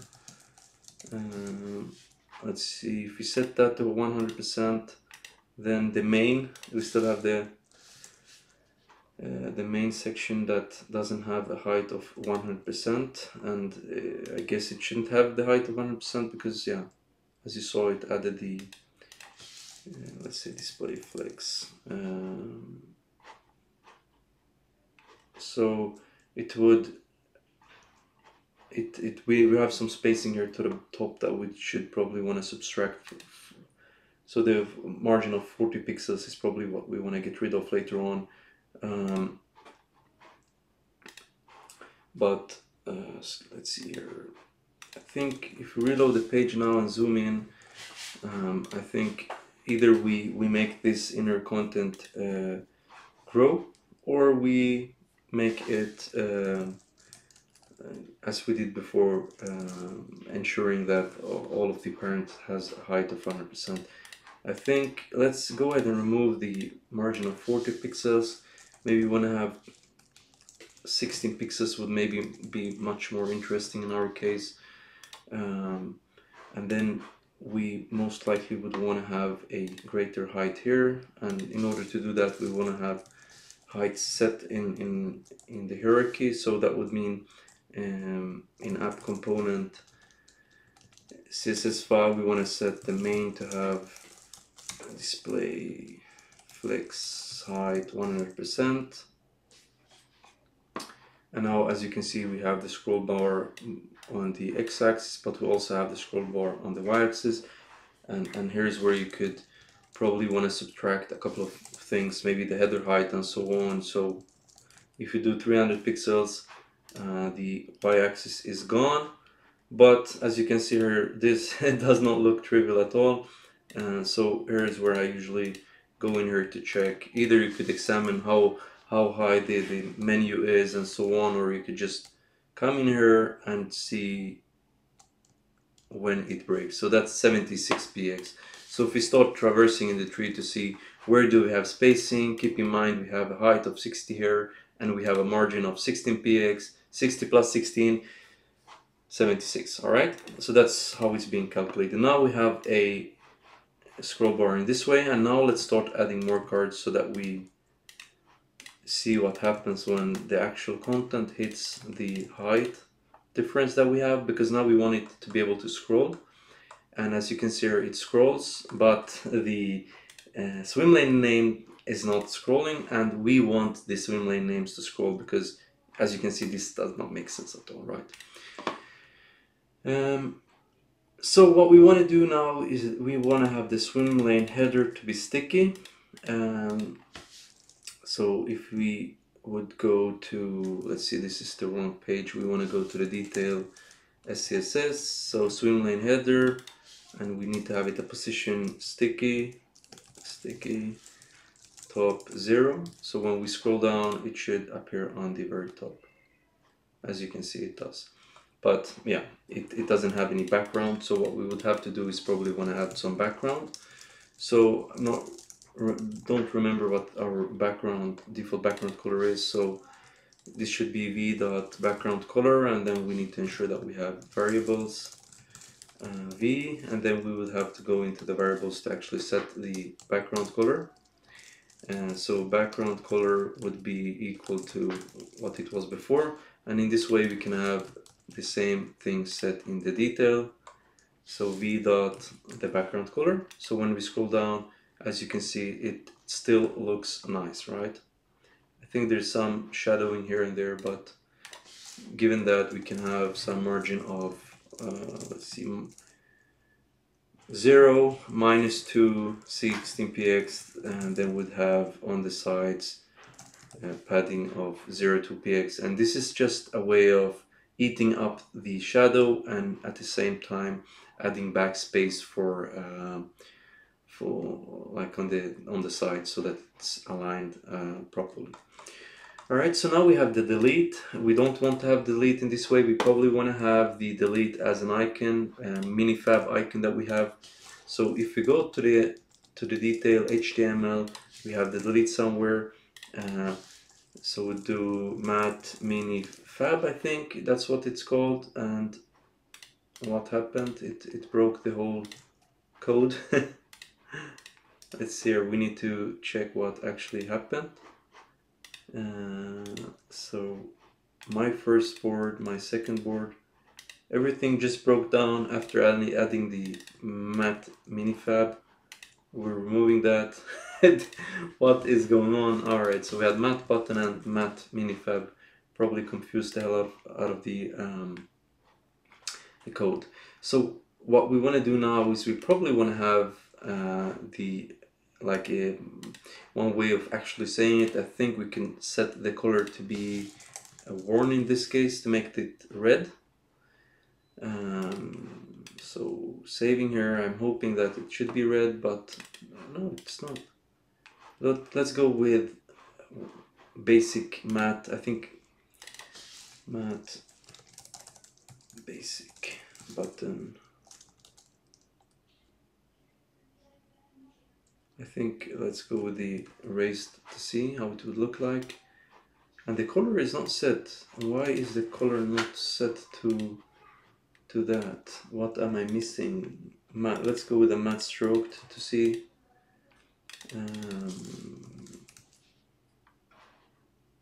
Alright, I think this looks much better than before. It should be red because it's an action that actually, yeah. And as you can see, we had some Z index issue here, so just going to the detail page, CSS, and here we're going to set a Z index of, let's set it to be 3, or don't put it to be too much. What happens to the scrolling? It looks like the scrolling goes away after some time.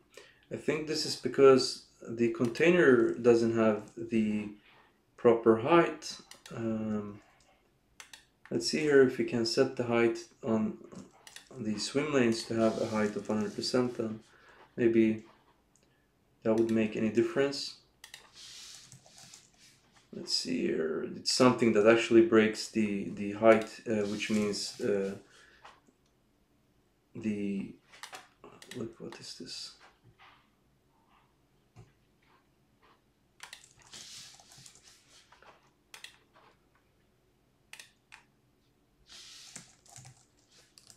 No, I'm assuming this does not really wrap the content for some strange reason.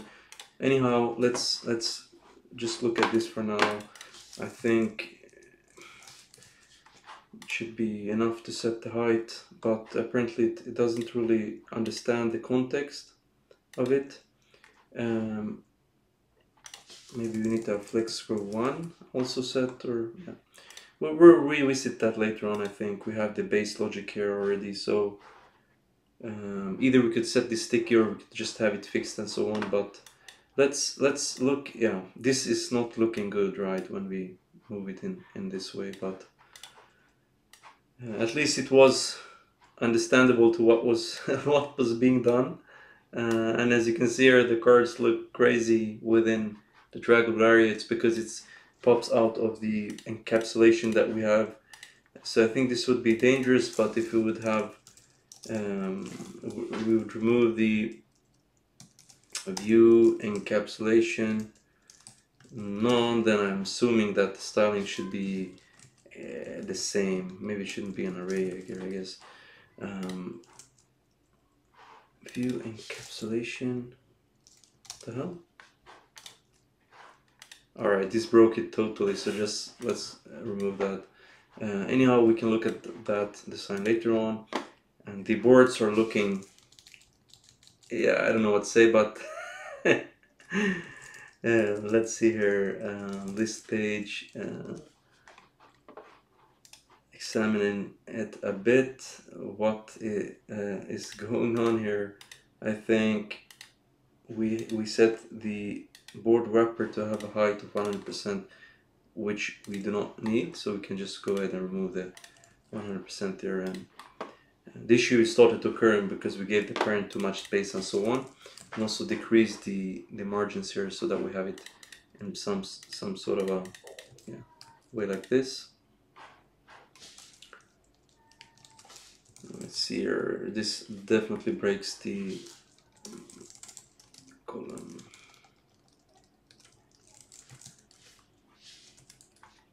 we don't want this to grow too much because this is not looking good at all. This is crazy. We just wanted them to be height 100% of each other. So when I removed it, what happened was that, you see, if I add back one height 100%, I want them to align next to each other and not grow to the whole. Anyhow, we'll stop with this. We'll look at adding the card. So if I now add the card 2, blah blah blah, we should now be able to also move in between these different sections that we have. So between the swim lanes, maybe it would make sense to have the swim lanes 100% of each other, but then we would have to remove the card back up there. I think let's keep it for this as for now. So now we have login. This is not looking good. Let's see here if we have the form, small centered form. Maybe we need to set the width of 100%, I guess. I don't know what goes on here. I think what broke most of the logic was adding in the app component, let's see here, this height and this fix. So I guess it would be solved by actually setting the width to be 100%. That's what I would expect. Maybe justify content center. Maybe we need to center the logic that we have as well. So now we're logging in, we have our boards, and as mentioned, let's remove the width as well. Okay, as you can see, changing this logic with the height, it broke too much logic, so let's get rid of it. I think I would prefer to have it in this way, much rather than the other way around, and we can, within the swim lane instead, calculate the height of the cards instead of having it in this way. So if I move, still works. If I move the cards, that works between the different cards. I can add new swim lanes, I can delete the swim lanes. So if I just do this, I move back in progress, add to do, I delete the done, I can add completed. We probably want to have, as mentioned, we want to be able to change the name of the to-do. So if you go to the detail, we have delete somewhere. We want to have the mat icon trash, I guess. Maybe that would delete. We can examine what the name would be. Is it delete outlined maybe? Yeah, as you can see, it's we need to change to mat minifab in this case because this is not looking good. I guess the minifab doesn't come with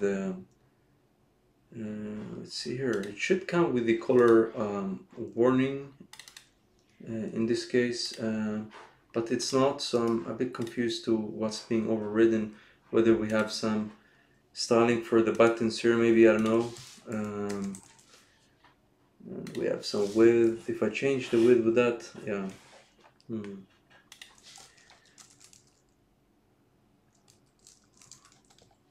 Alright, so let's go back with the delete instead.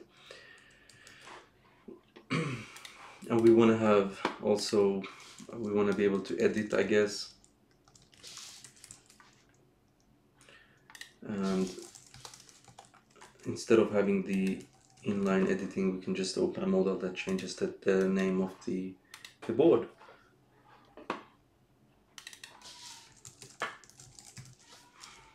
So we'll edit the swim lane, and this should not be worn, maybe it should just be secondary, so maybe black or even discrete.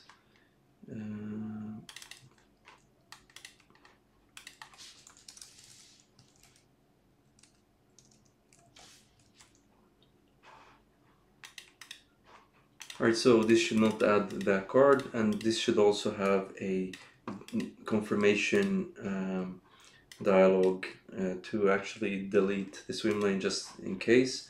So what I said, I wouldn't create our own UI library, but let's go ahead and do this real quick. Oops.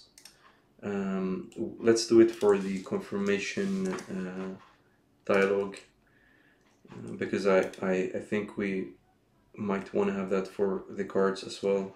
So Angular generate component, so confirm. It's going to just be a confirm dialog that we have. So now going to the UI, they have the confirm here. It's going to, let's say if you go to add card, let's snatch the dialog ref and the rest. So it's going to be of a type dialog, so close. Then this would just go with dialog or ref close with nothing, and then confirm. We want to actually close with true. Maybe we could even have false here. So confirming, it's going to open the dialog. So here we could have some inputs. We could either take the inputs from the data, or we could do it in any other way we want to have it. So let's see here, dialog data, maybe we can give it a title, a message straight ahead in this way, and then let's see if we have some IntelliSense data.title, and then we'd have data.message, and the message probably we want to have like a HTML, so that we can actually pass in, let's see here, also go ahead and add a wrapper, so KB dialog, just for convenience sake, and then let's add an h2 class KB dialog title, and then most likely we want to have a div for the KB dialog header, and then we want to have a button mat mini fab, and this is going to have the mat icon close. Then we can have the area label close dialog. We need to import the mat icon obviously, but let's see what happens. I save here, we go to the TS file, we import the mat dialog, the mat icon module, and we also need to import mat button module. So after doing this, I think we can use the confirm component in a good way. So this mat dialog, open, confirm dialog component, and this is going to take some data, and the data we want to pass in is title and message, and we're going to listen to the events of the after closed. So this means that we're going to subscribe. So if confirm is set to true, then we want to do the logic that we had before. So we could just paste that real quick, and keep in mind I'm not a big fan of having an if wrapping the code. I would rather go with the so if not confirm return instead, because I think that it's enough to have all of these different levels. So having this delete swim lane, obviously we would have some unsubscriptions that needs to be handled and so on, but let's see, if we try to delete the swim lane now, it should open the dialog. It looks super good, right? So we can go to confirm. Let's see, we can say a KB dialog that we have. KB dialog, it's going to have a min width of 300 px, and then the header that we have is going to be flexed. Display flex, justify content space between. So trying to delete it, and then we maybe want to have like a padding on the header, so padding 10 px, and instead of min width, let's go ahead and we say width 340 pixels. Oops. Delete. Do you want to delete the swim lane? And then we want to have a couple of things here. We want to have, I think it did we have a global stats for the button group? Yeah, so we can just go ahead and create a button group. So button close or console, and then we have the confirm or delete.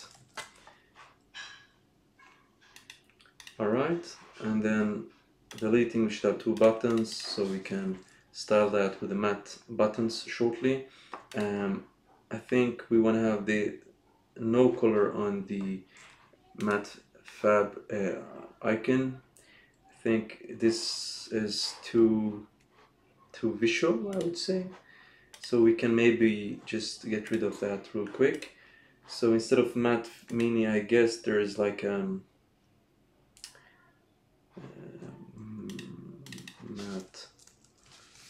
icon. I would want to have an icon button, but it didn't really, yeah. I think this looks more discreet and so on, so let's just keep it for now. The title that we have, the H2,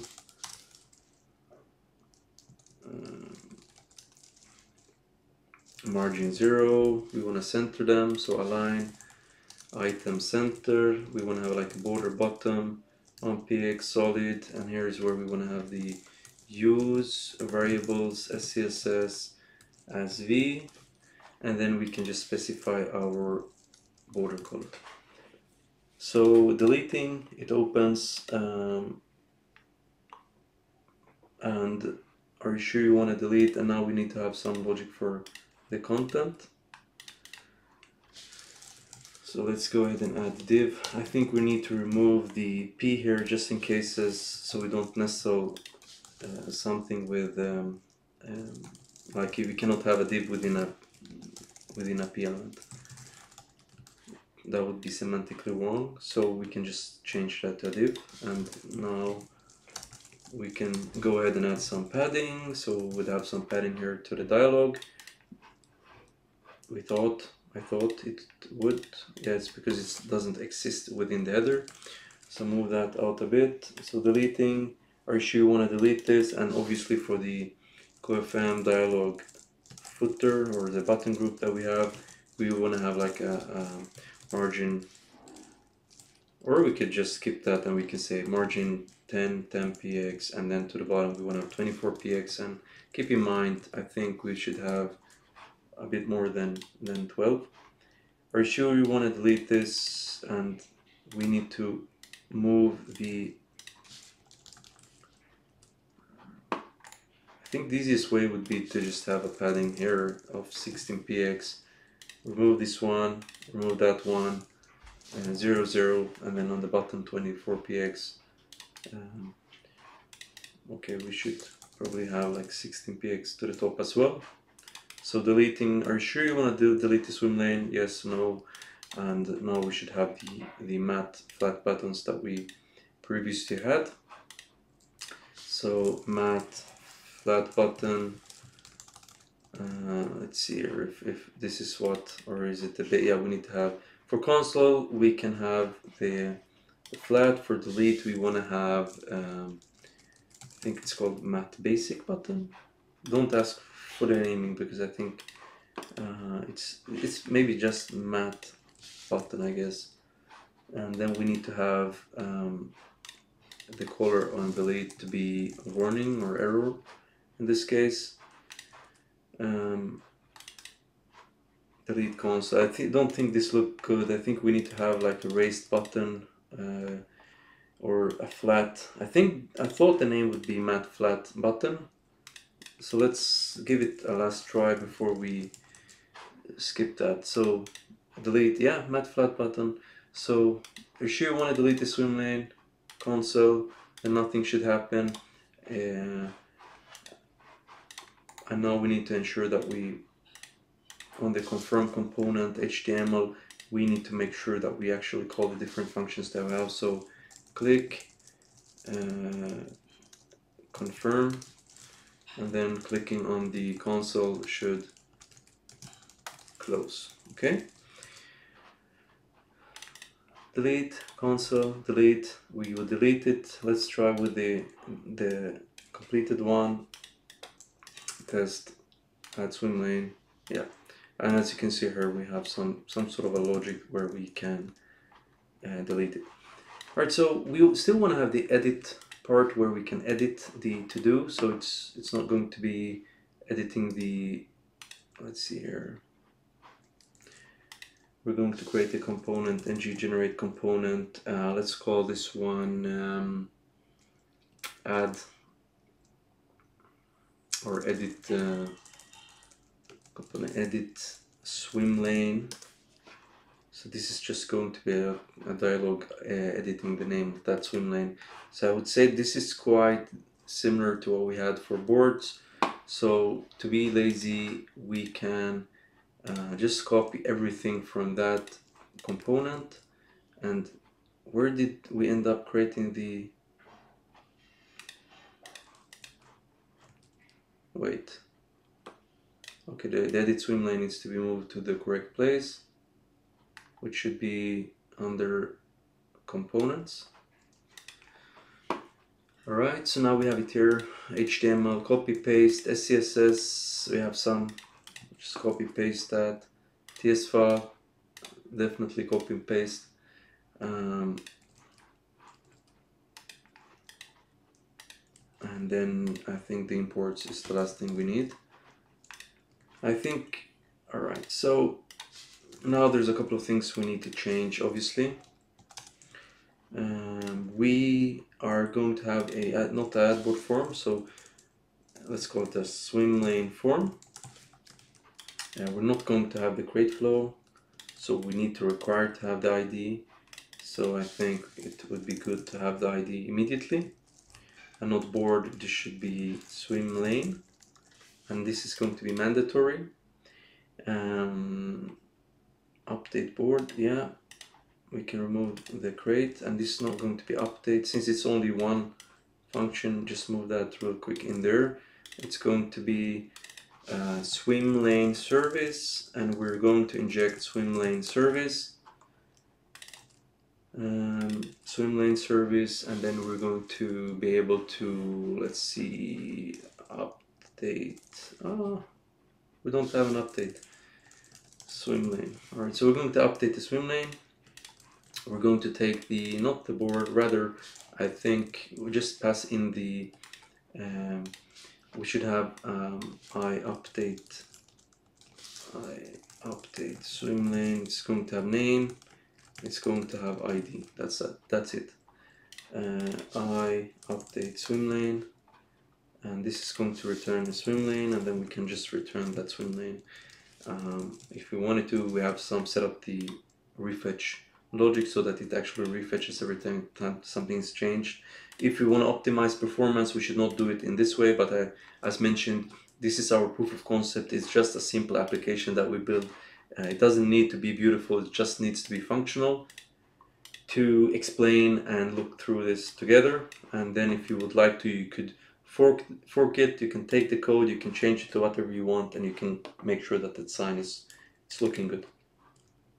So swim lane service, we have update swim lane. We didn't really add, okay, so update swim lane, I guess, and then update the swim lane, and then this could be I update swim lane, and this is going to return I swim lane, okay, and then it's going to pass in the swim lane to update, and then the ID is going to be that. Alright, so I guess I would assume that this update swim lane works as expected. So the patch really, so it's connected. Yeah, so it's it updates the name and the order. Maybe we should have distinguishing the name and the order of that swim lane, because. Or we could just remove the order because the order is updated in a different API, just to make it even more simple for us. So this should not be that, that should be swim lane form, and instead of board it should be always edit swim lane, and then name my swim lane. And then we don't have board, so this should be update swim lane. We're going to change that, and then this is going to be edit swim lane. Okay, so we shouldn't have anything with the boards to do anymore. Going back to the TS file, so change this to update swim lane, and I think this should be pretty much it. We need to also make sure that we have a listener that updates the query when updating it. So edit swim lane component, we just need to pass in the swim lane as data, and after closed we are going to refetch that data. So edit, let's add some spacing to it. This looks kind of funny, to be frank. I thought we added or copied the SCSS, but apparently not. So let's go ahead and do that real quick. Tutu changed, edit swim lane, it's changed now. And yeah, as you can see, it appears on 2 rows now. And this is probably due to us having the, yeah.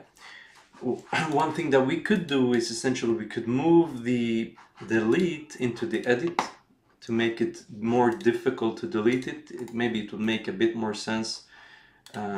As I mentioned, we're not going to focus on design. I think, in my opinion, this looks crap. We could do it 100 times more beautiful, but that would require us to put down a lot of more time than we initially intend to. So editing the swim lane here is where we can add the delete. And then we could have delete. And then we could have warn. And then here we probably want to have the model that we had in the previous view, and we can extract more logic from there, I guess. So just keep it in this way. So edit, we should have the delete or close. Let's not have close dialog. I think close should be enough. Let's see, why are the, all right, so edit, we have edit, swim lane, delete, and close. I think that's good enough, but I'm wondering why the buttons are this large. Let's see if we have some global setting.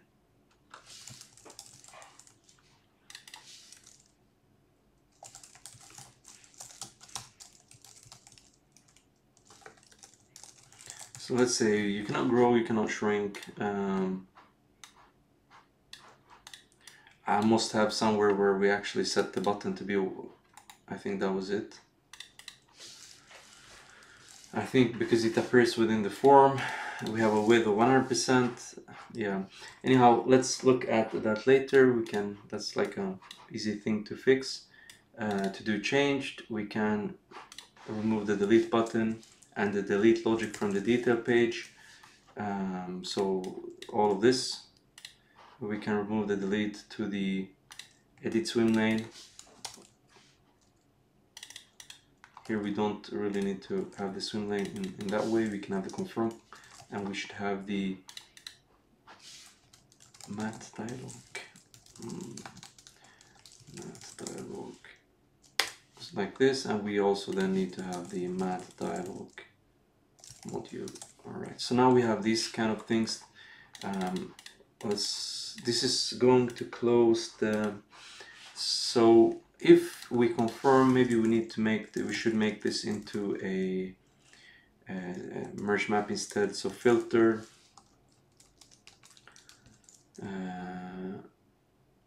so confirm. So if we confirm, yeah, maybe we should just have confirm in this way. Filter, confirm, then it would proceed, and then we can merge map, and then we would use this, and then we could have a, I would say, quite clean subscribe with nothing within. And then this should be this dot swim lane ID, this data dot swim lane ID, and then this is going to just this $graph closed, we can just pass in true, and then this would automatically refetch the data once it has been closed. So let's see here, we have in the detail component HTML still have that delete button that we can get rid of. So edit, if I press delete here, I do want to delete console, close. I can do the same thing for test, it's empty, so maybe we should just try to delete from here. Delete, test is gone. To do, let's see here, edit swim lane, in progress, new swim lane. So In this video, we have demonstrated on how we can add authorization. So now we can see that the board, we should probably have a global, and this is my mistake for not adding it, but in the app component, most likely we wanted to have the main to have like a padding of 16px or a margin of 16px really, so that we wouldn't have to think of the spacing on all of the different pages that we have. So now for the board, for instance, we could just go ahead and remove that styling. So for the detail as well, and then we have list, and then we can remove the margin from there as well. So going back, now we have a global margin. Logging out, we can log in, editing a board, my first board, XO, and I'm not sure if that makes sense that when we press the edit button that we come in here. I would say it does not make sense, so we probably want to have, does the delete do the same thing?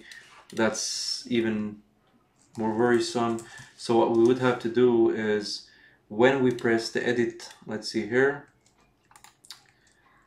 so within the list we press edit, we need to pass in the event here because we need to prevent the default, which would be let's see here, event. We need to stop the propagation because we don't want it to actually traverse with the link that we have.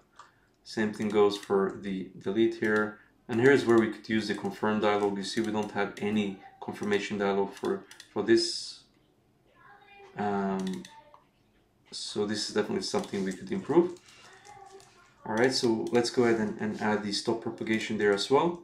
So let's see, stopping propagation here, clicking edit, we still navigate in. That's definitely something we do not want.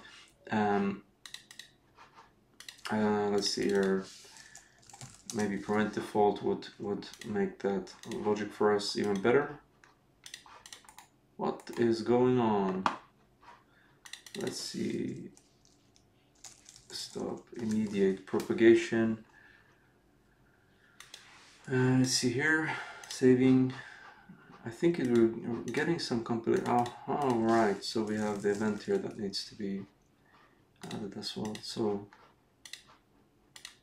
yeah, and the delete, it's not working at all. Maybe I've forgotten to implement that, or let's look at that real quick. So open.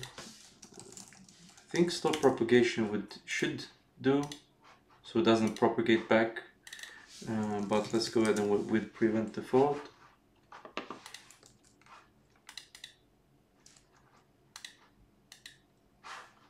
Alright, so we need to have both stop immediate propagation and we need to prevent the default as well. So, but the delete here is not, it seems like we've forgotten to implement the delete because it doesn't really, oh, it instantly deletes. That's why. That's crazy. That's really crazy. So here's where we can reuse the dialog that we have implemented. So we'll go ahead and import the math dialog module, and we already have the math dialog here. We already had it. So let's go ahead and so this dialog open. Here we can use the confirm component. We're going to pass in data, which is going to be the title and the message, and then we can have the same logic as we essentially had previously. So after close, pipe, filter, and then we could see is the result true, meaning we have confirmed. Then we can either switch map, merge map, whatever you want. Both would work fine in this case. So when we press delete here, it should open the dialog, or should want to delete this board console. Deleting it should remove it, but I guess it did not. So let's see if we have some errors in it. Might be because we already have cards, so that's why we can't delete those boards. But it seems like we are receiving some errors here, even for boards. Cannot update or delete parent version key, swim lane, and yeah, I think maybe we have here we don't have a swim lane, there we don't have it. So if I now we'll just go to board entity, the board controller to check the logic that we have. Let's see here. The thing is, let's see.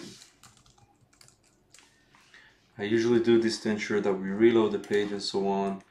Alright, and I usually do this so that we get a fresh error output. So when I try to delete this, nothing actually happens. And the question is to why it does not do anything. Let's see whether deleting the cards work. Test. Yeah, we haven't added delete yet for the cards, so test, edit, delete, yes. And we want to do it in the same way. So edit card, close, and then we'd have delete here. So that's the remaining logic that we're going to implement really in this video. And in order for us to do that, let's just make sure that deleting a board works. It's empty, it should work. It doesn't really call the backend because we're not receiving any server logs, server errors, or anything really. So the issue should probably be on the list component HTML delete board. It comes here. It should have a positive result. So let's go ahead and go here to the list component TS file just to try to debug to see what actually goes on, what is the result. So delete. Result is, yeah, it comes in here. It actually tries to delete the board, but the question is, are we seeing some errors, or why doesn't it really ping the backend that we have? Let's see, delete board, it goes to API, but it should work. Quite sure that it should work, but if I remove, okay, we changed to merge map. Let's see here what would happen.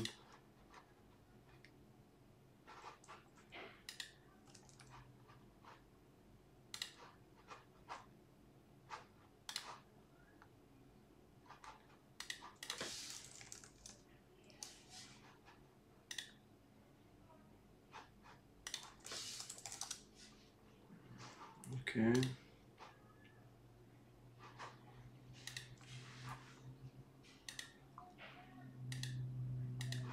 Alright, so as we could see, it's not really going anywhere. It doesn't call the backend and so on. So let's just remove and to see what would happen if we go like this.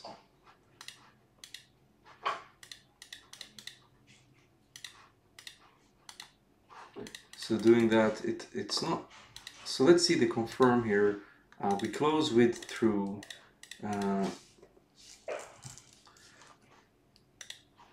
Let's see here if the HTML here and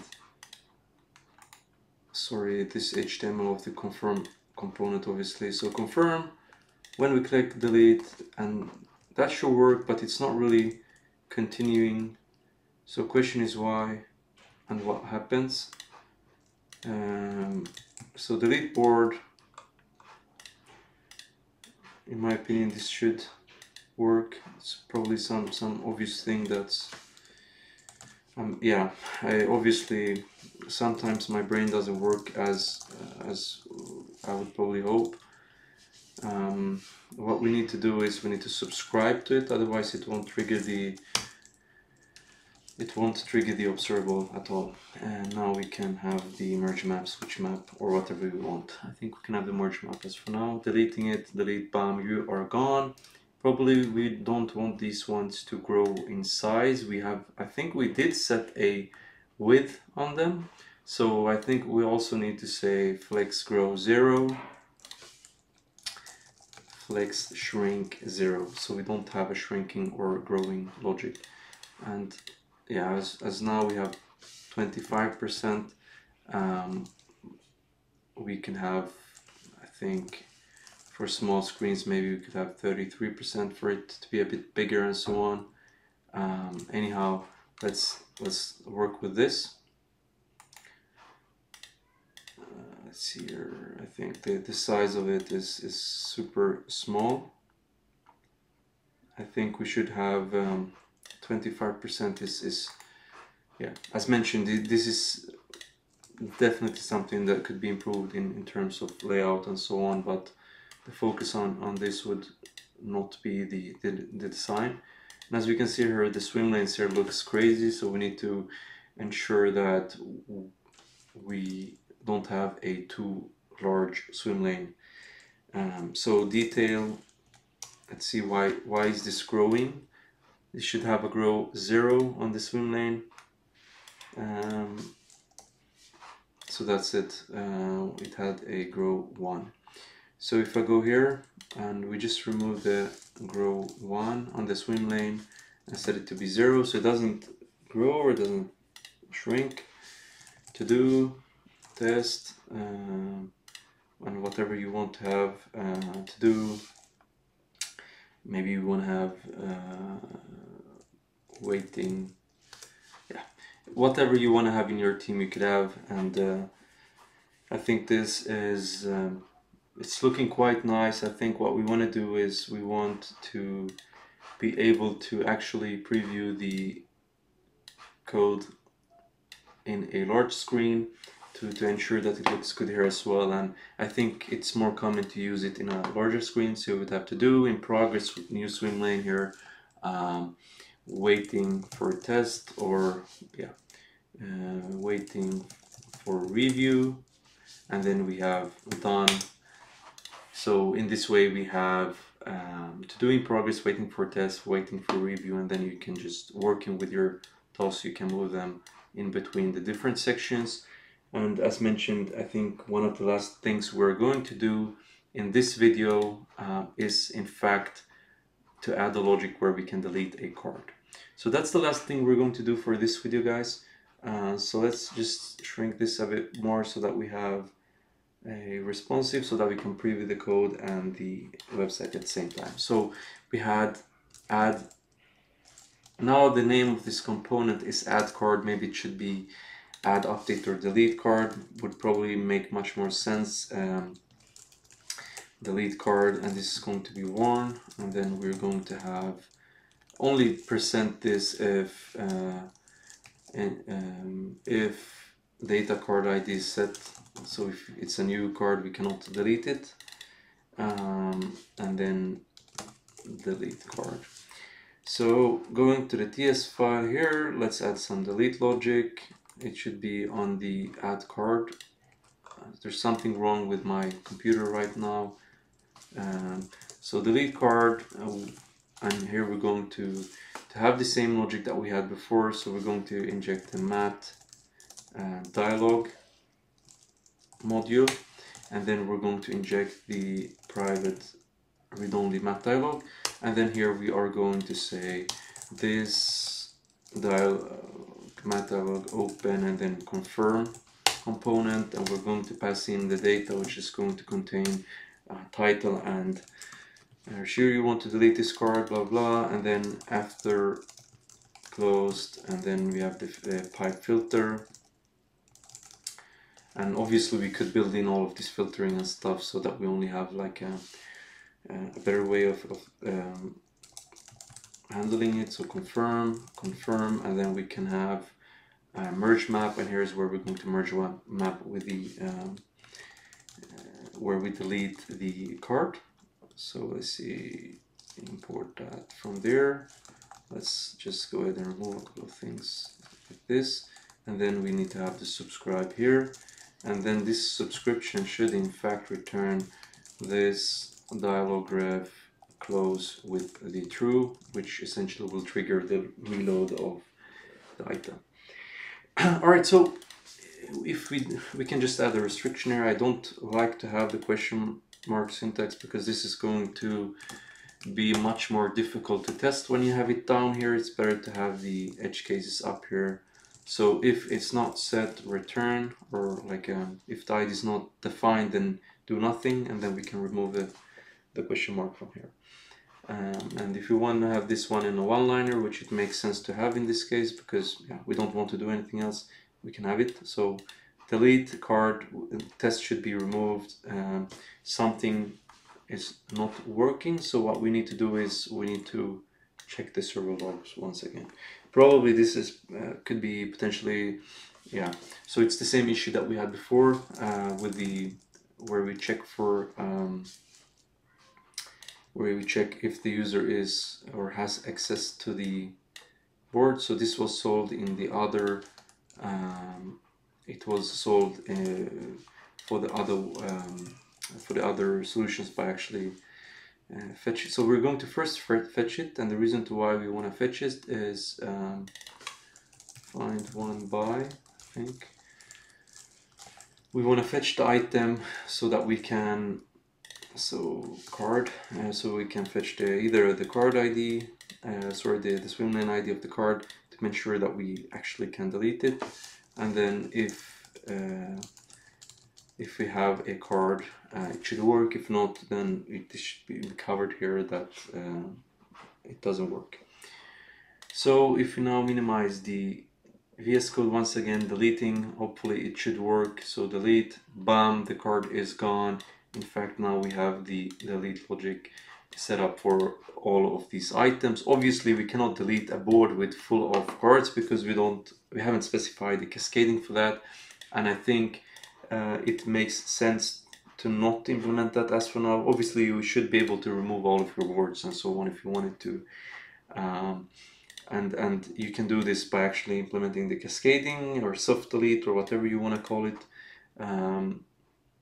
or whatever logic you want to have. If you want to specify the cascading so that it deletes all of the swim lanes and all of the cards for the swim lanes, then you could do that, or you could clean them up by yourself. Alright guys, I'm going to update and resolve the design on my own hand. I'm going to publish the front end and back end so that you guys can do whatever you guys want with it. I'm really hoping that you guys find these kind of videos interesting because I've spent a lot of hours actually implementing this. Yet again, if you haven't, please subscribe, comment, any suggestion for feedback I would appreciate. If you would like me to go through something, also write that in the comments. Thank you once again. All of the best. Bye.